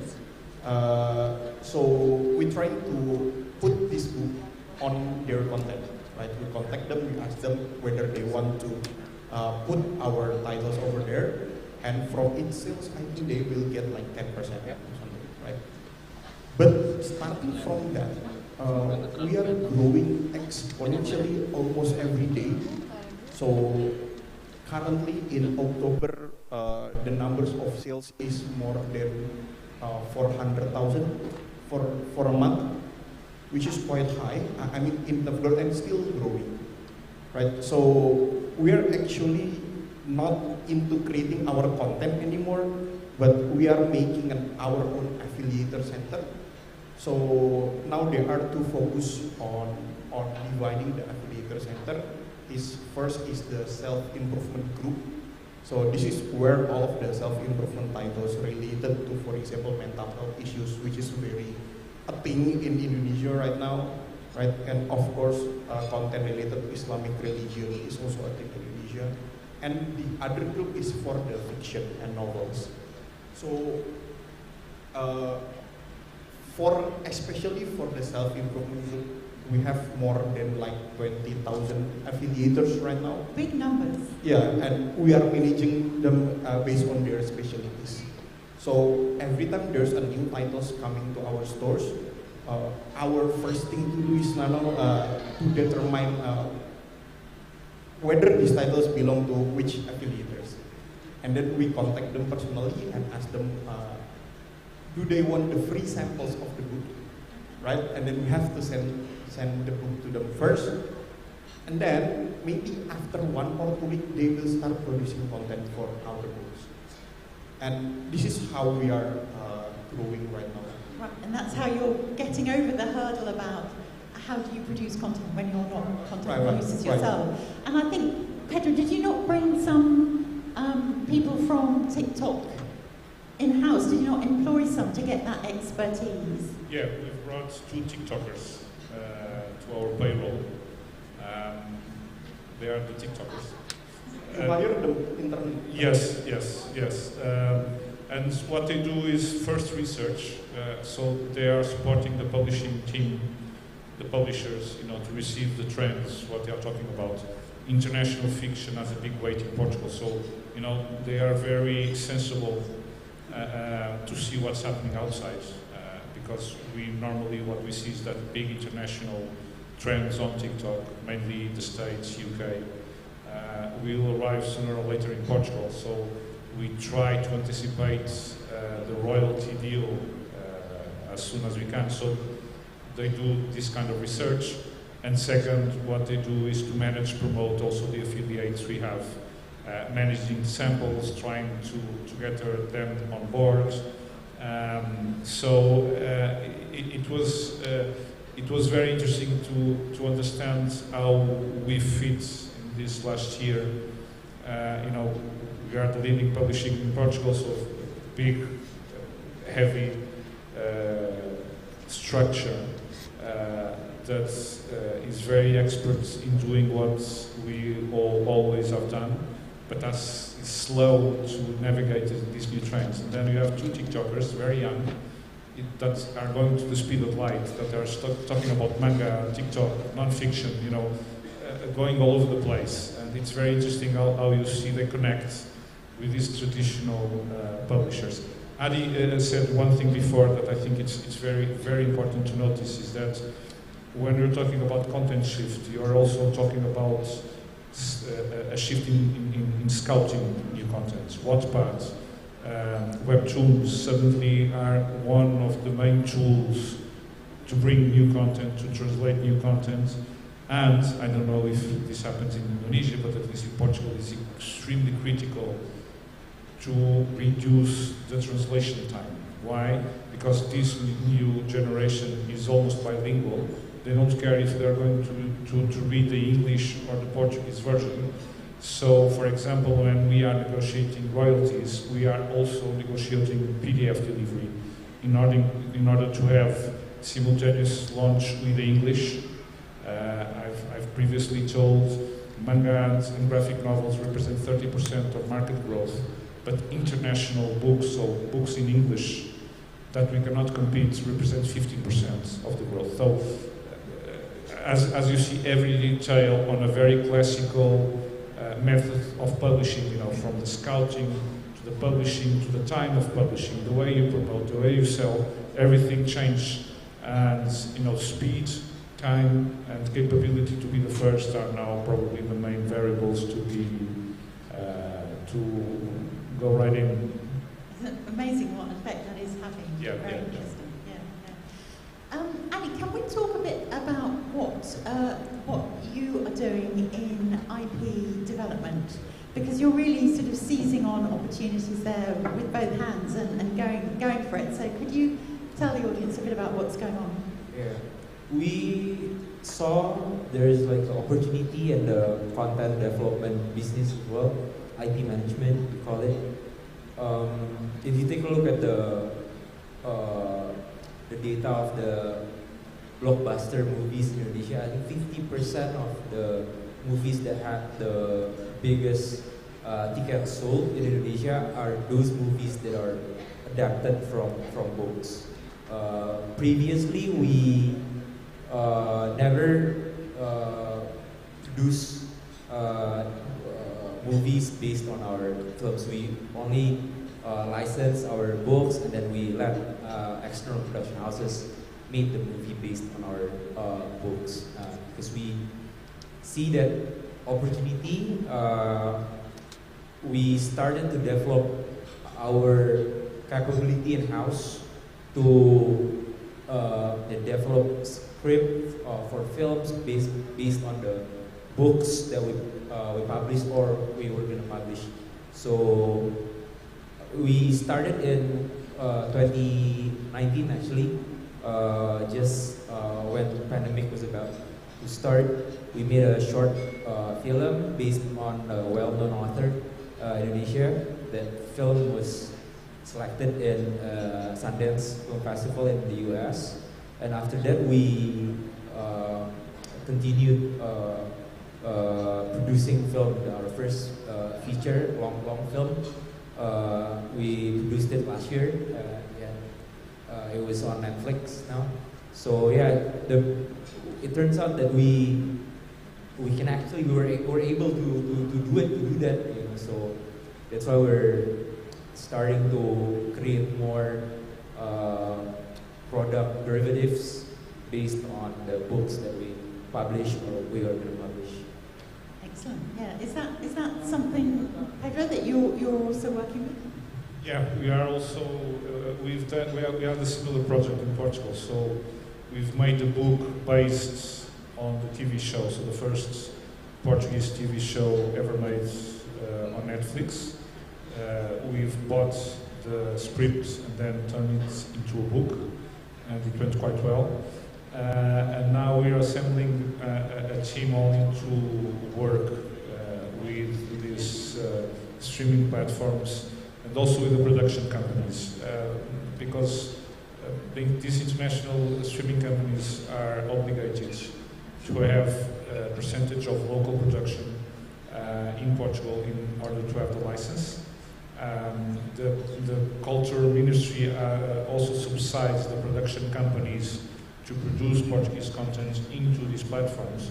So we have a more simple process than it's sell rights to the production companies that then will produce to Netflix or HBO. These are the two main. In Portugal, Disney Plus is not open still to this kind of partnership.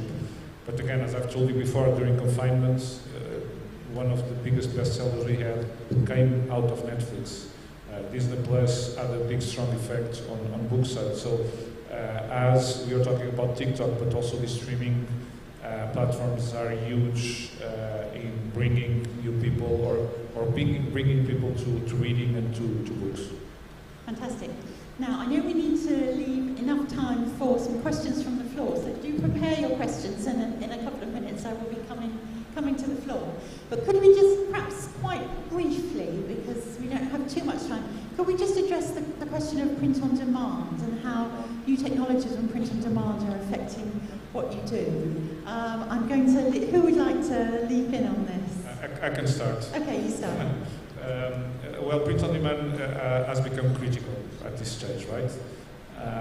If you look what Portugal and Europe is facing, that macroeconomic context that is extremely complex now and it will be more complex next year, book consumption is positively correlated with private consumption. In Portugal, it will go from 5.4% this year to 0.7% next year, so it will be a huge drop. This means that you have to manage your stock in a very tight way and allow e-commerce to continue to navigate what they are doing. So we started to look at print on demand 3 years ago before confinement in a very loose and easy way. And in the last 6 months, we turned as project Tier 1 high priority, and we want to launch a pilot next January. First of all, because it will allow you to optimize stock at your warehouse. It will allow you to have more books available for e-commerce platform, but also do not forget that one of our main customers is our author. Also allow our authors to have all their work available to final readers. So it's probably one of the key features that for the next 2 years will be extremely important for publishers who want to survive what is going to happen until 2025 at least. Really interesting. Randy, would you agree with that? Yeah, I think I agree that in the next 2 years it's going to be the next big thing in the publishing industry. But currently in Indonesia, the cost of print on demand is still very high, and our market is very price sensitive right now. So print on demand is not really a primary choice in terms of the printing cost and everything. I think I think Gramedia have their own print on demand service, right? But from what I experienced, that the cost of print on demand may almost double the cost of if you're using the offset printing in Indonesia. So that's right? a huge... Yeah, and Indonesia, our income, our general income is not as high as other maybe Western countries. So that's why in terms of price, we have to be very careful to determine it. Okay. Adi, what would you say? So in Gramedia, we actually have a printing business arm. We basically print our books by ourselves. Even that, but print on demand itself is very essential. Actually, it's very important because dead stock is one of the major problems that we have in our dead stock. So too dead much stock. Slow moving inventories. Yeah, slow moving books. With print on demand can actually tackle that problem, as Pedro mentioned.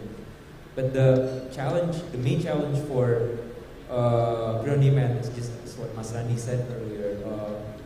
We still cannot offer the same price that we usually offer with the regular books that we print with no print on demand.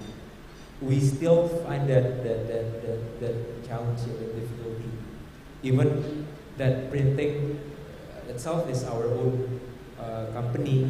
That's why we're still figuring out how we're able to offer our customers the equal price that they get from our regular books. Aside from that, another challenge that we have on demand is because we already have a lot of stock already printed in our stores, that the stores, they have to sell this stock first before we can offer our customers print on demand. That's why there's not that challenge too for print on demand. Just let me add a thing that's important. You have a bundle that is print on demand with data analysis. So to solve this variable of which price should you mark up print on demand, You have to have strong algorithms within your systems that can do two things. First, analyze your backlist to see where is the rigid demand, the ones that can, have a higher price, and second, the ones that people are willing to pay that higher price. So data analysis is critical to have a good print-on-demand system. Okay, thank you very much. Right, I hope you've all been preparing your questions and you have something that you would like to ask our panel.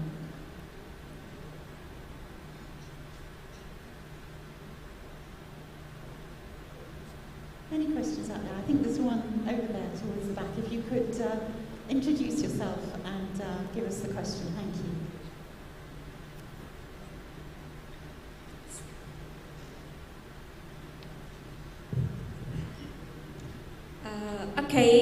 Thank you for chance here.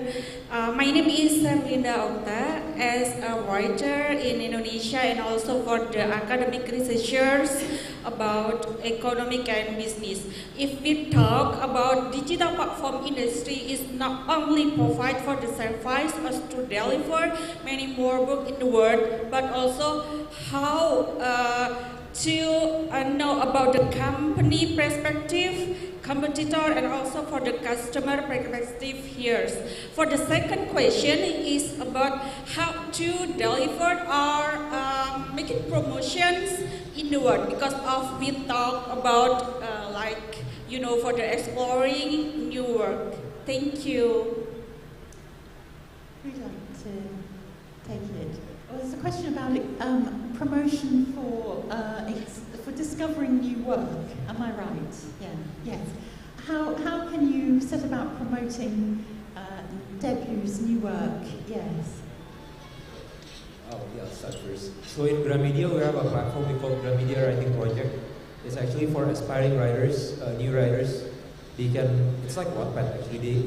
They can upload their writing in that platform, and our editors, we regularly curate the content in that platform, and if our editors feel like the story has potential,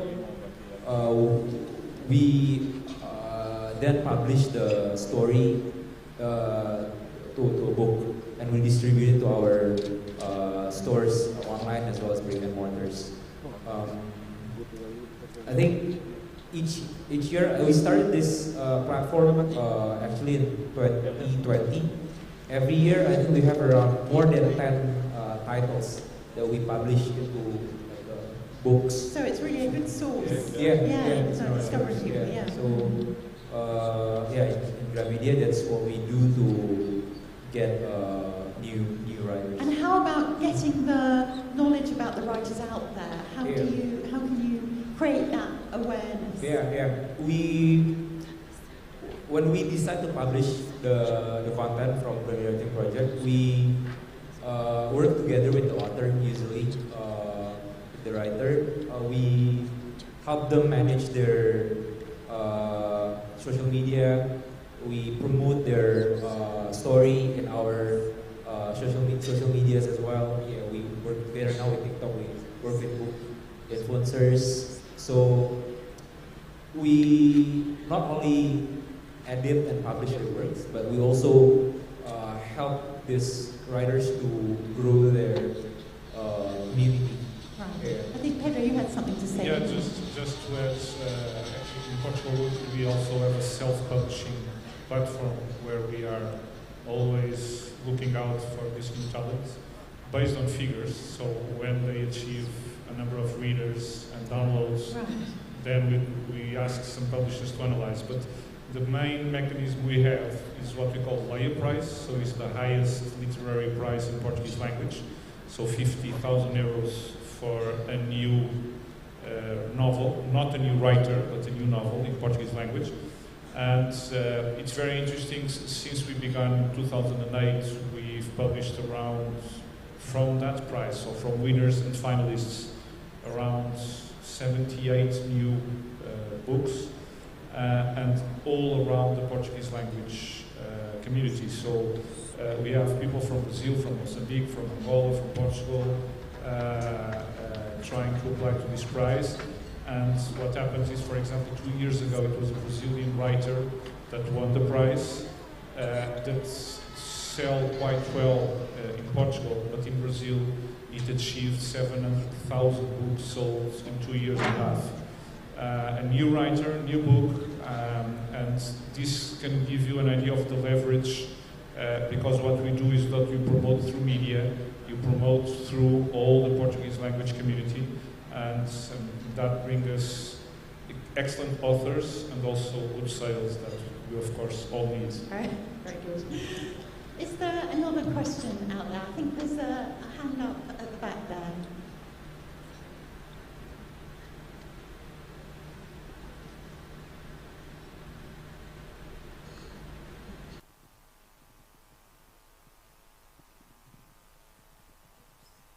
Hi, my name is Melissa. I'm from Quark International. We publish comic science for primary school students. My question is, how can you see periodical publications such as Kids Magazine, which publish monthly in the future about marketing and distribution? We know that in Indonesia, access to gadget and internet is not that equal. So, and printed books are still mainly demanding for kids in rural area or in most of areas. How can you see that marketing and distribution for periodical? Thank you. So yeah, in Gramedia we have a dedicated sales force that go to the schools here, because the question is specifically Kids Magazine, right? Periodic Kids Magazine, yeah. So we go to the schools. There's actually a digital platform that we sell to these schools. It's called ePerpus. It's a digital library. We have e-magazines there. We have e-books there. So we regularly update the content in that platform. But yes, the network infrastructure in Indonesia is not equal between one area to the other areas. And print content, printed books, printed magazine is still contribute a lot to the sales, to our sales. That's why we're not only offering digital platform to the school, we also offer them physical books and magazines. And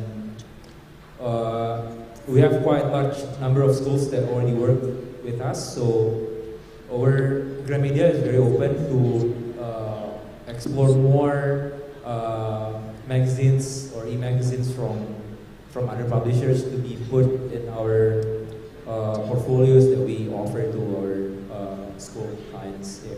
We have that dedicated sales force. So it's still a very important, a hugely important part of your business. You're not going to lose focus on that. Yes. Yeah. I think I talked about these issues with you before, right? Before the sessions, that because of the archipelago of Indonesia, we have like thousands of islands, and then the digital infrastructure is not there yet.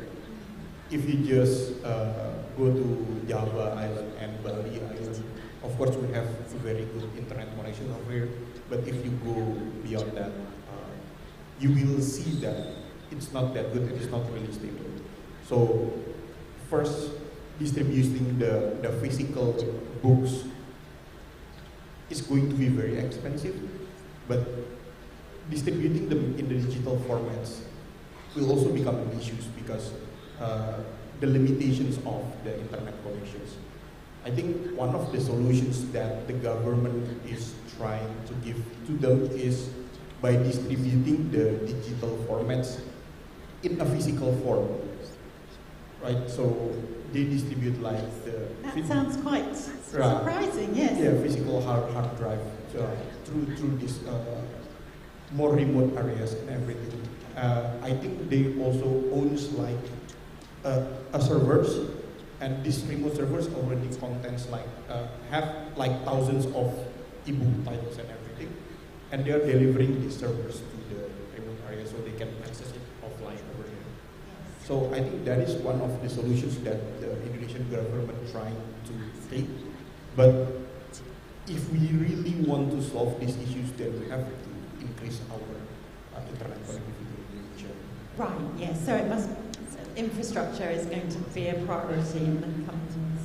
Okay, I think we're going to have to leave it there because we are running out of time. But I would like to say a very big thank you to our three panelists, Adi, Randy and Pedro. They've really given us some fascinating details on an industry that is changing at some speed with some complications, some opportunities, new players, a lot going on. So many thanks to all three of you, and I'm sure you'll all wish to show your appreciation. Thank you.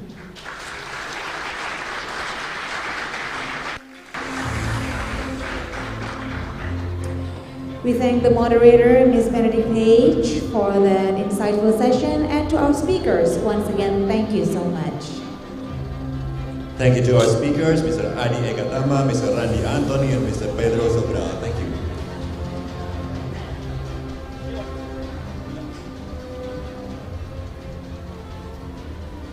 All right, ladies and gentlemen, now to recharge your energy for the rest of the day, we will take a short break. You may enjoy the coffee that's being served at the foyer area, and then we will start the next session at 3:30 p.m. 3:30 p.m. So we'll see you back at the ballroom at 3:30 p.m. And also you can also visit our booth at the foyer area to buy souvenirs.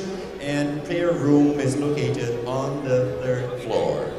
So once again, please enjoy your break, and we will see you back soon. Thank you.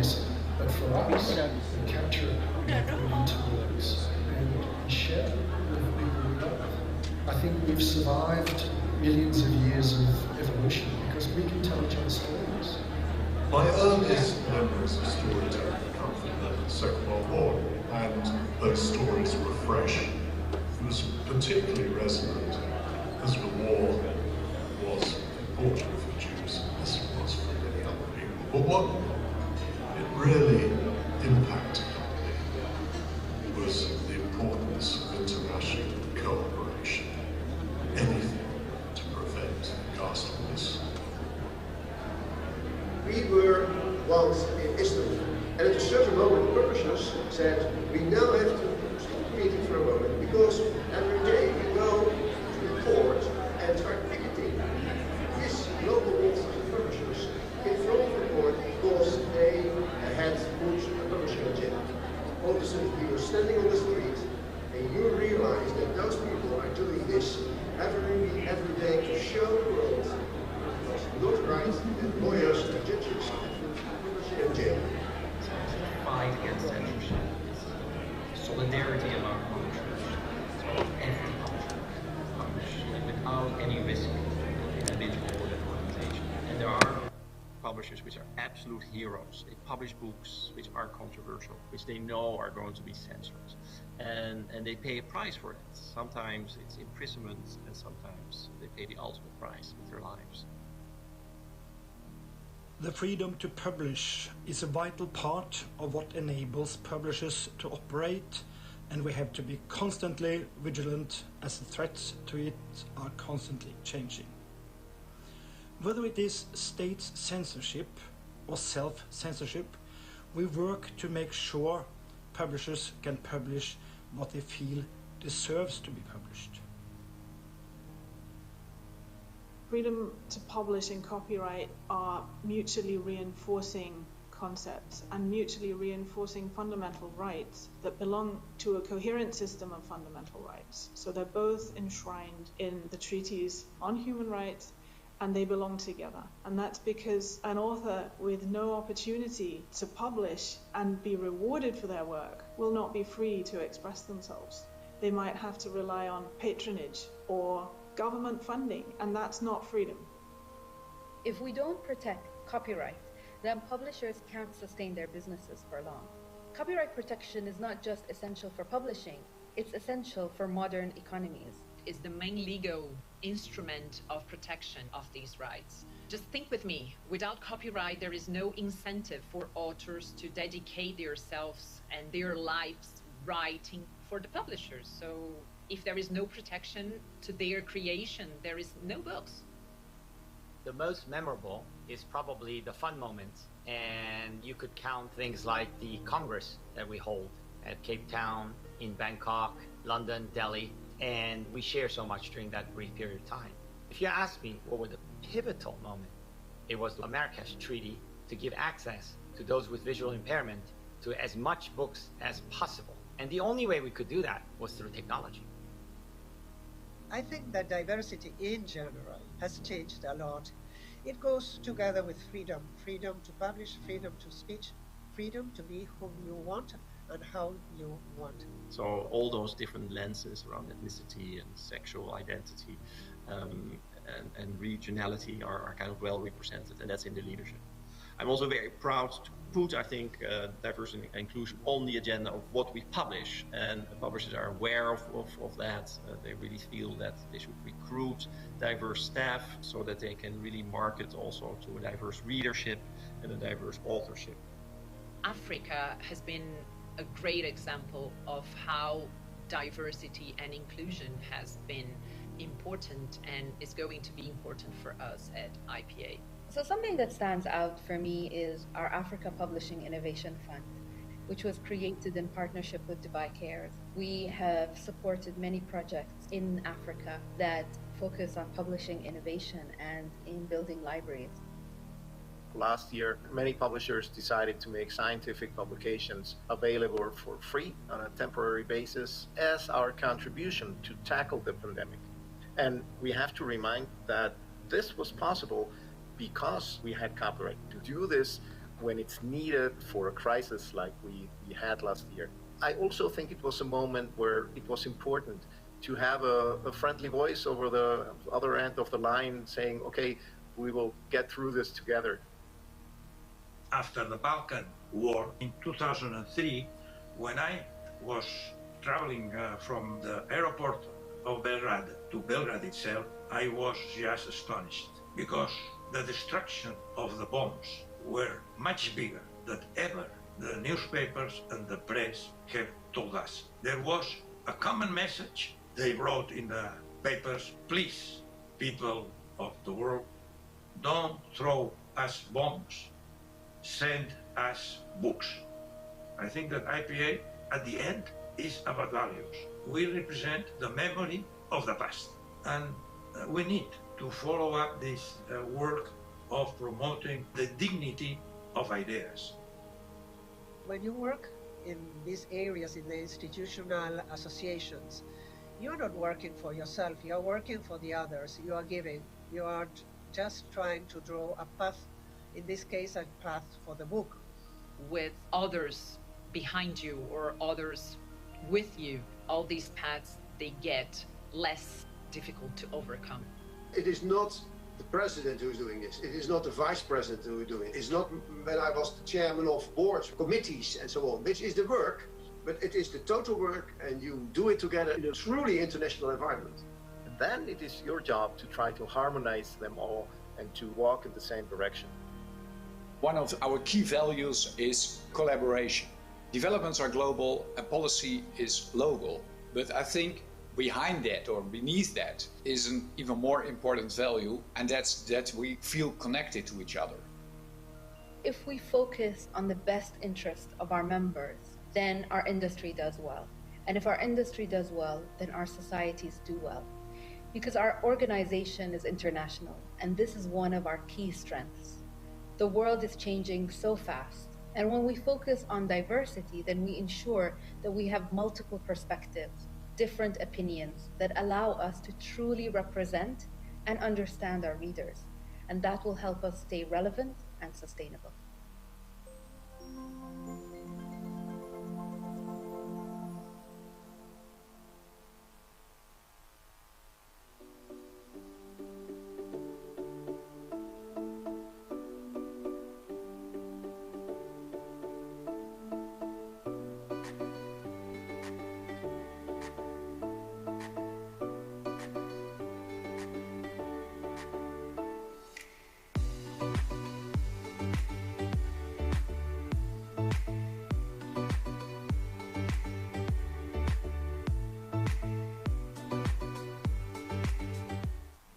Welcome to Jakarta. It's a pleasure to finally meet you. Have you explored more Jakarta? Are you sure you have seen everything? Let me tell you more about it.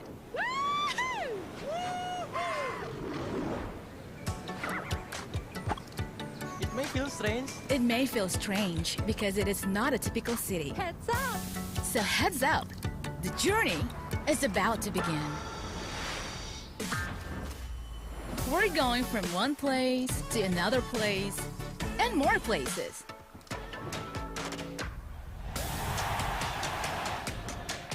To wander alone or go with a pack.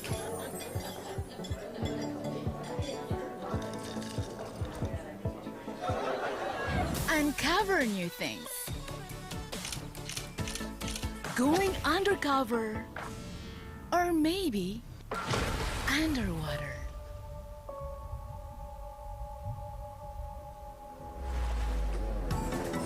Push the tempo.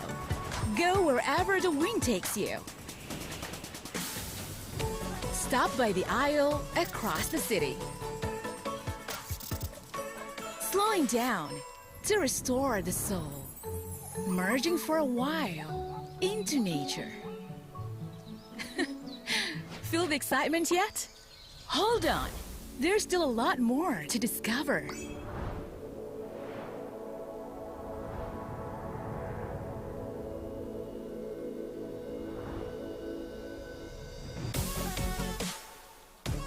Take your time.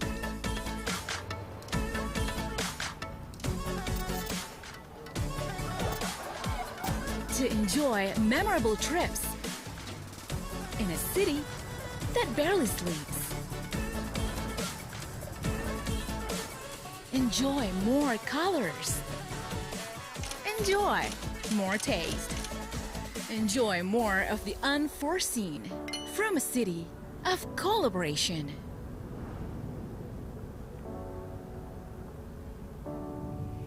Enjoy Jakarta.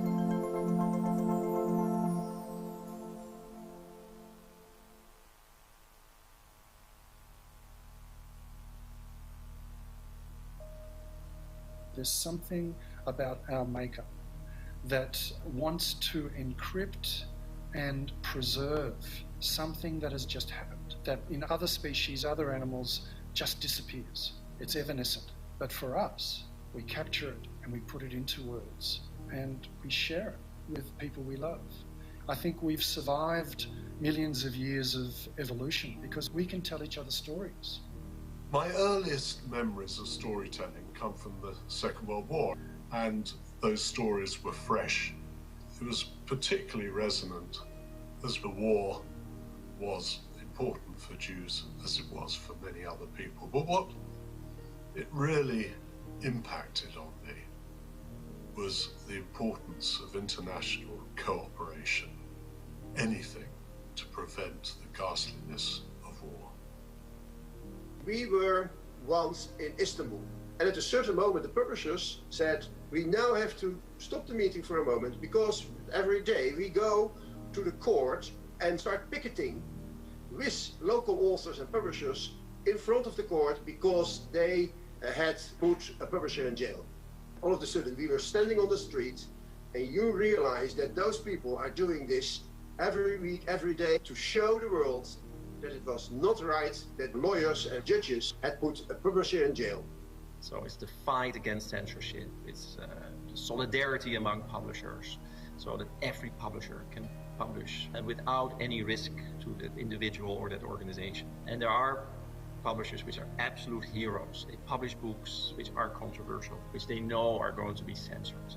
And they pay a price for that. Sometimes it's imprisonment, and sometimes they pay the ultimate price with their lives. The freedom to publish is a vital part of what enables publishers to operate, and we have to be constantly vigilant as the threats to it are constantly changing. Whether it is state censorship or self-censorship, we work to make sure publishers can publish what they feel deserves to be published. Freedom to publish and copyright are mutually reinforcing concepts and mutually reinforcing fundamental rights that belong to a coherent system of fundamental rights. So they're both enshrined in the treaties on human rights, and they belong together. And that's because an author with no opportunity to publish and be rewarded for their work will not be free to express themselves. They might have to rely on patronage or government funding, and that's not freedom. If we don't protect copyright, then publishers can't sustain their businesses for long. Copyright protection is not just essential for publishing, it's essential for modern economies. Is the main legal instrument of protection of these rights. Just think with me, without copyright there is no incentive for authors to dedicate themselves and their lives writing for the publishers. So if there is no protection to their creation, there is no books. The most memorable is probably the fun moments, and you could count things like the Congress that we hold at Cape Town, in Bangkok, London, Delhi, and we share so much during that brief period of time.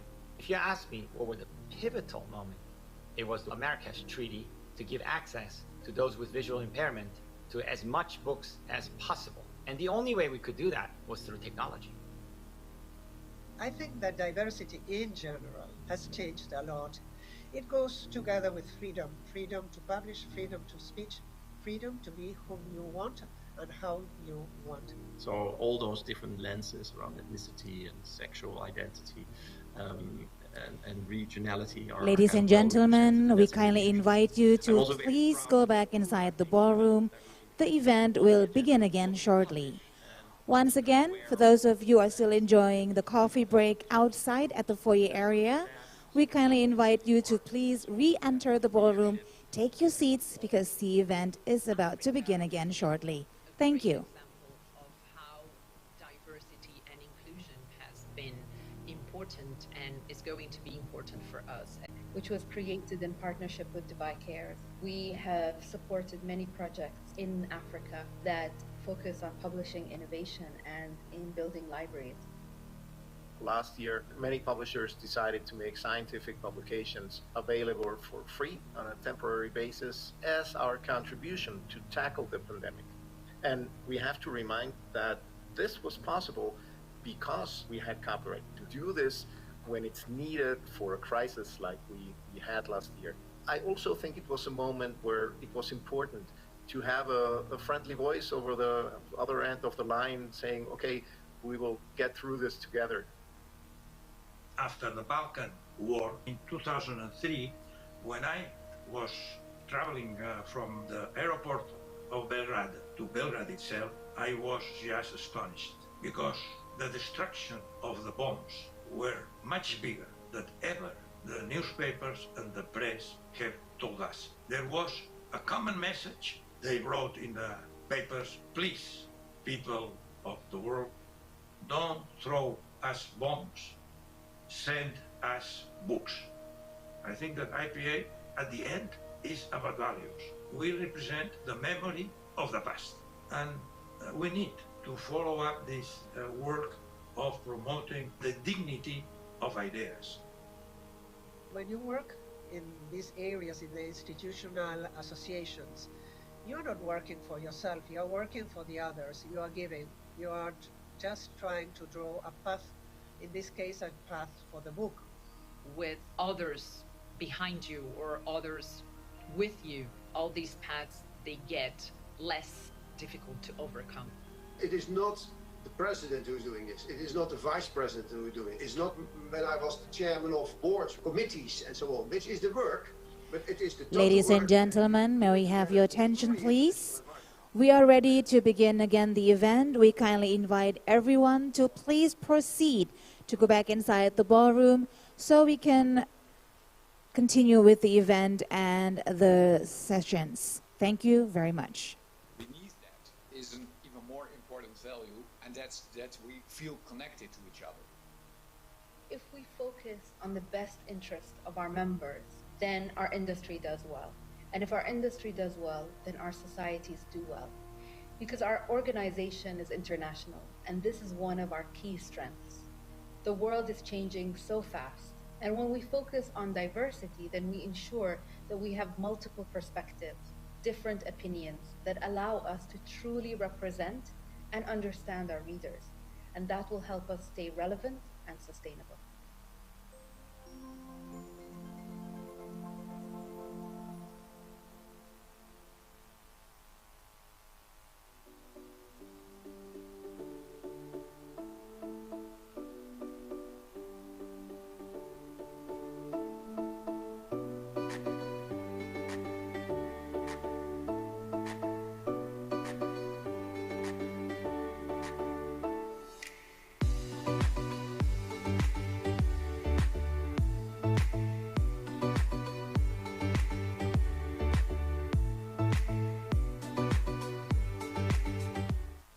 Welcome to Jakarta.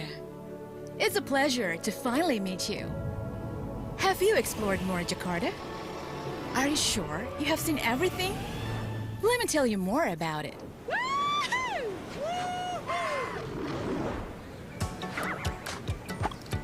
It may feel strange. It may feel strange because it is not a typical city. Heads up! So heads up, the journey is about to begin. We're going from one place to another place and more places.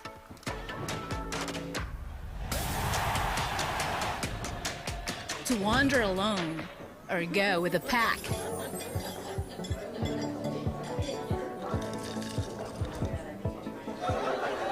Uncover new things. Going undercover or maybe underwater.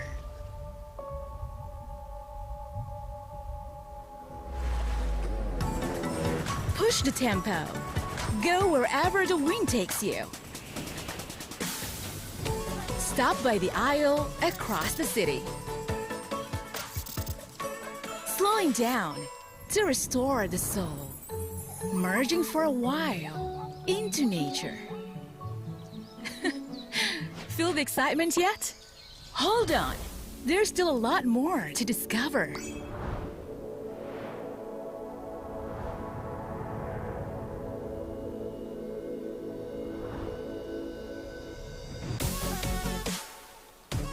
Take your time.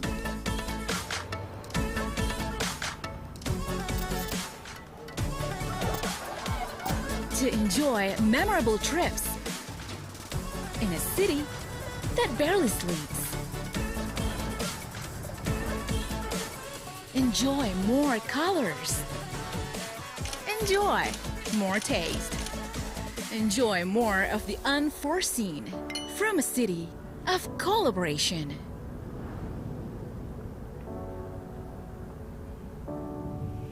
Enjoy Jakarta.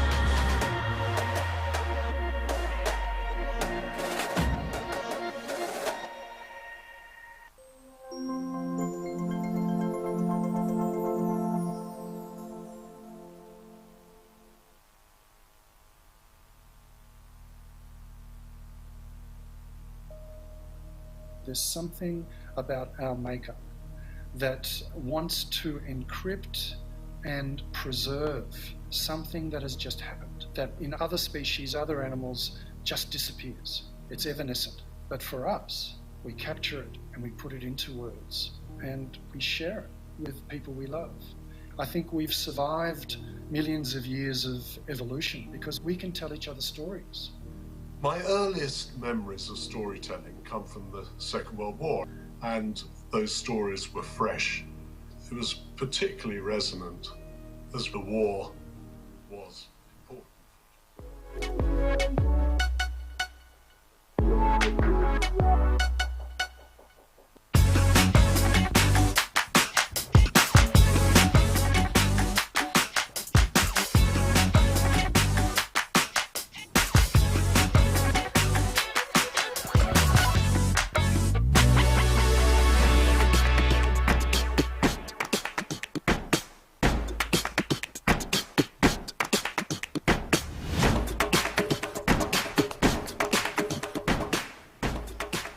Welcome back at the 33rd International Publishers Congress, Day 1, ladies and gentlemen. And next we will discuss about a Foshan bargain, new technologies and the future of creative industries.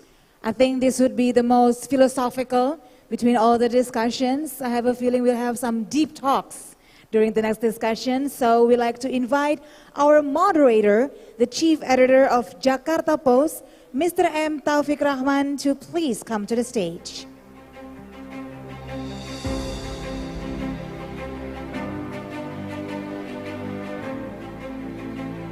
And would like to invite our speakers, ladies and gentlemen, please welcome Mr. Ricky J. Pesik.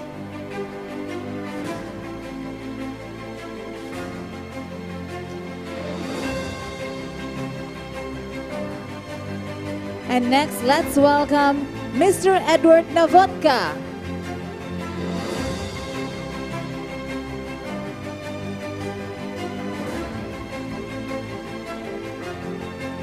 And Mr. Richard Charkin.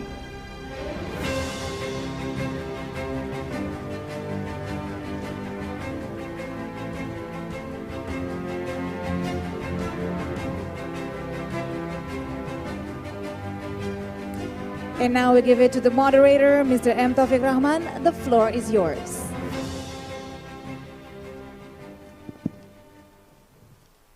Good afternoon, everyone. Thank you for still joining us this afternoon. I know this is going to be a really difficult session because I think the afternoon session is really difficult to stay alive. So I'm going to try my best to sort of have an interesting conversation And please make sure you have coffee or tea to keep you awake, because this is going to be, I think this is going to be really, well, philosophical discussion. So I'm trying to make this as interesting as possible. And I think we're going to discuss, I think this morning and in a number of sessions afterwards, I think we have discussed a lot about, I think there's a sense of optimism when it comes to technology. I think early in the discussion, some of the panelists, rightfully so, they discuss about the sort of liberating potential of technology in Iran, and I think the smuggling of ebook. I think that's sort of the potential that technology can offer in a very authoritarian society. We're going to sort of take a detour to sort of have a second look on that issue. We're going to talk about the possible pitfalls of technology. What are the limits and some of the challenges that will be posed by some of the technologies that we have, e-books, social media. I think in the case of music, for instance, Spotify, the open possibility of the internet, is it really the future that we want, or is that a problem to that potential? And I think we have a very stellar cast of panelists this afternoon that can discuss some of the key issues that not only affects publishing industry, but also some of the global issues that we're dealing right now. I'm going to introduce Pak Ricky first, because he's sitting next to me. Pak Ricky is now the President Commissioner of Indonesian Tourism Development Corporation. He has a number of positions in agencies and institutions dealing with creative industry. So if you hear the name Ricky Pesik in Indonesia, he is sort of the elder statesman of the creative industry here, although his current position sort of does not reflect that. He is a former advertising practitioner and has won numerous Citra Pariwara. Citra Pariwara is equal to sort of Oscars in advertising industry in the country. So this is really a major achievement for Pak Ricky. Next, we have, I hope I don't get your name wrong, Ed. We have Ed Nawatka, and it was really a surprise for me that this is not on the CV, or not, at least not on LinkedIn, but he has an extensive experience as journalist covering Indonesia in the late 90s. Yeah, so it was really, really great to have someone with Indonesian background other than Pak Ricky. So yeah, Ed Nawatka is a senior international and book-selling editor of New York-based trade magazine Publishers Weekly. He is also a co-founder of Publisher Wiki and Publishers Weekly and Español, launched in 2020 and based in Seville, Spain. Hold on, okay. He is also, okay, but he is also co-founder of international trade website Publishing Perspectives, and he's also a columnist at Bloomberg News. And of course, I mentioned earlier about his experience in the country. He had a degree in creative writing from Columbia University. So really glad to have you here, Ed. Last but not least, we have, I hope I also get your name right, Richard. Richard Charkin, owner, manager, and funder of Mensch Publishing Company. And this is what I quote from your website. Mensch has no mission statement. So this is really something. No mission statement and no stated editorial policy really bold. Its aim is simply to help authors reach readers with minimal intervention and maximum impact, and to reward them proportionally. So I think this is really rare in publishing industry to have this kind of philosophy. Currently, Richard is the president of the Book Society, vice chair of Bloomsbury China's Beijing joint venture with China Youth Press, and a member of the International Advisory Board of the Frankfurt Book Fair.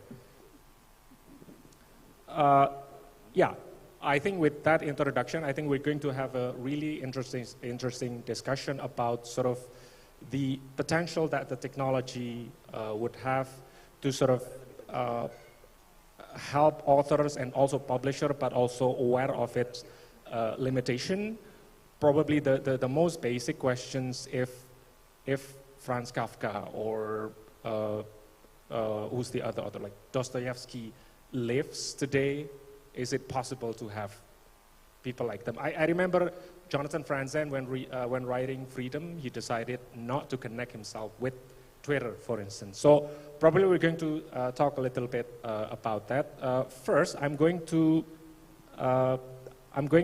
go with Ed, and then to Pak Ricky, and then Richard, sort of the last time. Please, time is yours, Ed. Well, thanks. I suppose since I have to start, let's talk a little bit about Goethe, the Faustian bargain. That is,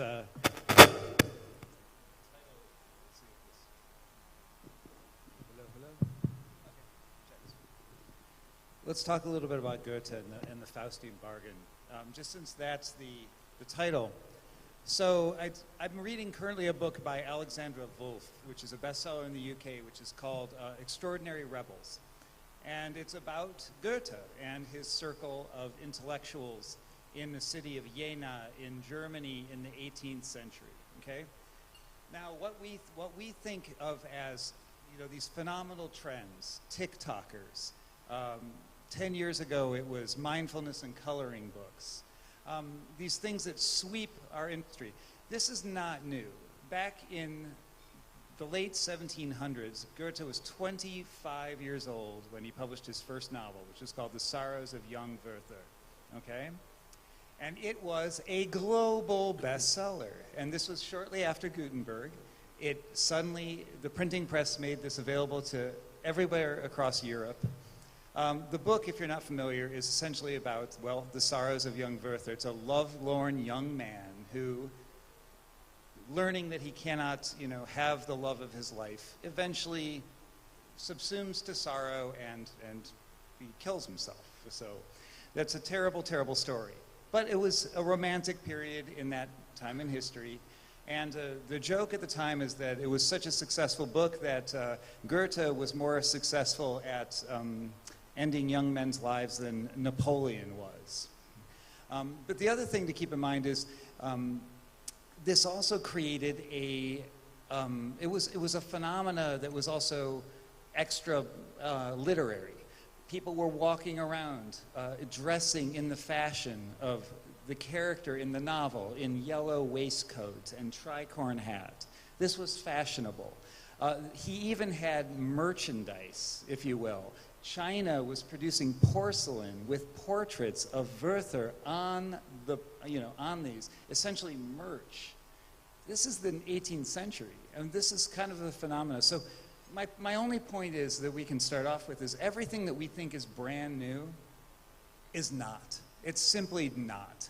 This is the trend. The trends come, the trends go. To address TikTok, I mean, TikTok is an extraordinarily powerful platform. And if we want to talk about, to answer your question, will we have a Dostoevsky, a Kafka, a Goethe without the internet? I would point to, you know, there's different ways you can play with that. And I would point to the success of an author like Elena Ferrante. You can do the opposite of promoting yourself. She is anonymous, or he is anonymous, or they are anonymous. And you can have success. Those are translated books. They're global phenomena. They've been produced on television, but nobody has seen the author. So you don't necessarily have to. What social media is all about is this projection of the self. You don't necessarily have to have that to be successful. I think that there's a lot of ways to be successful. We're just identifying the most popular one right now when we talk about TikTok. But I will say this very briefly about TikTok too, is I went to a book conference recently in Monterrey, Mexico, and it was amazing to me because TikTok was a sponsor of the event, and they did something very clever. Monterrey is a very wealthy city in northern Mexico, and they have a book fair. And they had up kiosks that you could actually walk in, and throughout the book fair, TikTokers could actually film themselves making a TikTok on site, upload it without using their phone, probably without even reading the book. I'm sure somebody handed them a book and they just got in front of the camera. And it was, it's a revelation. So it's almost like real-time social media promotion now exists. The distance is minuscule now between somebody getting something and then turning it into advertising for you on the internet. So, but I'm going to pass this along to either Richard. Okay, but I just want to follow up a little bit on that, because you bring up a really interesting point about, okay, you can have a lot of interaction on social media, but that, I think, obviates the needs of having to digest the real art, because you just need to take photos of you with, this book and that book. But I think the major theme of social media or whatever form of technology that we have is now we're being distracted from the real art. I don't remember the last time I sit down and listen to a record in its full entirety. So, okay, selling books, that's the business side of things. And if you can sell a lot of books through this means, that's going to help you with the bottom line. But with all this kind of distraction, what is the way forward for readers and authors with all the distraction that we have? It's difficult, hopefully not. I mean, it's a huge question. So ultimately, there was something that I would say, I'll say this. One is, it was pointed out earlier that, yes, when somebody gets up, holds a book and screams or cries, and this is the entire depth of criticism for the book, this is not serving literature or advancing the culture in any meaningful way. My criteria for what publishing does is advance the culture. I don't know how to identify that, I don't know how to explicate that, but I know what it looks like and I know what it feels like. So this is really about emotions. I will say this, I do think that this is a positive step forward because it engages people in our industry. Whether the book is essentially, in that case, a prop. It's literally a prop. And yes, people are going into bookstores to buy them because they need the prop. That is honestly the only reason they're going into bookstores. I've been in bookstores and I have to actually point out the TikTok bestsellers to the booksellers because they don't know what they are until they sell out of them immediately. And the readers are even surprised when they pick up the content of the book and they don't know what it's about, but they know they have to own it. But at the end of the day, maybe it sounds cynical, but anything that gets people involved with our business is positive. Period. I mean, I think let's not criticize it. Do I think that there's a crisis in long-form storytelling? Maybe. I mean, as was pointed out, half the adaptations of books or half the adaptations of Oscar-winning films are from books. So I don't think there's a crisis. I think publishing and I think reading, and this was brought up recently by Marcus Dole at the Sharjah Book Fair last week, reading just has a bad rap. It's not seen as sexy, it's not seen as aspirational, it's not seen as necessarily cool in the way that it should. I mean, I'm not saying it's seen as uncool, but it doesn't have that pop that music does, or that TikTok does, or being an influencer does. So I think if we can bring a little bit more of that It's bounce, it's pop, is what, you know. And I think, again, don't know what that is, but I know it when I see it. I can pull up a number of tweets you have from Sarja, but I will move on to Pak Ricky first. In the back room, I think you mentioned earlier a little bit about some of the pitfalls and challenges in Indonesia. So please, Pak Ricky. Yeah, thank you, Mas Taufik. Before I decided to join the session, actually I'm a bit misplaced in this forum because I'm no longer in the creative industries anymore, actually. Now my title is more to tourism business. Working 6 years as a government officer, taking care of the creative industry, there's a lot of stories to tell. Because my session, late session in the afternoon is very challenging, you know. So previously I planned to throw it.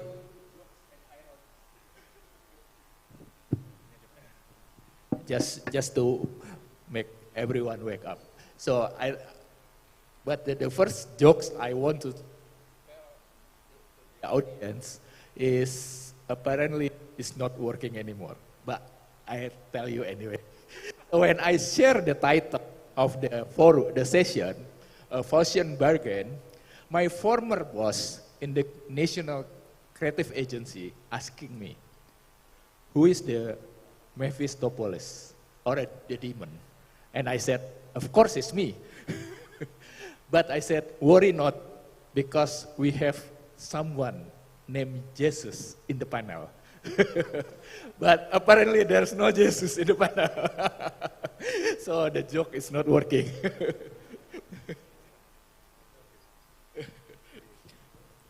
The topic about the technology, I think this is we all know that the creative industry is well known as the early adopter for technology. Every time new technology changing, I think the first adopter to the technology is mostly coming from the creative sectors, industries. And that's why we see a lot of new breakthrough from the creative industries. But the problem is, of course, when we're talking about how the new technology for the future of the creative industry challenge the ecosystem in the industry, in the country, that's always related to the policies in the government. And in Indonesia, that I can share the experience that the regulation actually in Indonesia quite advanced for creative industries. Why? Because in 2019, I think Indonesia probably the first country in the world that have law on creative economy. It's approved by Parliament in 2019. Not even the country that have more effect on economy in creative sectors like South Korea have that kind of law, but we have. But that's not directly affecting to progressing our better ecosystem in the creative industry. Moreover, even this year, we have a new regulations, the government regulation that allowed IP, intellectual property, as a fiducia, as a IP to collateral for financing to the bank, to the banking system. But of course, we need a better fundament for that. But they're already launched, I think, like 6 months ago by government, the new regulation where intellectual property can become. I think this is actually the very sexy project in the future, especially for organization that taking care of. Yeah. But technology is always now the changing of the world. The issue is always about how we can adopt to the digital transformation. And when we're talking about digital transformation, we're talking about big data. How we're dealing with, how we're preparing the new ecosystem of big data. Because it started from how you manage your big data. Because from the big data, then we've been able, better big data, make us being able to create a new algorithm that offer a new creative products, a new creative breakthrough in the future. I think now we live through new algorithm to algorithm offer in the market that give us a sense of new reality or hyper reality, but we consume it anyway. That's what happened, I think, in the market right now. We are driven by an algorithm in the market. But how to manage big data? Can put slides, first slides, please. So this is the irony of the big data. Slide, please. First slide. Oh, it's okay. So this is, I just capture what viral in social media about big data. This is ironies and jokes. Someone wrote in the Twitter that I think this is a correct one, analogy. Big data is like teenage sex. Everyone talks about it, nobody really knows how to do it, and everyone thinks everyone else doing it. So everyone claims they are doing it. So that's how big data, I think, and especially is more relevant in my country now. And there's a viral picture, two viral picture in social media in Indonesia that's showing how Indonesians deal with big data. The left one is comparing USA database and Indonesia database. And the picture in the Indonesia database actually, there's we call it nasi bungkus. That's from a food stall, hawker, a pack. If you order some food from the hawker, street food, they're pack. And there's a paper using as a pack of the food. There's a government document, strictly confidential, but it's widely available in the public. So it's not destroyed, but reused as the backup. So you can read our strictly confidential government data from the booth. So that's a joke. But this picture is really happened. And the second one, this is a joke also. When Chinese hackers want to hack database in Indonesia. And how is database in Indonesia? We still pack with paper document. How do you hack that kind of database document? But 6 years in the government organization, I'm really quite relevant with this matter, because everything we documented, like stay there like in 15 years in some, I don't know, some database, not database, but this is what we're facing. And then come the pandemic. Next slide, please. So, if as company or organization, the issue of digital transformation become hot because of the pandemic, because we cannot going nowhere. Digital transformation is years away. I don't see our company having to change anytime soon. COVID-19 make us,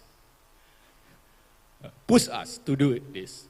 I have one example how COVID-19 make everyone easily migrate to the digital ecosystem. I don't know how prepared they are, but there's one project in Indonesia where I still involved at the time. I still in the government, in the ministry. There's a project to transform all small, medium enterprise Indonesia to e-commerce platform.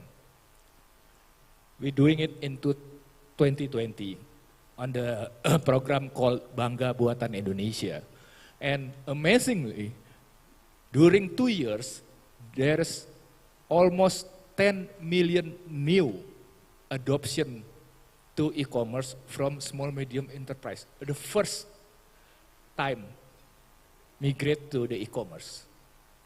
But we need to review how they're doing it now or next year probably. But the numbers is quite amazing. That's the first time they enter the e-commerce platform because of the pandemic. So everyone want to adopt this. If there's no COVID-19, probably not that. Okay.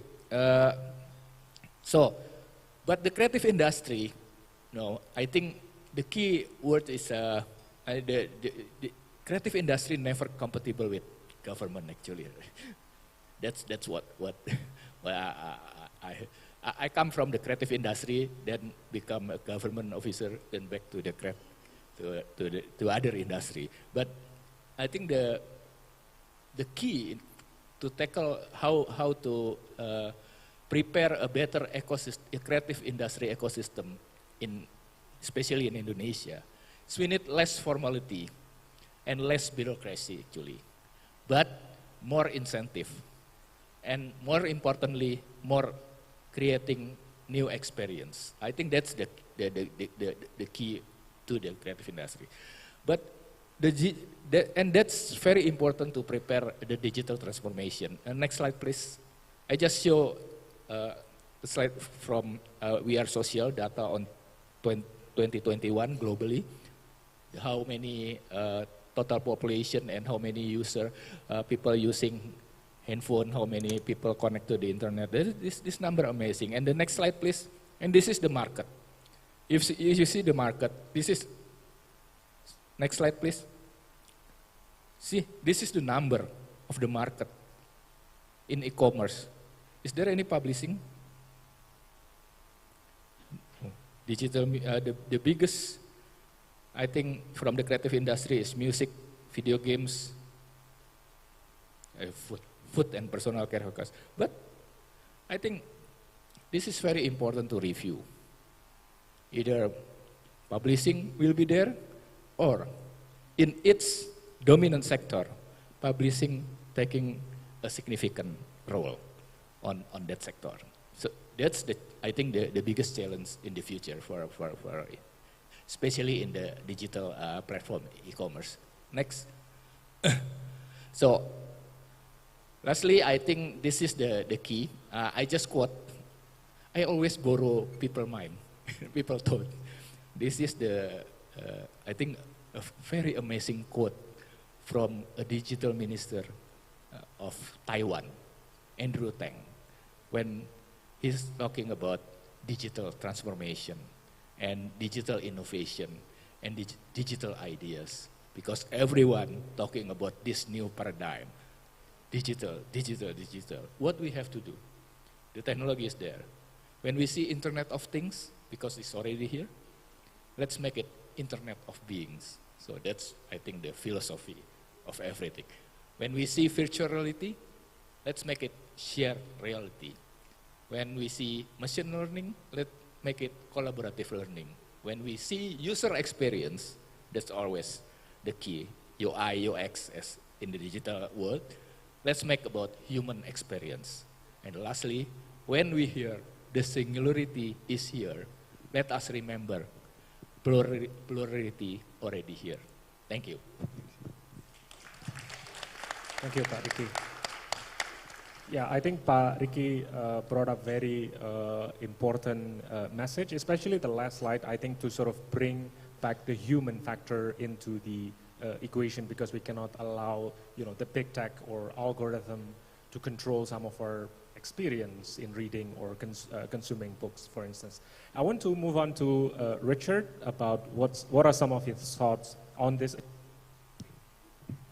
I'm suffering a little bit from imposter syndrome, which on top of jet lag makes it all very difficult. So I'm going to ask you to imagine a younger me, in fact a young me, aged 35, attending my first IPA Congress in Mexico City, Camino Real, I think, hotel.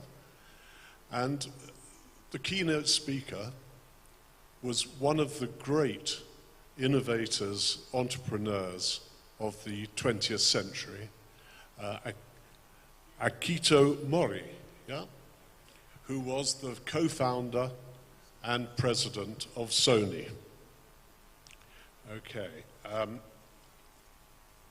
He got up on the stage and waved a very attractive disc like that, which reflected rainbow colors, spectrum, and he said, and I remember it so well, "This is the future of your industry." It was, of course, a CD, I think probably just a CD, but it could have been a CD-ROM. So the moral of the story is when the greatest technology innovator of the generation misleads the audience of the IPA Congress, we all rushed out and commissioned CD-ROM versions of every book we could think of, and that wasn't such a great idea. On the other hand, what he did was open our eyes to different ways of delivering the information that we'd been publishing, and indirectly this led to the boom in online information and everything that's gone along with that. So good and bad, but I think I want to leave you with me as a 35-year-old before I go on, much nicer than I am now. But being a sort of a well-disciplined person, I read the subject of today's conversation, and it was about the Faustian Pact. And being a scholar of limited significance, I looked up what a Faustian Pact is on that very reliable source, Google. And it is an agreement, and I'm going to edit it a bit to make it more appropriate for us, an agreement in which a person abandons their principles in order to obtain knowledge or wealth. Well, the thing is, that's exactly what publishers have been doing ever since they began. We trade-offs. We make trade-offs every day of the week. We allow booksellers to return books to us which haven't sold, in spite of the fact that we thought they had been sold.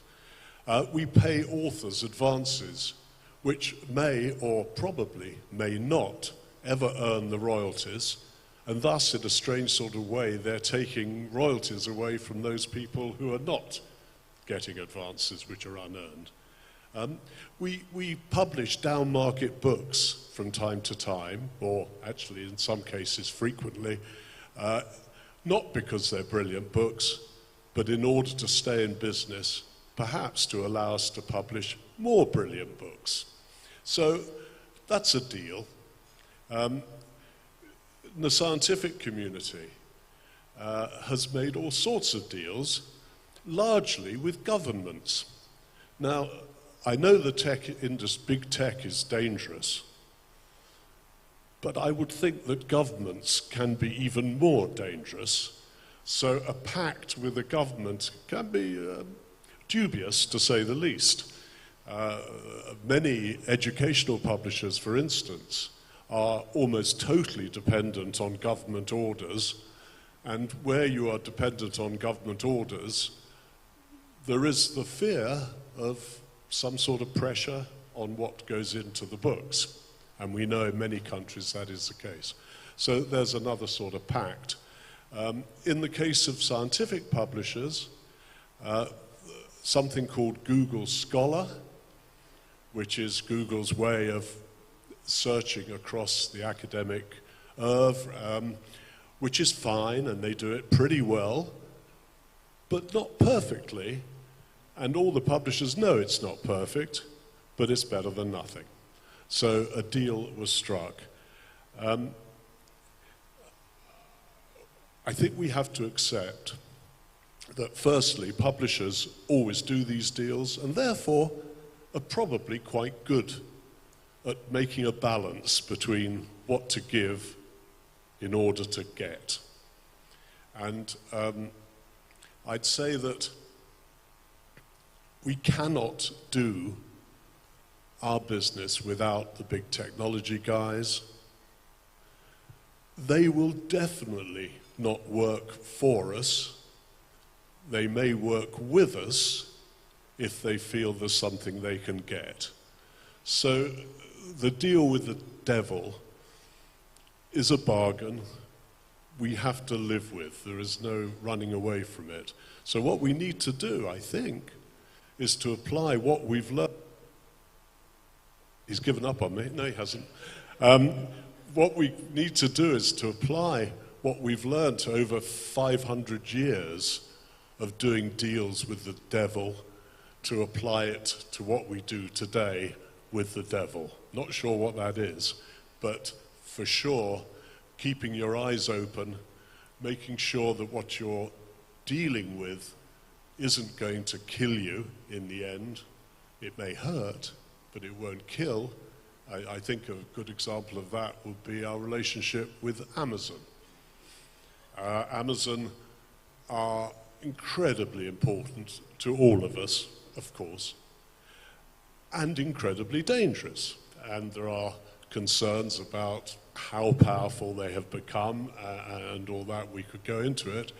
But at the same time, they haven't put any of us out of business. And indeed, particularly during the COVID crisis, they kept us in business. So we have to learn how to work with, not against, but for God's sake, look after your intellectual property.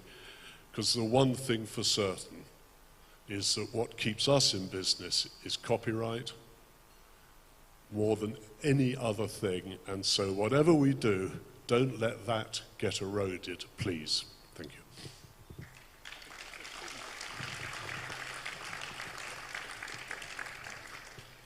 There's so many different directions that this conversation can go in, which is really interesting. And that's, you know, because I'm thinking about this, you know, these Faustian bargains. And one of the things that comes up a lot is, it was brought up earlier, I want to speak specifically about Indonesia.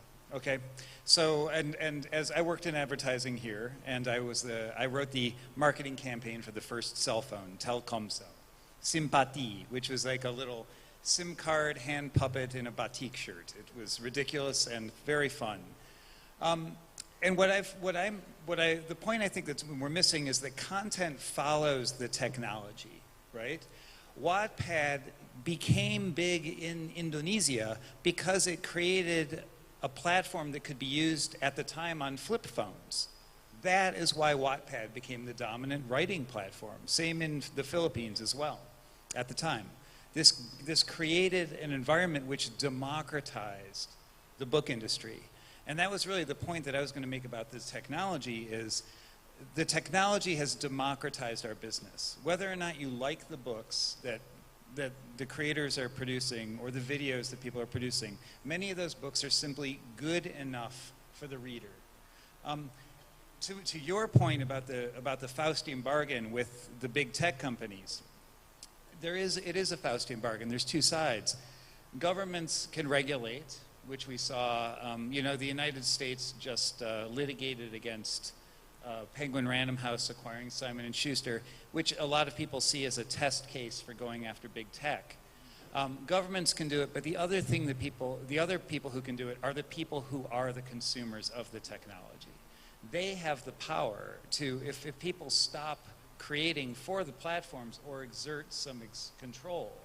So I think people, and I think as the organizations in this room who defend copyright and freedom to publish have a responsibility to make that clear to the authors and the creators and the publishers that they have power in their hands to fight back against the technology or to at least exert a response. TikTok has come up many, many, many times today. TikTok is a Chinese-owned platform, period. Do not forget this. They can censor whatever they want, and they do. What has been interesting, though, as a consequence, is, and I'm not saying that the U.S. technology platforms are any less invasive. I mean, but they're certainly not as overtly censorious as China. It's also had a consequence where the creators have gotten extremely creative, and the Chinese censors will ban people from TikTok arbitrarily based on the content of their video, because it might allude to whatever thing has offended whatever official who happens to be looking at that on the day. But the creators have adapted, and they quickly adapt their own language, their own codes to communicate this. And again, I don't want to say this is new. Anybody who lived in Eastern Europe under the former Soviet Union, the writers did exactly the same thing. The playwrights did it, the TV creators did it. So this has been ongoing throughout history. But I don't want us to give in to this idea that it's government or big tech that has the ability. And you know, we talk a lot about representation and inclusion. And I think when we talk about representation and inclusion, we need to think about the creators as being representative of that. And I often say freedom to publish isn't just a prison, it's not a physical prison, it's a mental prison. So freedom to publish, if people feel empowered to publish by technology, that frees them from that mental prison. That fosters freedom to publish. And that's something that I think, as the representatives of the publishing associations in this room, you don't just represent the business of publishing, you represent the spirit and the creativity and the motivation that gets TikTokers and parents and grandparents who are telling a story to their grandchild that's going to turn into a memoir 20 years down the road. That's creativity just as much as somebody producing you know, a poem on Instagram and publishing it as a book later and becoming Rupi Kaur, who is now the best-selling author in English on the planet. So, you know, these things can produce some enormous results. So at least that's my feeling about this kind of conversation that we have in this context. You want a little bit, add a little bit on that? Because if not, I want to go back to Richard, and especially on, you mentioned something about, and this is, I'm speaking from my personal experience dealing with the tech giant, negotiating with them. And this is a negotiation, and you sum it up perfectly, that we negotiate from a position of weakness because the alternatives are even worse. So probably my question is, has there been a time, or was there a time in the past where we can have a stronger position to negotiate with Akio Morita, or in the past we have a stronger position? Is this working? Oh, yeah. Yeah. Well, I can think of one example from the past, which was Google announced that they would digitize the contents of the world's libraries without prior permission to digitize that material. And this struck me at the time as a huge threat. Indeed, it was the wrong side of the bargain. And even though we loved Google for all sorts of reasons, that was a step too far. And the industry screamed and hollered, and there were a couple of legal cases. But I don't think it was the legal cases that won the argument. It was the screaming and the hollering that made it clear to Google that they had taken a step too far. They've never admitted that, but the Google library is not what they had envisaged. So I think, actually, slightly to Ed's point, we do have power, we can use it. And it wasn't the publishers, I mean, it's partly the publishers, but it was the authors who wanted to protect copyright in that instance. So, yeah, you can win. Not always. What about the government? And probably Pak Ricky can jump in on this issue as well, because we have talked a lot about the big tech, but I think Ed mentioned about, you know, also the role and the intervention from the government, and also should we negotiate with them if there's an effort to sort of crack down on the freedom that publishers have, for instance? Well, I'm going to tell a story, but I won't name the country involved because otherwise I'd go to jail. We were setting up a business in a country, and our internal lawyer said, "Are we sure that this won't lead us into any corrupt practices which might get us into trouble?" So we queried it with the managing director in question, and he said, "Oh, it's okay. There is a lot of corruption in this country, but we don't intend to work with the government, so we're all right." I'm not going to name the country. Well, I mean, if we're going to talk a little bit about governments and their ability to intervene, I'm going to just go back in time again, because again, I feel like we're always looking right in front of our nose. And this is in the context of the IPA, and it's on the sign right outside. 1886, the World Book-Related Developments, the Berne Convention for Protection of Literary and Artistic Works, first signed by, and listen to this list of countries: Belgium, France, Germany. Okay, fine. Haiti, Italy, Liberia, Spain, Switzerland, Tunisia, and the United Kingdom. Let me repeat that: Haiti, Liberia, and Tunisia. I mean, this goes to show that this has been part of the DNA of nation states all across the world. Liberia, Tunisia, Haiti. These are not countries that we immediately think of as publishing powerhouses that, you know, are dedicated to freedom of publish. It just goes to show that we all share the same values, and if we have a collective voice, we can raise that. Governments do have a responsibility. I mean, the European Union and European Parliament has been very active in trying to combat hegemony by big technology to take over essentially the book publishing business. You know, France, the Lang Law and the fight against Amazon has been, you know, has been pretty interesting. And, you know, Amazon has this clever situation where the French litigate and they say you cannot ship books for free, you know, because they're trying to empower their independent booksellers. And Amazon says, well, that's adorable, so we'll ship everything for 1 cent, 1 euro cent, right? Finally, this year, the French came around, and eventually, over time, they passed another law that said, no, you can't do that as well. So it does work. The wheels of government are slow, but if you combine the wheels of government and, again, the voice of the people, and I may sound like a ridiculously high American idealist because the Democrats actually didn't completely fold yesterday in our elections,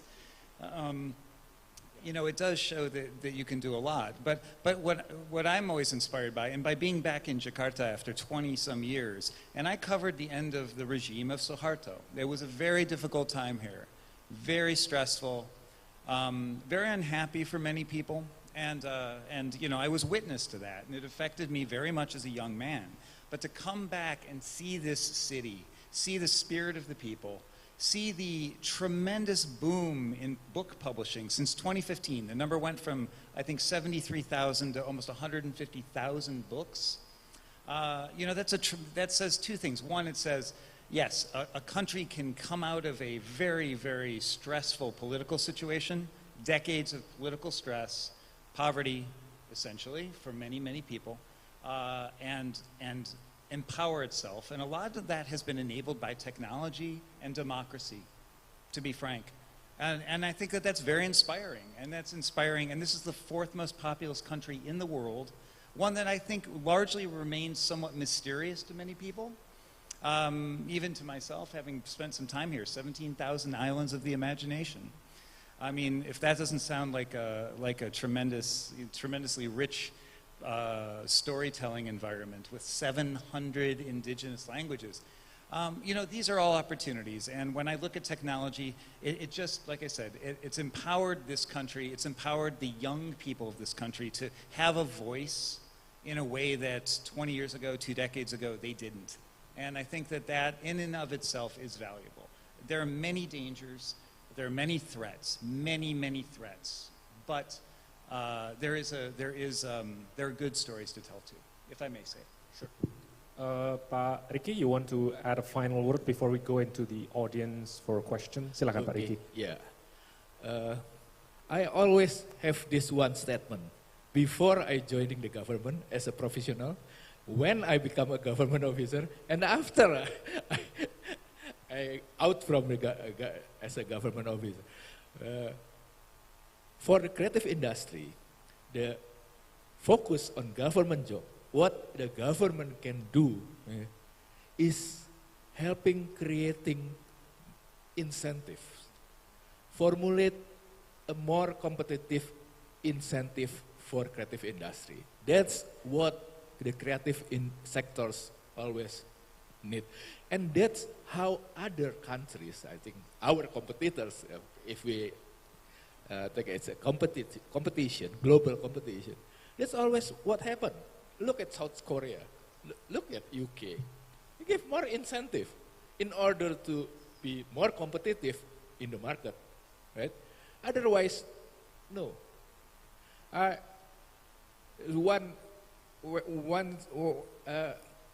When I, on the first day, stepped into as a vice chairman of the Creative National Economy Agency, I talked with some of old government officer, and he said to me, Pak Ricky, our kopi is famous, enak sekali, it's very good, and very diverse. You can have our best coffee from Aceh to Papua, from the west part to the east part. But why there's no coffees, Indonesian coffee shop everywhere in the world? I said to him, Pak, if as the business is eligible, I believe all the big name coffee shop, Indonesian coffee shop, already have a feasibility study, but the business is not good if they open in Tokyo or in Singapore or in New York, if there's no incentive, because it will be too expensive for them. It's not right for the business. No one doing business to lose the profit. Otherwise, it's a charity program. So I said, we need to create incentive. How competitive the incentive they need in order for them to compete. That's, I think, what's the rest is just the creative industry. I think, like what Ed said, we have 17,000 islands. How many languages? How many suku? Yeah, there's, I think, billions of content that we can create for the market, actually, especially in this era.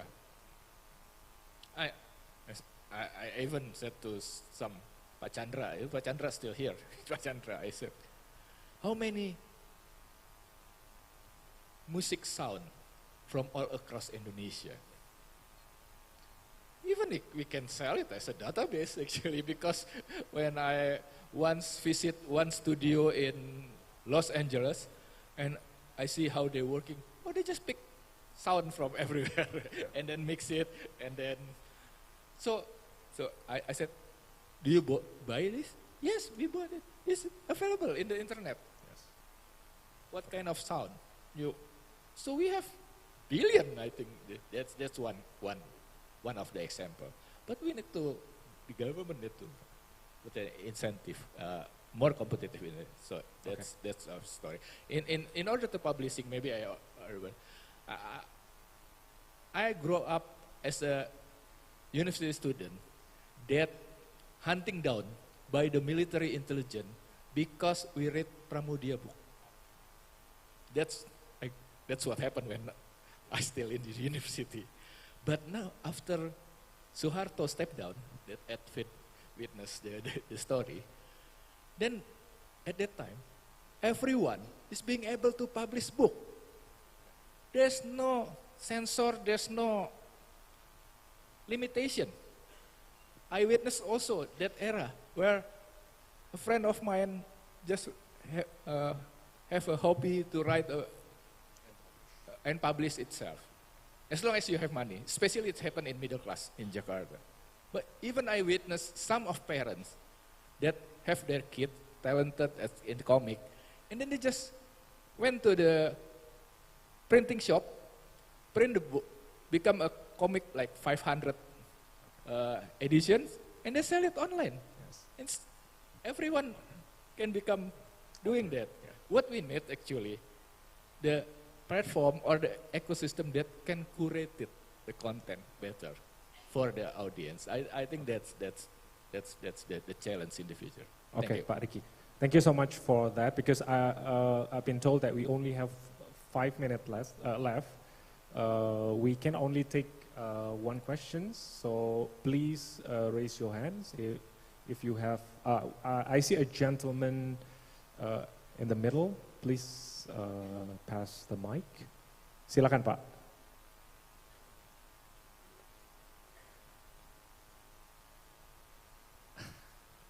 I can give my mic, but it's a bit too far away.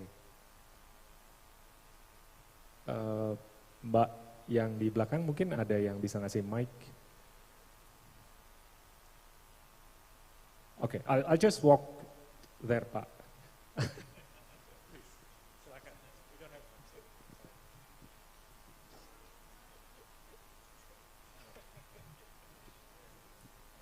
Silakan. Please. Yeah, we still have one question, time for one question. Please. Thank you very much. My name is Ser Ali from Pustaka Nasional. I'd just like to ask the panel's ideas and views about the role of publishing industry and its future in the metaverse. Thank you. Sorry, can you repeat the first one, Pak? Metaverse and what? The role and future of the publishing industry in the metaverse. Metaverse. Okay, so the role of the publishing industry in the metaverse, whatever the definition is. Please, Pak Richard. I can answer it very simply, because I neither can understand what the metaverse is, nor do I know what blockchain technology will do for me. So the answer is I haven't the faintest idea, but if we publish well, we'll survive. Honestly, I'm again a little bit of a dumb optimist about this, but a couple years ago I was invited to be a contributor on a video game that Ubisoft, which is the French video game company that creates Assassin's Creed and Tom Clancy. This was a video. I worked on a Tom Clancy-based video game. It was an utter failure, but it was an extraordinary experience because it was a $200 million game. Okay, this was a game that literally cost $200 million. There were 400 people in a room this size, sitting in front of computers, all writing. And the storyboard for this game, which was supposed to be 3 games, it was called Ghost Recon Breakpoint, if any of you want to watch the trailer, which I wrote on YouTube. The storyboard would have taken up this entire wall. It was an extraordinary experience because we were talking about mapping out 280 hours of gameplay. And that's something extraordinary. So the storytelling capacity of video games, and I'm not talking about the metaverse, which I think is just the next step of video games, it's an immersive, is tremendous. So if you have an interest in it, and again, it's the ancillary businesses. It's the business. I always say, when I joke when I set people up on dates, I said, you're not going to fall in love with the woman or the man I set you up on a date with. You're going to fall in love with the person sitting next to them. I think publishing is relationship to the metaverse and the internet and technology in general isn't about books necessarily. It's about everything that's next to books, that's ancillary to books. Video games, social media, all the subjects we've been talking about. And I think the metaverse is really the next step. As much as we don't want to admit it, I think all of these things are going to live in the same ecosystem, much like ebooks and print books. But it will happen. It just will happen, I think, at the end of the day. And I think it's an extraordinary opportunity for storytellers. In the case of adapting books to movies, that's kind of makes sense. But is it really worth doing with all this new technology? Something that can support the ecosystem. Is it really worth doing or worth investing in? Well, that's, I would suggest, is not for the publishers to decide. It's for the games manufacturers to decide. And they'll do their profit and loss accounts and they'll work out whether it works or not. I think what we must do is to create, as you say, the stories, or help create the stories which can be adapted. Exactly. I mean, again, Ghost Recon was based on Tom Clancy. These came out of books. Assassin's Creed is all based on history. So you have, these stories are coming out of essentially the same raw material as book publishing does. So they're not that far apart. They're cousins, if anything. Okay, unfortunately, we're out of time. I think the clock all zero out there. So, yeah, it's sort of indication that we really have a very interesting, lively discussion about, you know, the kind of Faustian bargain that we have to do constantly. And I think Richard mentioned this, that we have done this since the very beginning. And I think I can sense that there's sort of a pessimism, but I think I can see that I think Ed talk a lot about things that sort of give us reason to be optimistic about the state of the industry for years to come. And Pak Ricky mentioned, I think, something about and this is typical developing countries, but that I think the government can still play, you know, a sort of moderately, you know, friendly role towards, you know, supporting the creative industry. I think we should end on that cautiously optimistic note. Thank you for everyone on the panel. I think we should give them a warm applause. And for every participant, please enjoy Jakarta. And if you haven't been stuck in the traffic, you have been in Jakarta. So please enjoy also the traffic. Thank you.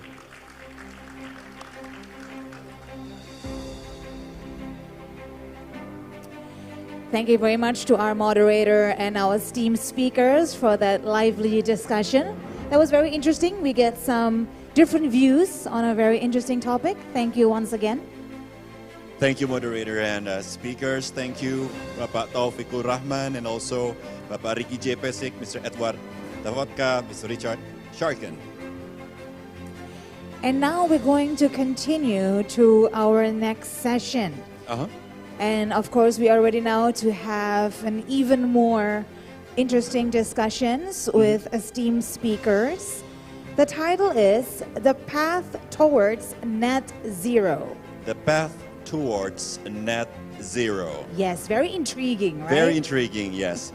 But before we start the discussion with our moderator and our speakers, at first, we are going to present you a very special video this afternoon. And this is a video from Professor Zakri Abdul Hamid, and we hope this video will be a good start of the conversation. Okay. And Professor Zakri Abdul Hamid is a past advisor to the UN Secretary General and also a Chief Science Advisor to the Malaysian government. And currently, Professor Zakri Abdul Hamid is at Egypt for the moment for the COP27 representing the Malaysian government. So, ladies and gentlemen, this is the video. Greetings from Sharm el-Sheikh, where I'm currently attending COP27 as a special representative of the Prime Minister of Malaysia. As we are all aware, COP27 is a crucial meeting which needs the attention of all the member states of the United Nations. What we are going to decide during this meeting will have deep repercussions on how we are going to survive with the onslaught of climate change. Ladies and gentlemen, sustainability is a very serious problem. I've been a student of sustainable development since 30 years ago. I was a participant of the Earth Summit in 1992. I was, as a young man, was very excited then of the aspiration of the international community. Agenda 21 was a comprehensive document that outlined the roadmap that we need to take to ensure a bright common future for all of us. But, ladies and gentlemen, that rhetoric was never fully implemented. 30 years down the road, we have observed that a target of keeping the global temperature of 1.5 degrees Celsius may not be guaranteed.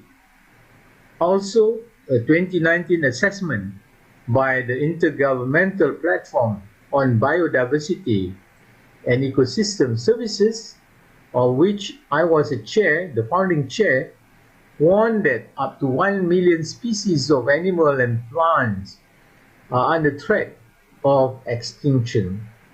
All this due to our unbridled human activities, which started a long time ago, but made worse during the last half-century. As with most of the cases, the most affected people are from the global south, although the causes of such degradation originated from the global north. We were witness to the recent floods observed in Pakistan and some parts of Africa, which were the result of climate change. Of course, on paper, there is agreement to provide new and additional funding to people in developing countries to adapt to such calamities. But ladies and gentlemen, in reality, those agreements are seldom fully adhered to. I believe one of the reasons for this is the lack of awareness among our citizenry, our global community. For most of us, we are still blissfully ignorant of this existential threat that may eventually destroy our civilization. It is in this context I fully endorse the actions taken by a group like yours, the publishing industry. You have the means to change the mindset of billions of people living today. As they say, the pen is mightier than the sword. I wish you the very best in your conference. Thank you.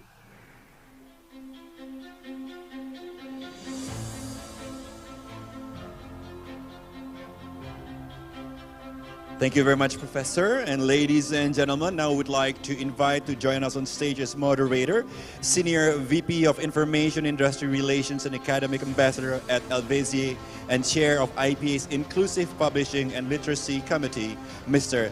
Michiel Coleman.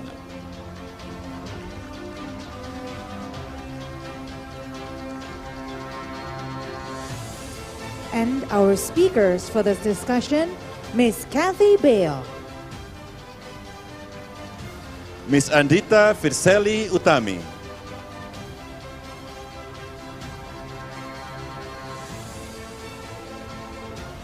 and Mr. Jörg Engelstadter.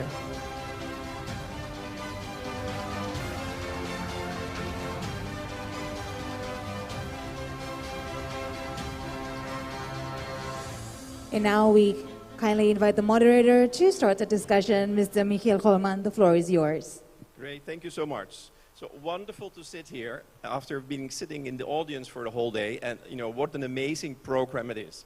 What I also really like is the simultaneous translation for the people who are deaf or have hearing problems, and also the translation in Bahasa Indonesia. Very inclusive, so well done, well organized. So we're here at the end of day one, and what of a better way to end our first day together than to focus on one of the most important topics that we're facing today, which is sustainability. And it's also especially relevant as we're here today, gathered in Jakarta, which is ranked as the world's most environmentally vulnerable city. Pollution, heat waves, earthquakes, and flooding are key threats to the residents here. But it's not only in this city It's everywhere in the world. Everybody is feeling the effects of climate change. In fact, a recent UN study showed that everybody in this room is feeling the effects of climate change because it's now occurring at every continent across the globe. Our session today is going to zero in what climate change is, what actions can be taken, and indeed start a conversation about how we all must chart our own paths towards taking action on climate. Let me first put it a bit in the IPA context. We've heard from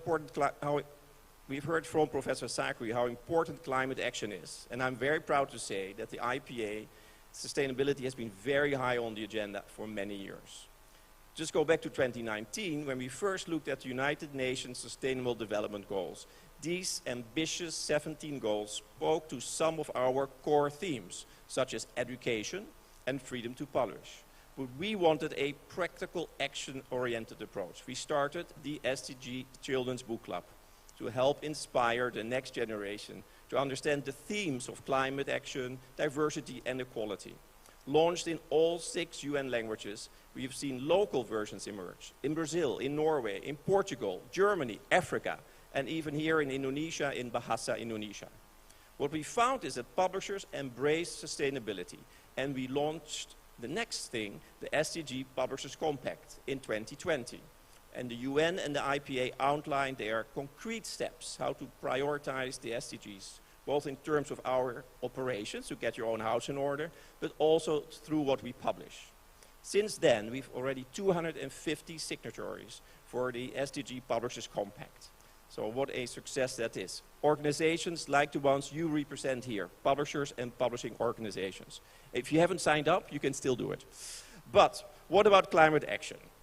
How does our sector address the environmental impact of the books we produce? 1 year ago, the IPA convened the leaders across the entire book chain to discuss this very point.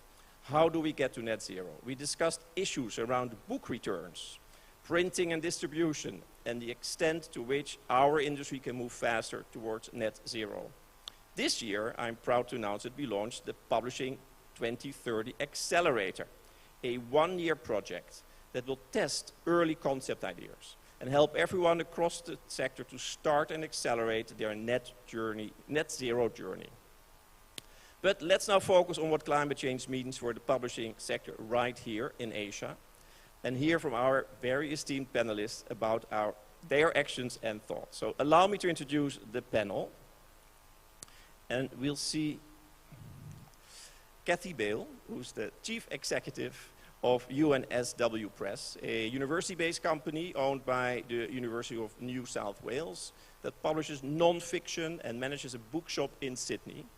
Its New South Books sales division represents leading publishers in Australia.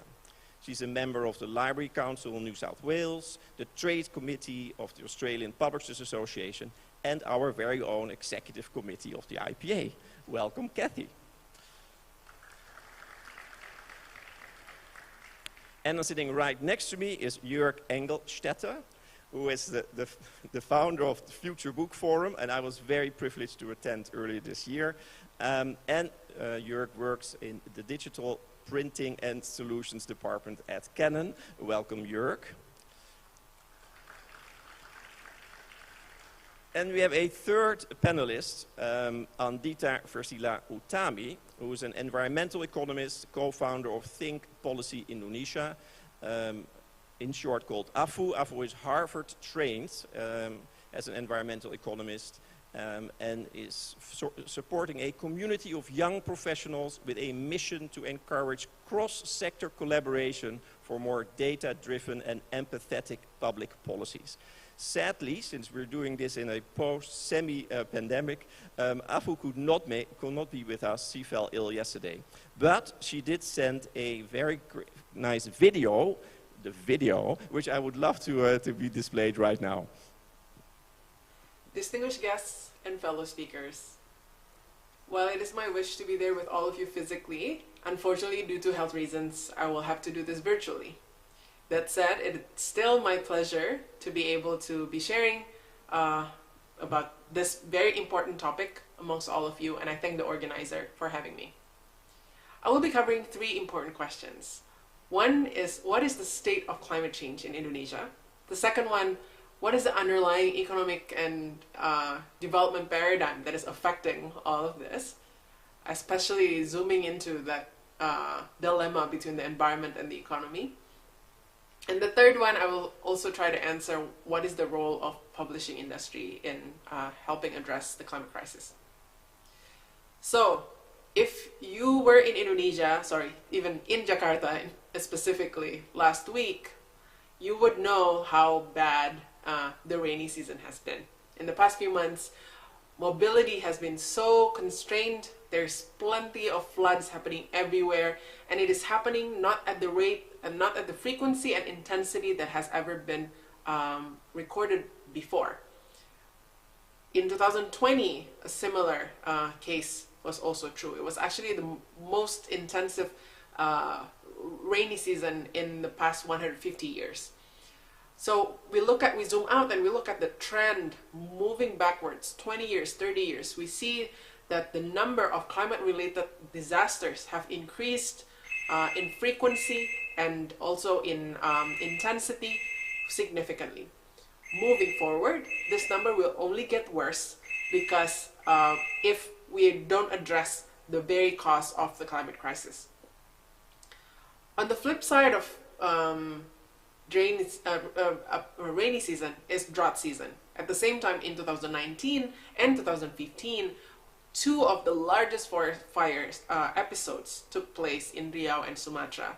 A friend of mine actually said that it was so bad he could not even see his own family in his own house. So if a family member stands more than 3 meters away, he simply couldn't really see them because of the haze. Many of agriculture districts have experienced harvest failures. I receive a lot of DMs talking about this. The data just shows the evidence that more action needs to take place. Even though there has been some actions, it is not happening at the scale and speed that is required. So that's part of the reason why many activists keep pushing, especially because this week is also the week of climate COP or COP negotiations in Egypt. Now, one of the fundamental reasons of why change is happening really slowly is the very underlying paradigm of economic development. Our fetish towards GDP growth, which is oriented towards consumption, more consumption of goods, more production of goods, and more investment just for consumption's sake, right, is the source of the problem. Because the very drivers of emissions are our economic activities. If we could not stop for a second and ask ourselves, what is enough? Where is the planetary boundaries that simply overshooting them will create ecological disaster? If we don't seriously think about that, and we simply care about and further fueling economic development through consumption and consumption only, then for sure we will not get to where we want to be. Now, a professor from Oxford, Kate Raworth, come up with the term donut economics. She said, instead of looking at growth as this infinite, linear line, think about or redraw development as a donut, right? Within the inner circle is what she calls as the social foundations. This is a condition where we want to make sure that everyone has access to the key resources that they need. Food, energy, so have you. At the same time, we should also be aware of the outer ring, which is the planetary boundaries. The scientists already define what the carbon budget is that all countries have to meet. So how do we make sure that we don't surpass that?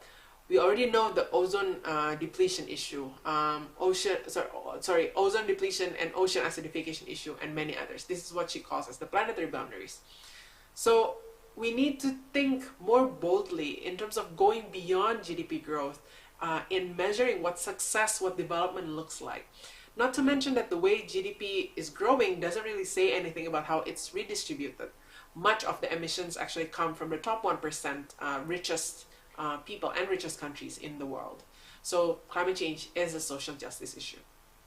Now I move on to the final question, which is, what is the role of the publishing industry? And I want to break this down into 2. One is in terms of, internally what the in terms of operations and value chain, but secondly also the publishing industry as a platform to create narrative and awareness. Right. So clearly, internally, there are many different sustainability standards that the publishing industry can start meeting. We need to use better certified, paper production, pulp and paper production like the FSC and others. We need to make sure that along the line of production, we also are protecting the labor with, decent jobs, decent wage, and all of that. And at the same time, also transitioning towards renewable energy. Like maybe we can reimagine a publishing industry that 100% powered by renewable energy, be it solar or others. Now, at the same time, more and more publishers also have thought about how to combine their kind of physical-based industry with a more digitized based platform. And this can significantly reduce emissions or material footprint that we use. Well, it depends on the big picture and the life cycle assessment, but I will not go into that. But I think really a smart combination of both is critical. Finally, you have the power to curate the kind of content that your audience are reading, right? As the publishing industry, you can choose what stories goes up and what stories gets to be known by more people and what stories don't. Recently I've seen that more and more literature on the climate crisis issue, on donut economics, on degrowth topics have started to flourish, and it's great. And I think there's so much more that can be done.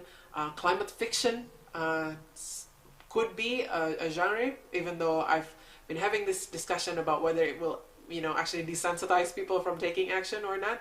But certainly there's space to explore in terms of how the literary industry can create more broader awareness on this topic. So my ask for all of you here, albeit not being there in person, is that as we go out of this room, try to ask ourselves, what can we do differently? What power do I have, within the limited power that I have, that I can do things differently for or to address the climate crisis? My name is Andita Utami. I'm an author of a book recently published called Menjadi. I'm also an environmental economist, and it's my pleasure to be here. I thank the organizers for having me. Great. So the stage has been set, clearly, and we're going to talk about sustainability and climate action. And before I'm going to ask some questions to my very esteemed panel, I want to ask a question to you, because I must first commend you that I see very few people on their phone. And this is the last session, so, good energy here. But I would like you to raise your hand if your publishing house, your publishing organization has a strategy, a policy around sustainability and or climate change. So is there anybody? I see a hand going up there. Yes, yes, more hands going up. Very good. Some in the back. All right, so it's a bit sporadic. I was also going to ask then a follow-up question. Has it already been implemented? But I see hands going up. Okay, little hesitation there. So room for improvement. Okay, so great. Let me start with the first question. No one can get to net zero all by themselves. We need corporations across countries, across sectors. So I want to ask you, for your experience, how does a whole sector effectively address climate action? What needs to happen? And let me start with Kathy first. Okay, well, it might seem an obvious point to make. We're here in Jakarta at the IPA Congress, and what a beautiful welcome we've had from our Indonesian colleagues. But we're here with a network of publishers and publishing associations. And I think that this is the most effective way to work together. We've got these pathways and channels. We've also got library networks, which are also very powerful. So this is a place to start. I'm very confident about the book industry's ability to create and license and promote content on environmental issues. I mean, we're used to doing this globally. We compete as well for the best books on these subjects. But where cooperation is required is in setting international standards and targets on sustainability. We need to find ways of tracking the environmental impact of our activities and measuring the success of new initiatives. And working through the publishers' associations and these networks is one way we can do it because it requires a lot of communication, also with third-party providers, you know, with our printers, our distributors. There are so many sort of points along the supply chain. And when we're mapping the environmental impact of publishing, we've got to take into account so many things, the materials that we're using to produce our books and package them. We've got to take into account the waste, how we're recycling our books, our use of gas and electricity, and then there's the carbon emissions from transport and shipping. So, you know, we can come back to this sort of question about how we can work together sort of more effectively, but I feel very confident that we've already got the pathways there through the IPA and our publishing associations, and it's a very good place to start. Thank you, Kathy. Jörg, any opinions from your side on this question? I think it's very nice that you also touched on this supply chain, and I think we need to have experts, and it was 2 sessions before where Pedro was talking about he needs to change the way how he addresses his, let's say then, consumers. Yeah, so, and I think this is how we can collaborate, and technology, I have to say, and I'm not a publisher, I'm running the Future Book Forum since nearly 10 years and have lots of experience, and we have lots of people stimulated during these years. But I've seen that technology is not really there in lots of the publishing houses. And it's nice that Rachel raised her hands, and I would say probably the others raise their hands are bigger publishers. But I think what we are missing is small and medium-sized publishers, publishing houses that don't have the opportunity to invest in big technology. So we have to make it simple and easy, to accessible also for others. And I think the supply chain needs to work together. And this is what I think we start with this, and we come back to this in a minute probably when we talk about the Publishing 2030 Accelerator. What I'm really excited about it, but we need to talk to each other, and there needs to be trust, and I think it's confident, and let's get started. So that's what I think is this collaboration across this industry.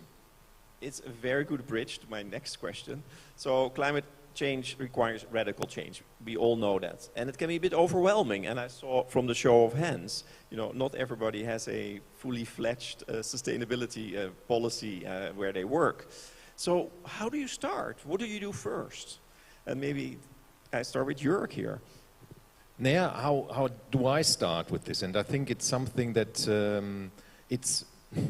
you have to start by yourself. And you have to convince your company, and I have to say within Canon we have the KOC, so we do something for the better world and for the better good, and but it's for the individuals, and that's what I'm thinking about is how can we help people to do their business a little bit different.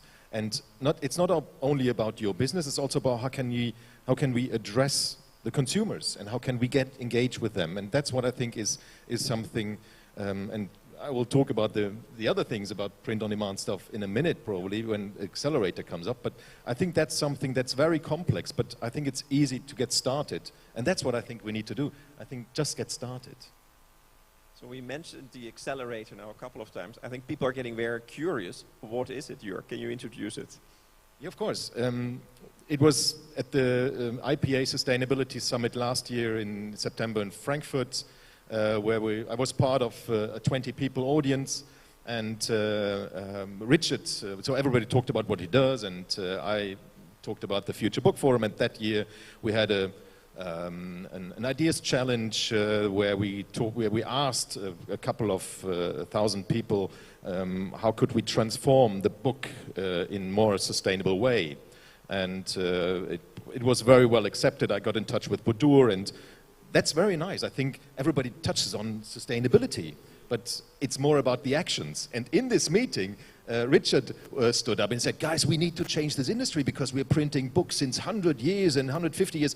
ship them in warehouses, praying we're going to sell most of them, and ship them across the world. We get some of the books back, and after a couple of years, we throw a percentage away. I was surprised how many books. And he said, actually, print on demand is an option. And what I thought is it was very nice. And after this meeting, we had we took a picture, and Rachel and I, we talked to each other. We said, how can we make action?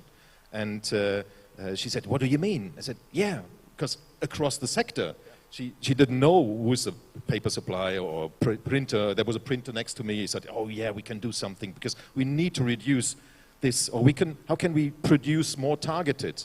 And I think it's a very complex system where its data is needed, and how can we really analyze what we do, and how much do we produce? And that's what I think is very important. And we started now with the accelerator, because an outcome of our ideas challenge was a QR code from a student in Salzburg, and he said, how sustainable is a book? So he put a QR code on the back of a book.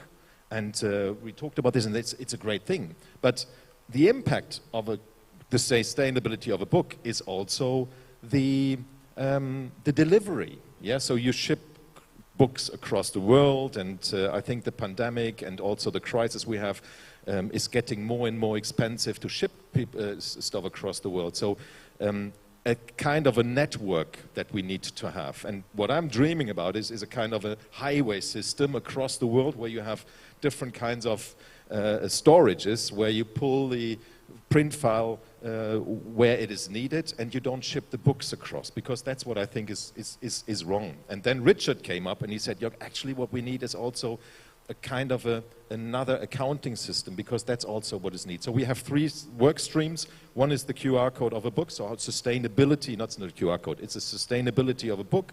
How can consumers think about this? And talk to your people who thinks a book is not sustainable.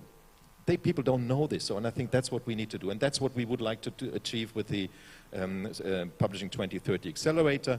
And this is influenced by the distributed printing network, so we have nearly 40 people supporting us. Yeah, so it's a work group that has started at the Future Book Forum in May this year, and it will end in 21st and 22nd next year. And in between we try. So we don't want to discuss, we don't say, hey, that's great, we should do this. No, it's a group of people and we work on this. So work stream 1 with Rachel, we're working on the sustainability of the book. In the work stream 2 with me, there are lots of different publishers, different associations. There's even a paper manufacturer, there's software companies, and they all say, hey, let's give it a try. So that's the Publishing 2030 Accelerator, and the link is on the IPA website, and you're more than welcome to ask Rachel or me about this, because we need to have more people. And you asked what can we do, and I think it's to start, and that's what we did with the Publishing 2030 Accelerator. We started with this, and I think we all share with you the outcomes. You can take this then to your place, and because it's actually really about small and medium-sized publishers, how can we help them to grow this business and also participate to be more sustainable? And can I dig a little bit deeper here? So, of course. One of course of the project is the specific carbon footprint prototype of one individual book, and that was kind of presented at the Frankfurt Book Fair. Do you want to tell us a little bit more how that worked? What was the outcome? It was very nice, but I was standing there with Rachel, and in the first row was Jesus Badenes, and I saw him was sitting next to Budi, and he took his phone because Rachel had the book, and he scanned the barcode. He said, "Wow, cool!" Because come on, this is what we need. We need to make people. What do you see when you scan it? You see how I think there are 5 different factors that have an impact to the sustainability of a book, and then it's comparable with how you could see how much time you spent watching TV in comparison, so and how much hours you would drive in a car. So it brings it in a perspective, and I think that's what we need. So I think it's something to communicate to the customers and consumers. that there is a sustainable impact in this book. And it needs at the end, and I think this industry needs to upsell their services. And that's an opportunity because people like to buy local. Yeah, so even here in Indonesia, people like to buy products from Indonesia, and they might pay more for this. So it's an opportunity I think that we could use, and this is what we could have with this. I don't know if it's at the end a QR code or it's something like a nutrition score, but that's what we need. I also thought it was super interesting because you get, for instance, the carbon footprint. It could be 1.2 kilos. And then you look at the next book and it's 1.7. And I can imagine, you know, you do it another time and it's like 3.5 and you think, wow, what went wrong here, right? All of a sudden you have the awareness that this book has a particularly high carbon footprint and you might want to kind of investigate like something went wrong there. I mean, did we really print it in China and then ship it to the US and then decided, oh, actually it should be in a warehouse in Europe or something like that. So I thought it was really intriguing and very well received. You also mentioned now the distributed printing, and of course that concept is also very attractive. I know of a large science publisher, which I will not mention by name, but we ship, we print in China for our journals. We wrap them all up there, then they're flown in a plane to the US, and then distributed there. And I'm also pretty sure not all of them are read. So, I mean, super frustrating, of course. So if you could have a better model there and really print locally, it seems to be so attractive. But I was listening to you and I think, well, Jörg works for Canon. I mean, are you going to kind of push us to the Canon solution, or No. is it something that we can all use because maybe I like HP better or another provider? No, what we need, and I think it's something, it was very nice. I went to the, I've learned this industry for a couple of years now, and I went to see a small academic publisher in Frankfurt, and I was talking about this, and at the end she said, yeah, but my books need to be printed in offset. And I thought, wow, why is that? And I think that's what it is. So it's more an awareness. What we would like to do for printing on demand. That's what Richard said. So there is an opportunity to do this. And I think when we were in Frankfurt, we were also on a panel. And you said this, come on, it's even worse. You ship books to Australia from England. Yeah, so, and at the end they're not sold. So you ship them back to England, sitting for a couple of years in the warehouse anymore. And then what do you do with this? So it go in landfill. Yeah, well, actually, we've been printing books on demand in Australia for more than 10 years. So it's actually been going on for some time. But I think the environmental agenda has really shifted this along. So while we talked to publishers around the world who wanted to sell their books in Australia, we would say to them, okay, send the digital file, we'll print it for you locally. There was not much incentive to do so. That changed with the pandemic and all the disruptions in the supply chain during the pandemic. And the environmental agenda is changing it as well, because everyone's realised that this is actually the sensible thing to do, that even though it might cost more to do the shorter run, if that's all you need, and Afu was talking about this before. If that's all you need, that's all you print. We don't want to stack up books in a warehouse and then pay exorbitant storage costs. So we've been working on these sort of systems for many years, in Australia, but it's definitely changed in the last few years, and we're going to see a lot more of it, I think.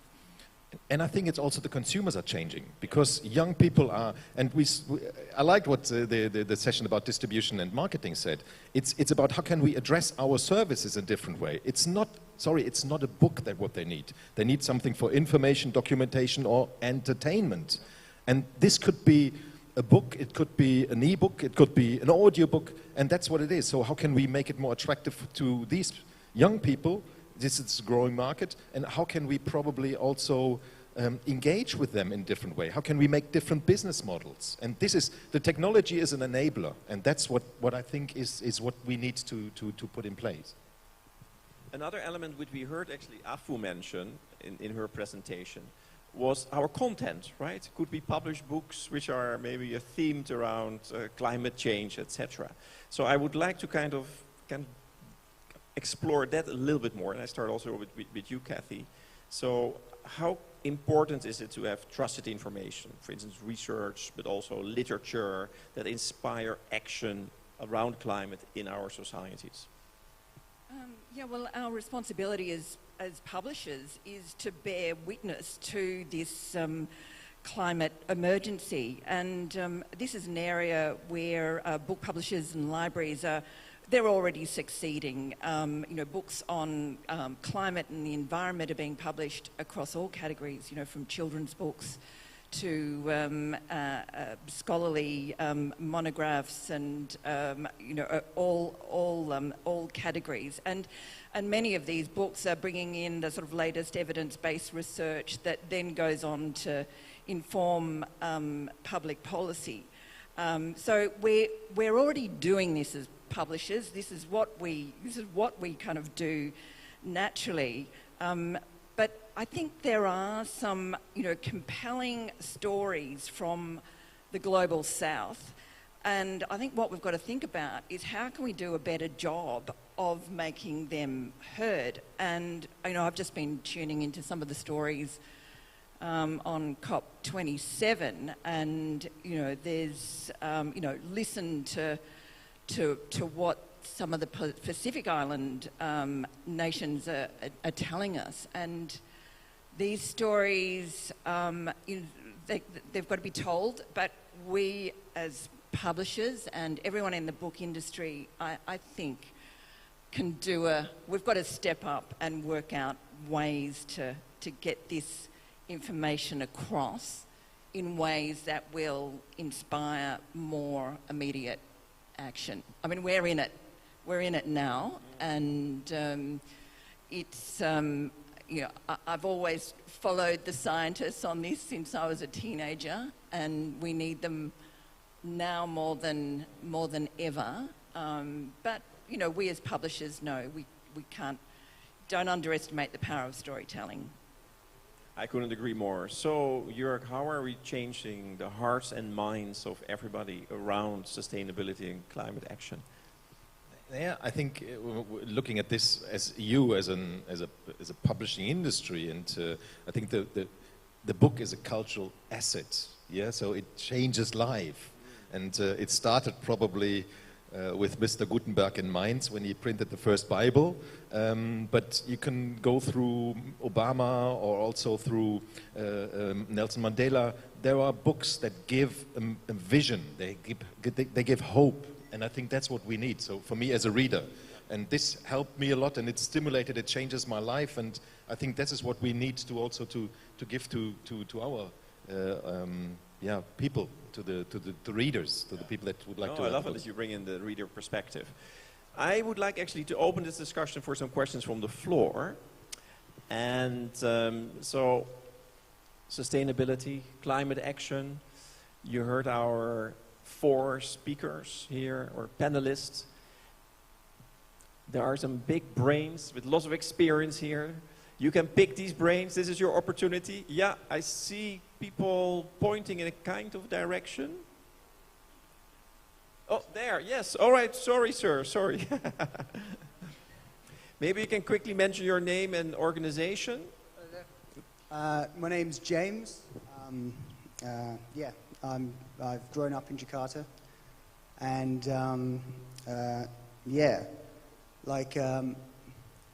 climate change is no joke in this city, and Jakarta is going to be the first city to beat climate change to climate change. And it has, the solutions to it has really very little to do with net zero. It has to do with the aquifers. It has to do with the water and the way that the population drinks water and how to deliver the water to the people. It's a concept known to civilization for a very long time. And it is actually, I mean, I don't have the plan for it, but it's not impossible to get, you know, however many thousands, tens of thousands of tukangs, which is the construction class of Indonesia, to get whatever needs to be done.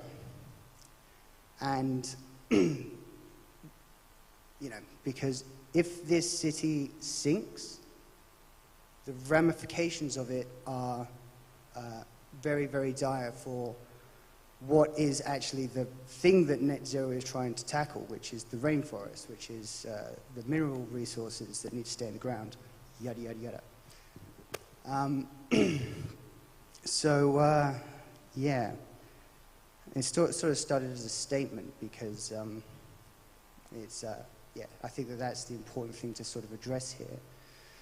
But to bring it back to a circular economy of the publishing industry is the importance of taking the plastic off the books in the bookshops and liberating the literature in spite of all the copyright that still needs to be saved.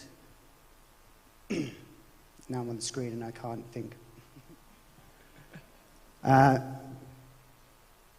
Yeah.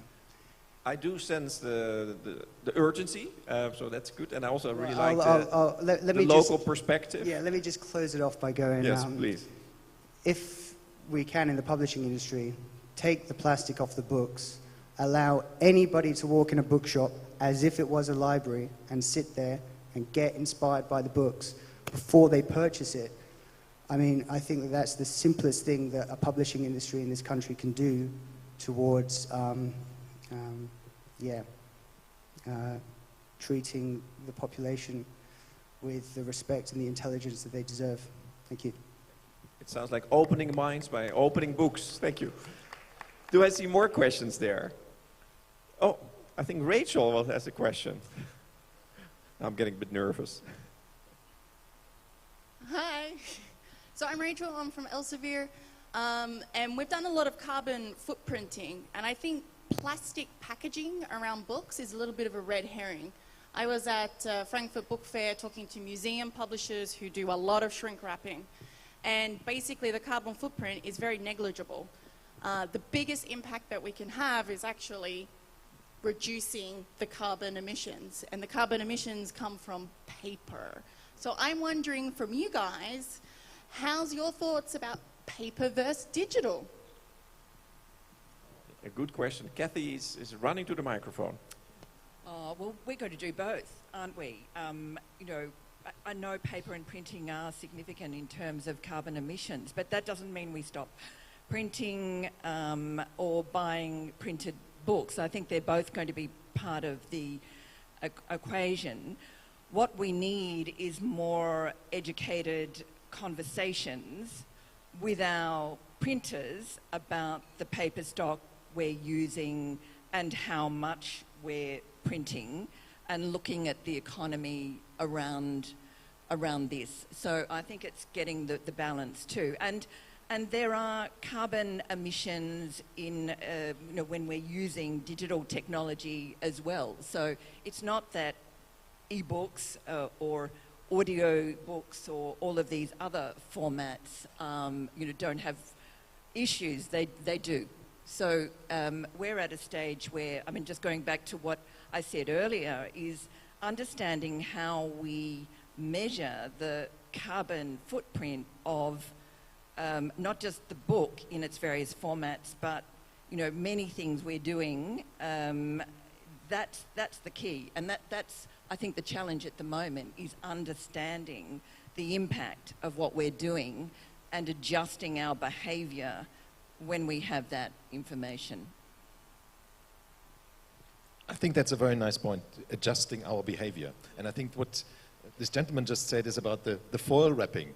And I agree what Rachel just said is something, sorry, but people are not aware of it. And I wasn't either. And when I talk to friends, what, really? Is this the impact? Because the problem is actually the making of the paper. So it's very, very energy intense. Yeah. So, and when you think about this, that you print, or you make this paper, you print books, you print papers, and you make books out of this, and then you ship it across the world, and this has all a carbon emission.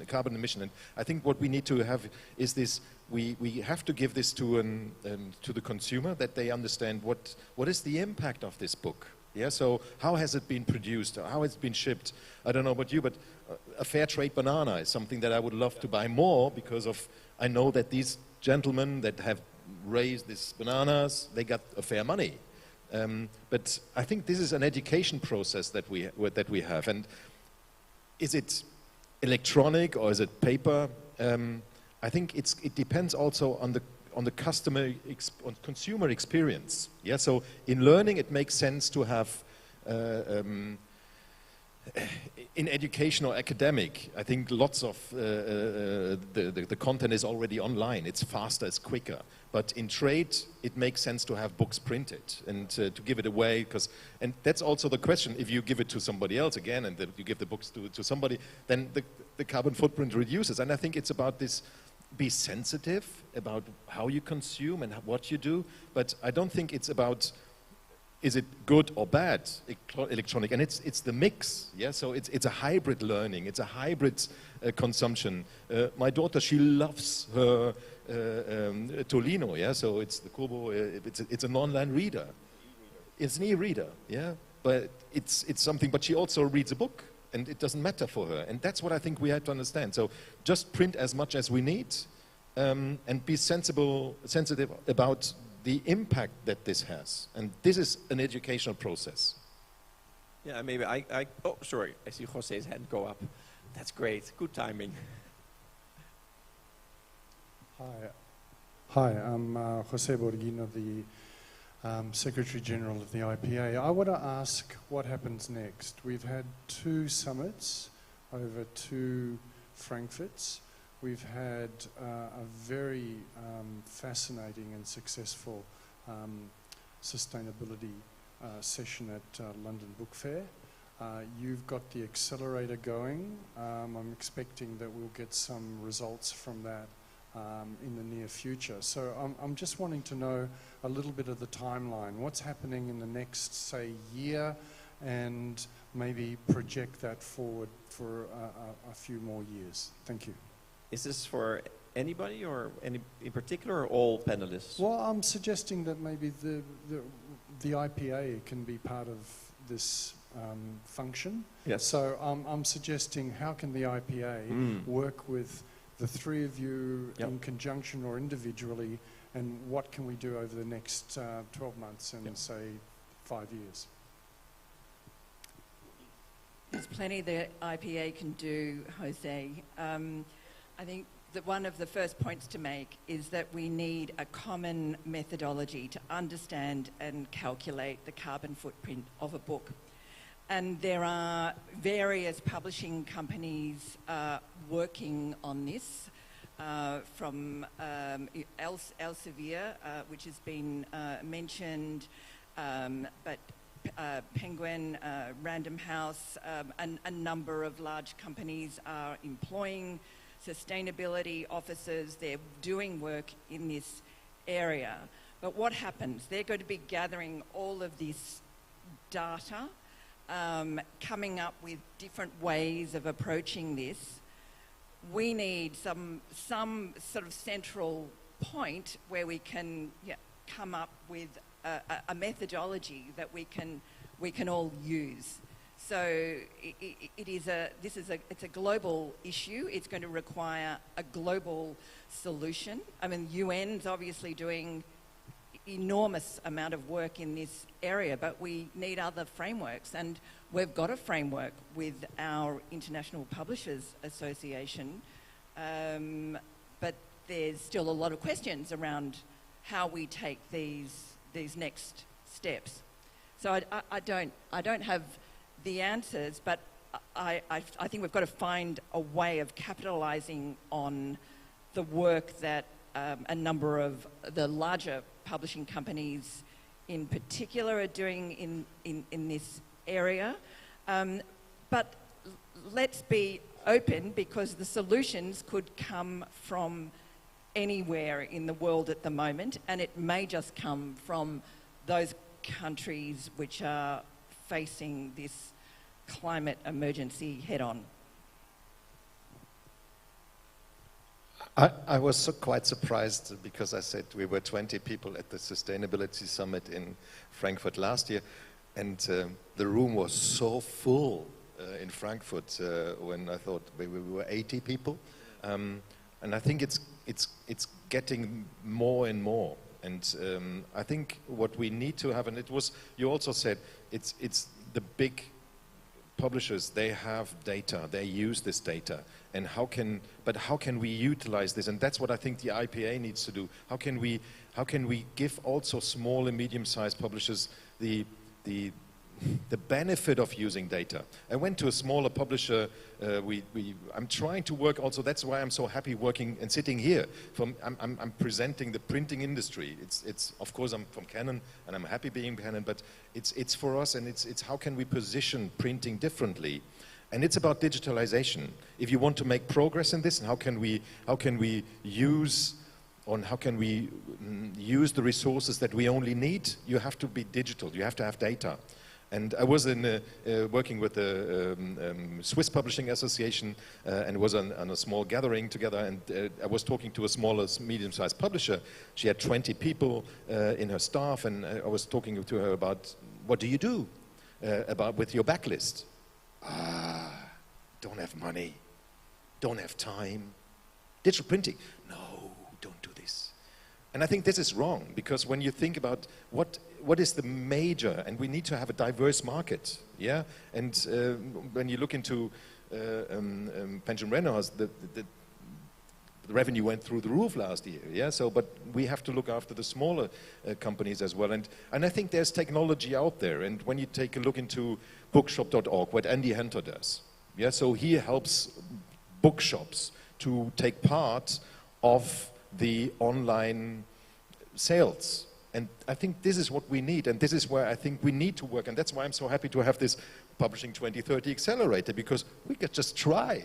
And in a year's time, we will share with you, this works, this doesn't work, and we try with something else. We just talked about this, what's next? And that's what I would like to do. So be brave and take actions and do something, and that's what I think I would like to encourage the IPA to work more with us, and to find ways to get access also to people that need this. Does it answer your question, Jose? Or you want me to add something? Well, so I see different phases, right? The first one is awareness. And we're doing this panel. It's on the agenda. We see the Sustainability Summit, super popular. The next one is commitment. People signing up for the SDG Publishers Compact. I mean, it has been also very popular. Great. Then there is best practice sharing, and we have our own dashboard, and there are already 170 cases at the IPA dashboard. It's around sustainability, but many are about climate action. And so the phase after that, of course, is that we will work together to make our industry net carbon neutral. And that, of course, is a big step. And I realize that, because then you must think, okay, we will do it by 2040, 2050. What does it mean? But we as an industry, does it mean that every individual publisher should commit to that? Some of them will come in earlier, others will come in later. I don't think we're ready for that discussion now, but I would love to have this discussion maybe at the next IPA Congress, wherever that will be. More questions. We have time for a couple more questions. Yeah, I see a hand going up there. The gentleman in the blue shirt. Maybe you can mention your name and... I'm a Hill. Yes, and your IFLA affiliation. Yes, that's my affiliation. Yeah, so I probably feel like a white man who's just stood up again. So I'm Stephen Webb. I'm from the International Federation of Library Associations. And thank you. I know the work you're doing is great, and I think we shouldn't underestimate the power of people having in their hands something that's almost labeled as being sustainable. I think sometimes some of these themes are so broad and so vague that they lack a concreteness that make people actually engage. I was interested to ask you to develop a little bit more on this theme of hearts and minds, because clearly what publishing does, it supplies materials, things that inspire, things that inform, things that actually try and change behaviors. But there's also a demand side. So I was going to ask if you could expand a bit more on the sorts of partnerships, the sorts of actions that could be taken collectively in order to make sure that this information, these stories that you're providing, actually turn into behaviour change. Great question, Stephen. Thank you. I see Kathy. Yes, well, a number of publishing associations, well, including the Australian Association and the French Publishers Association, have put together resources and guides which are available online, and that information for free, and that information is kind of being circulated across so many different channels. And because the area is developing so quickly, these guides have to be updated regularly. And so I think that's been very effective. I'm hearing about more associations that are looking at doing this, and also looking at advice to deal with the particular conditions in their countries. And I suppose the other consideration here is if you look at some of the large retailers, and I'm thinking of one in Australia, they are beginning to make their own demands about how they want products packaged. They want to know that the paper is certified. They want to understand the recycling processes. And so the retailers are making more upfront demands on the publishers or their suppliers. And I think that this is also going to start having an impact. It's touch and go. You know, a lot of them are talking about doing this and not following through, but I think the pressure's building to follow through. Yeah, I think it comes back to what you just said about the raise awareness, and this is what. And I also, it was nice. A colleague sent me from Spain, said, "Oh, look at this! What the French Publishing Association did," and I think that's great, and we need to share this. And back to what Jose just asked for, what could the IPA do? Let's share it. Get this together, share it, because this is we need to be fast. Yeah, so because it's nice that no, it's not nice, but you raised this.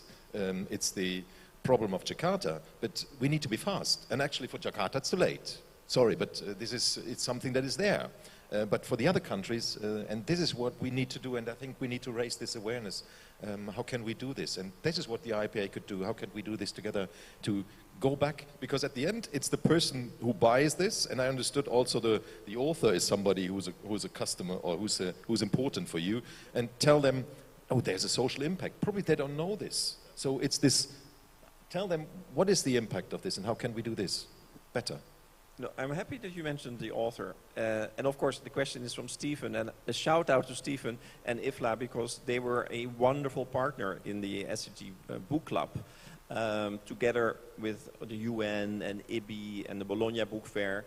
But one thing that came up when we were kind of working on the book club, which is, you know, now complete as far as the UN level with all 6 UN languages, was that authors came to us and publishers came to us and said, we want to write more books around these themes of sustainability. We want to publish more books in the future around sustainability. Can you help us? And I thought that was also a very interesting, ask for, and maybe that is an opportunity we should also put more investment in, because that's also how you can change the world.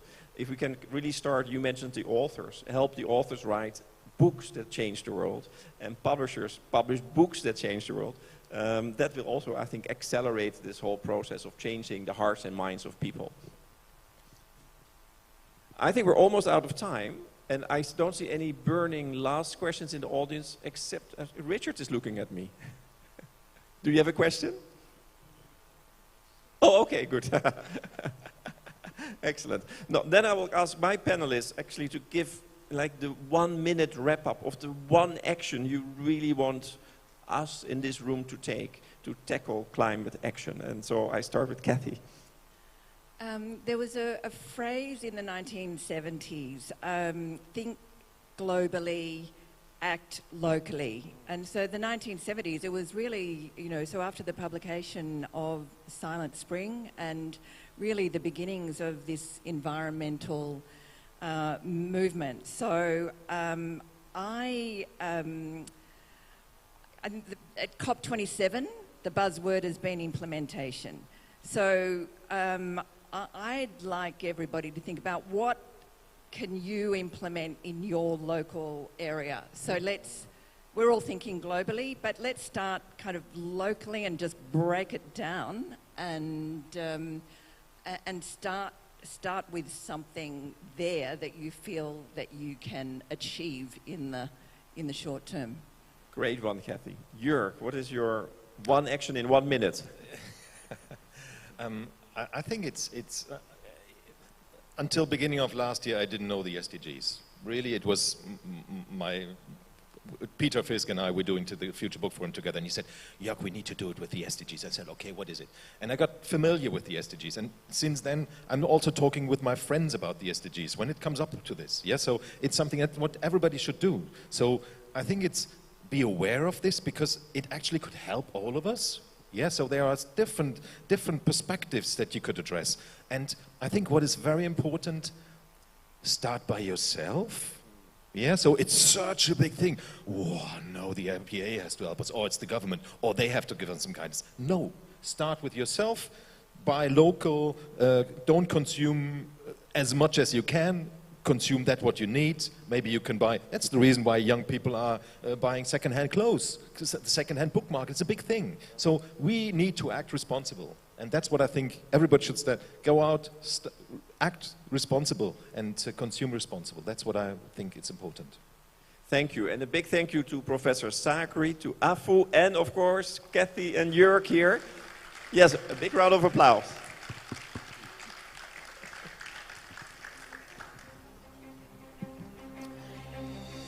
Thank you very much to our moderator and to our esteemed speakers for another lively discussion to close day one of our Congress today. Thank you, gentlemen. Thank you, ladies and gentlemen. And now that means we are at the end of our Congress today. Hopefully the discussion today will create a big impact for the publishing industry. At least we get different opinions, different views that can broaden our horizon on many issues that are impacting the world right now. Absolutely agree. Thank you for today. My name is Uli Herdi. And I'm Siska Becker. Thank you for having us, and see you tomorrow at the 33rd Publishers Congress, Day 2. See you tomorrow, everybody.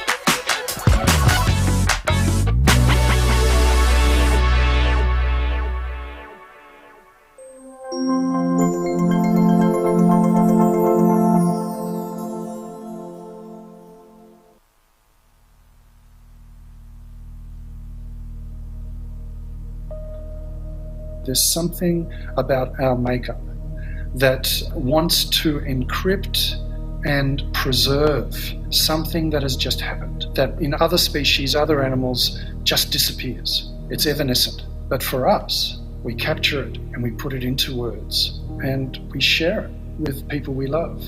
I think we've survived millions of years of evolution because we can tell each other stories. My earliest memories of storytelling come from the Second World War, and those stories were fresh. It was particularly resonant as the war was important for Jews as it was for many other people. But what it really impacted on me was the importance of international cooperation, anything to prevent the ghastliness of war.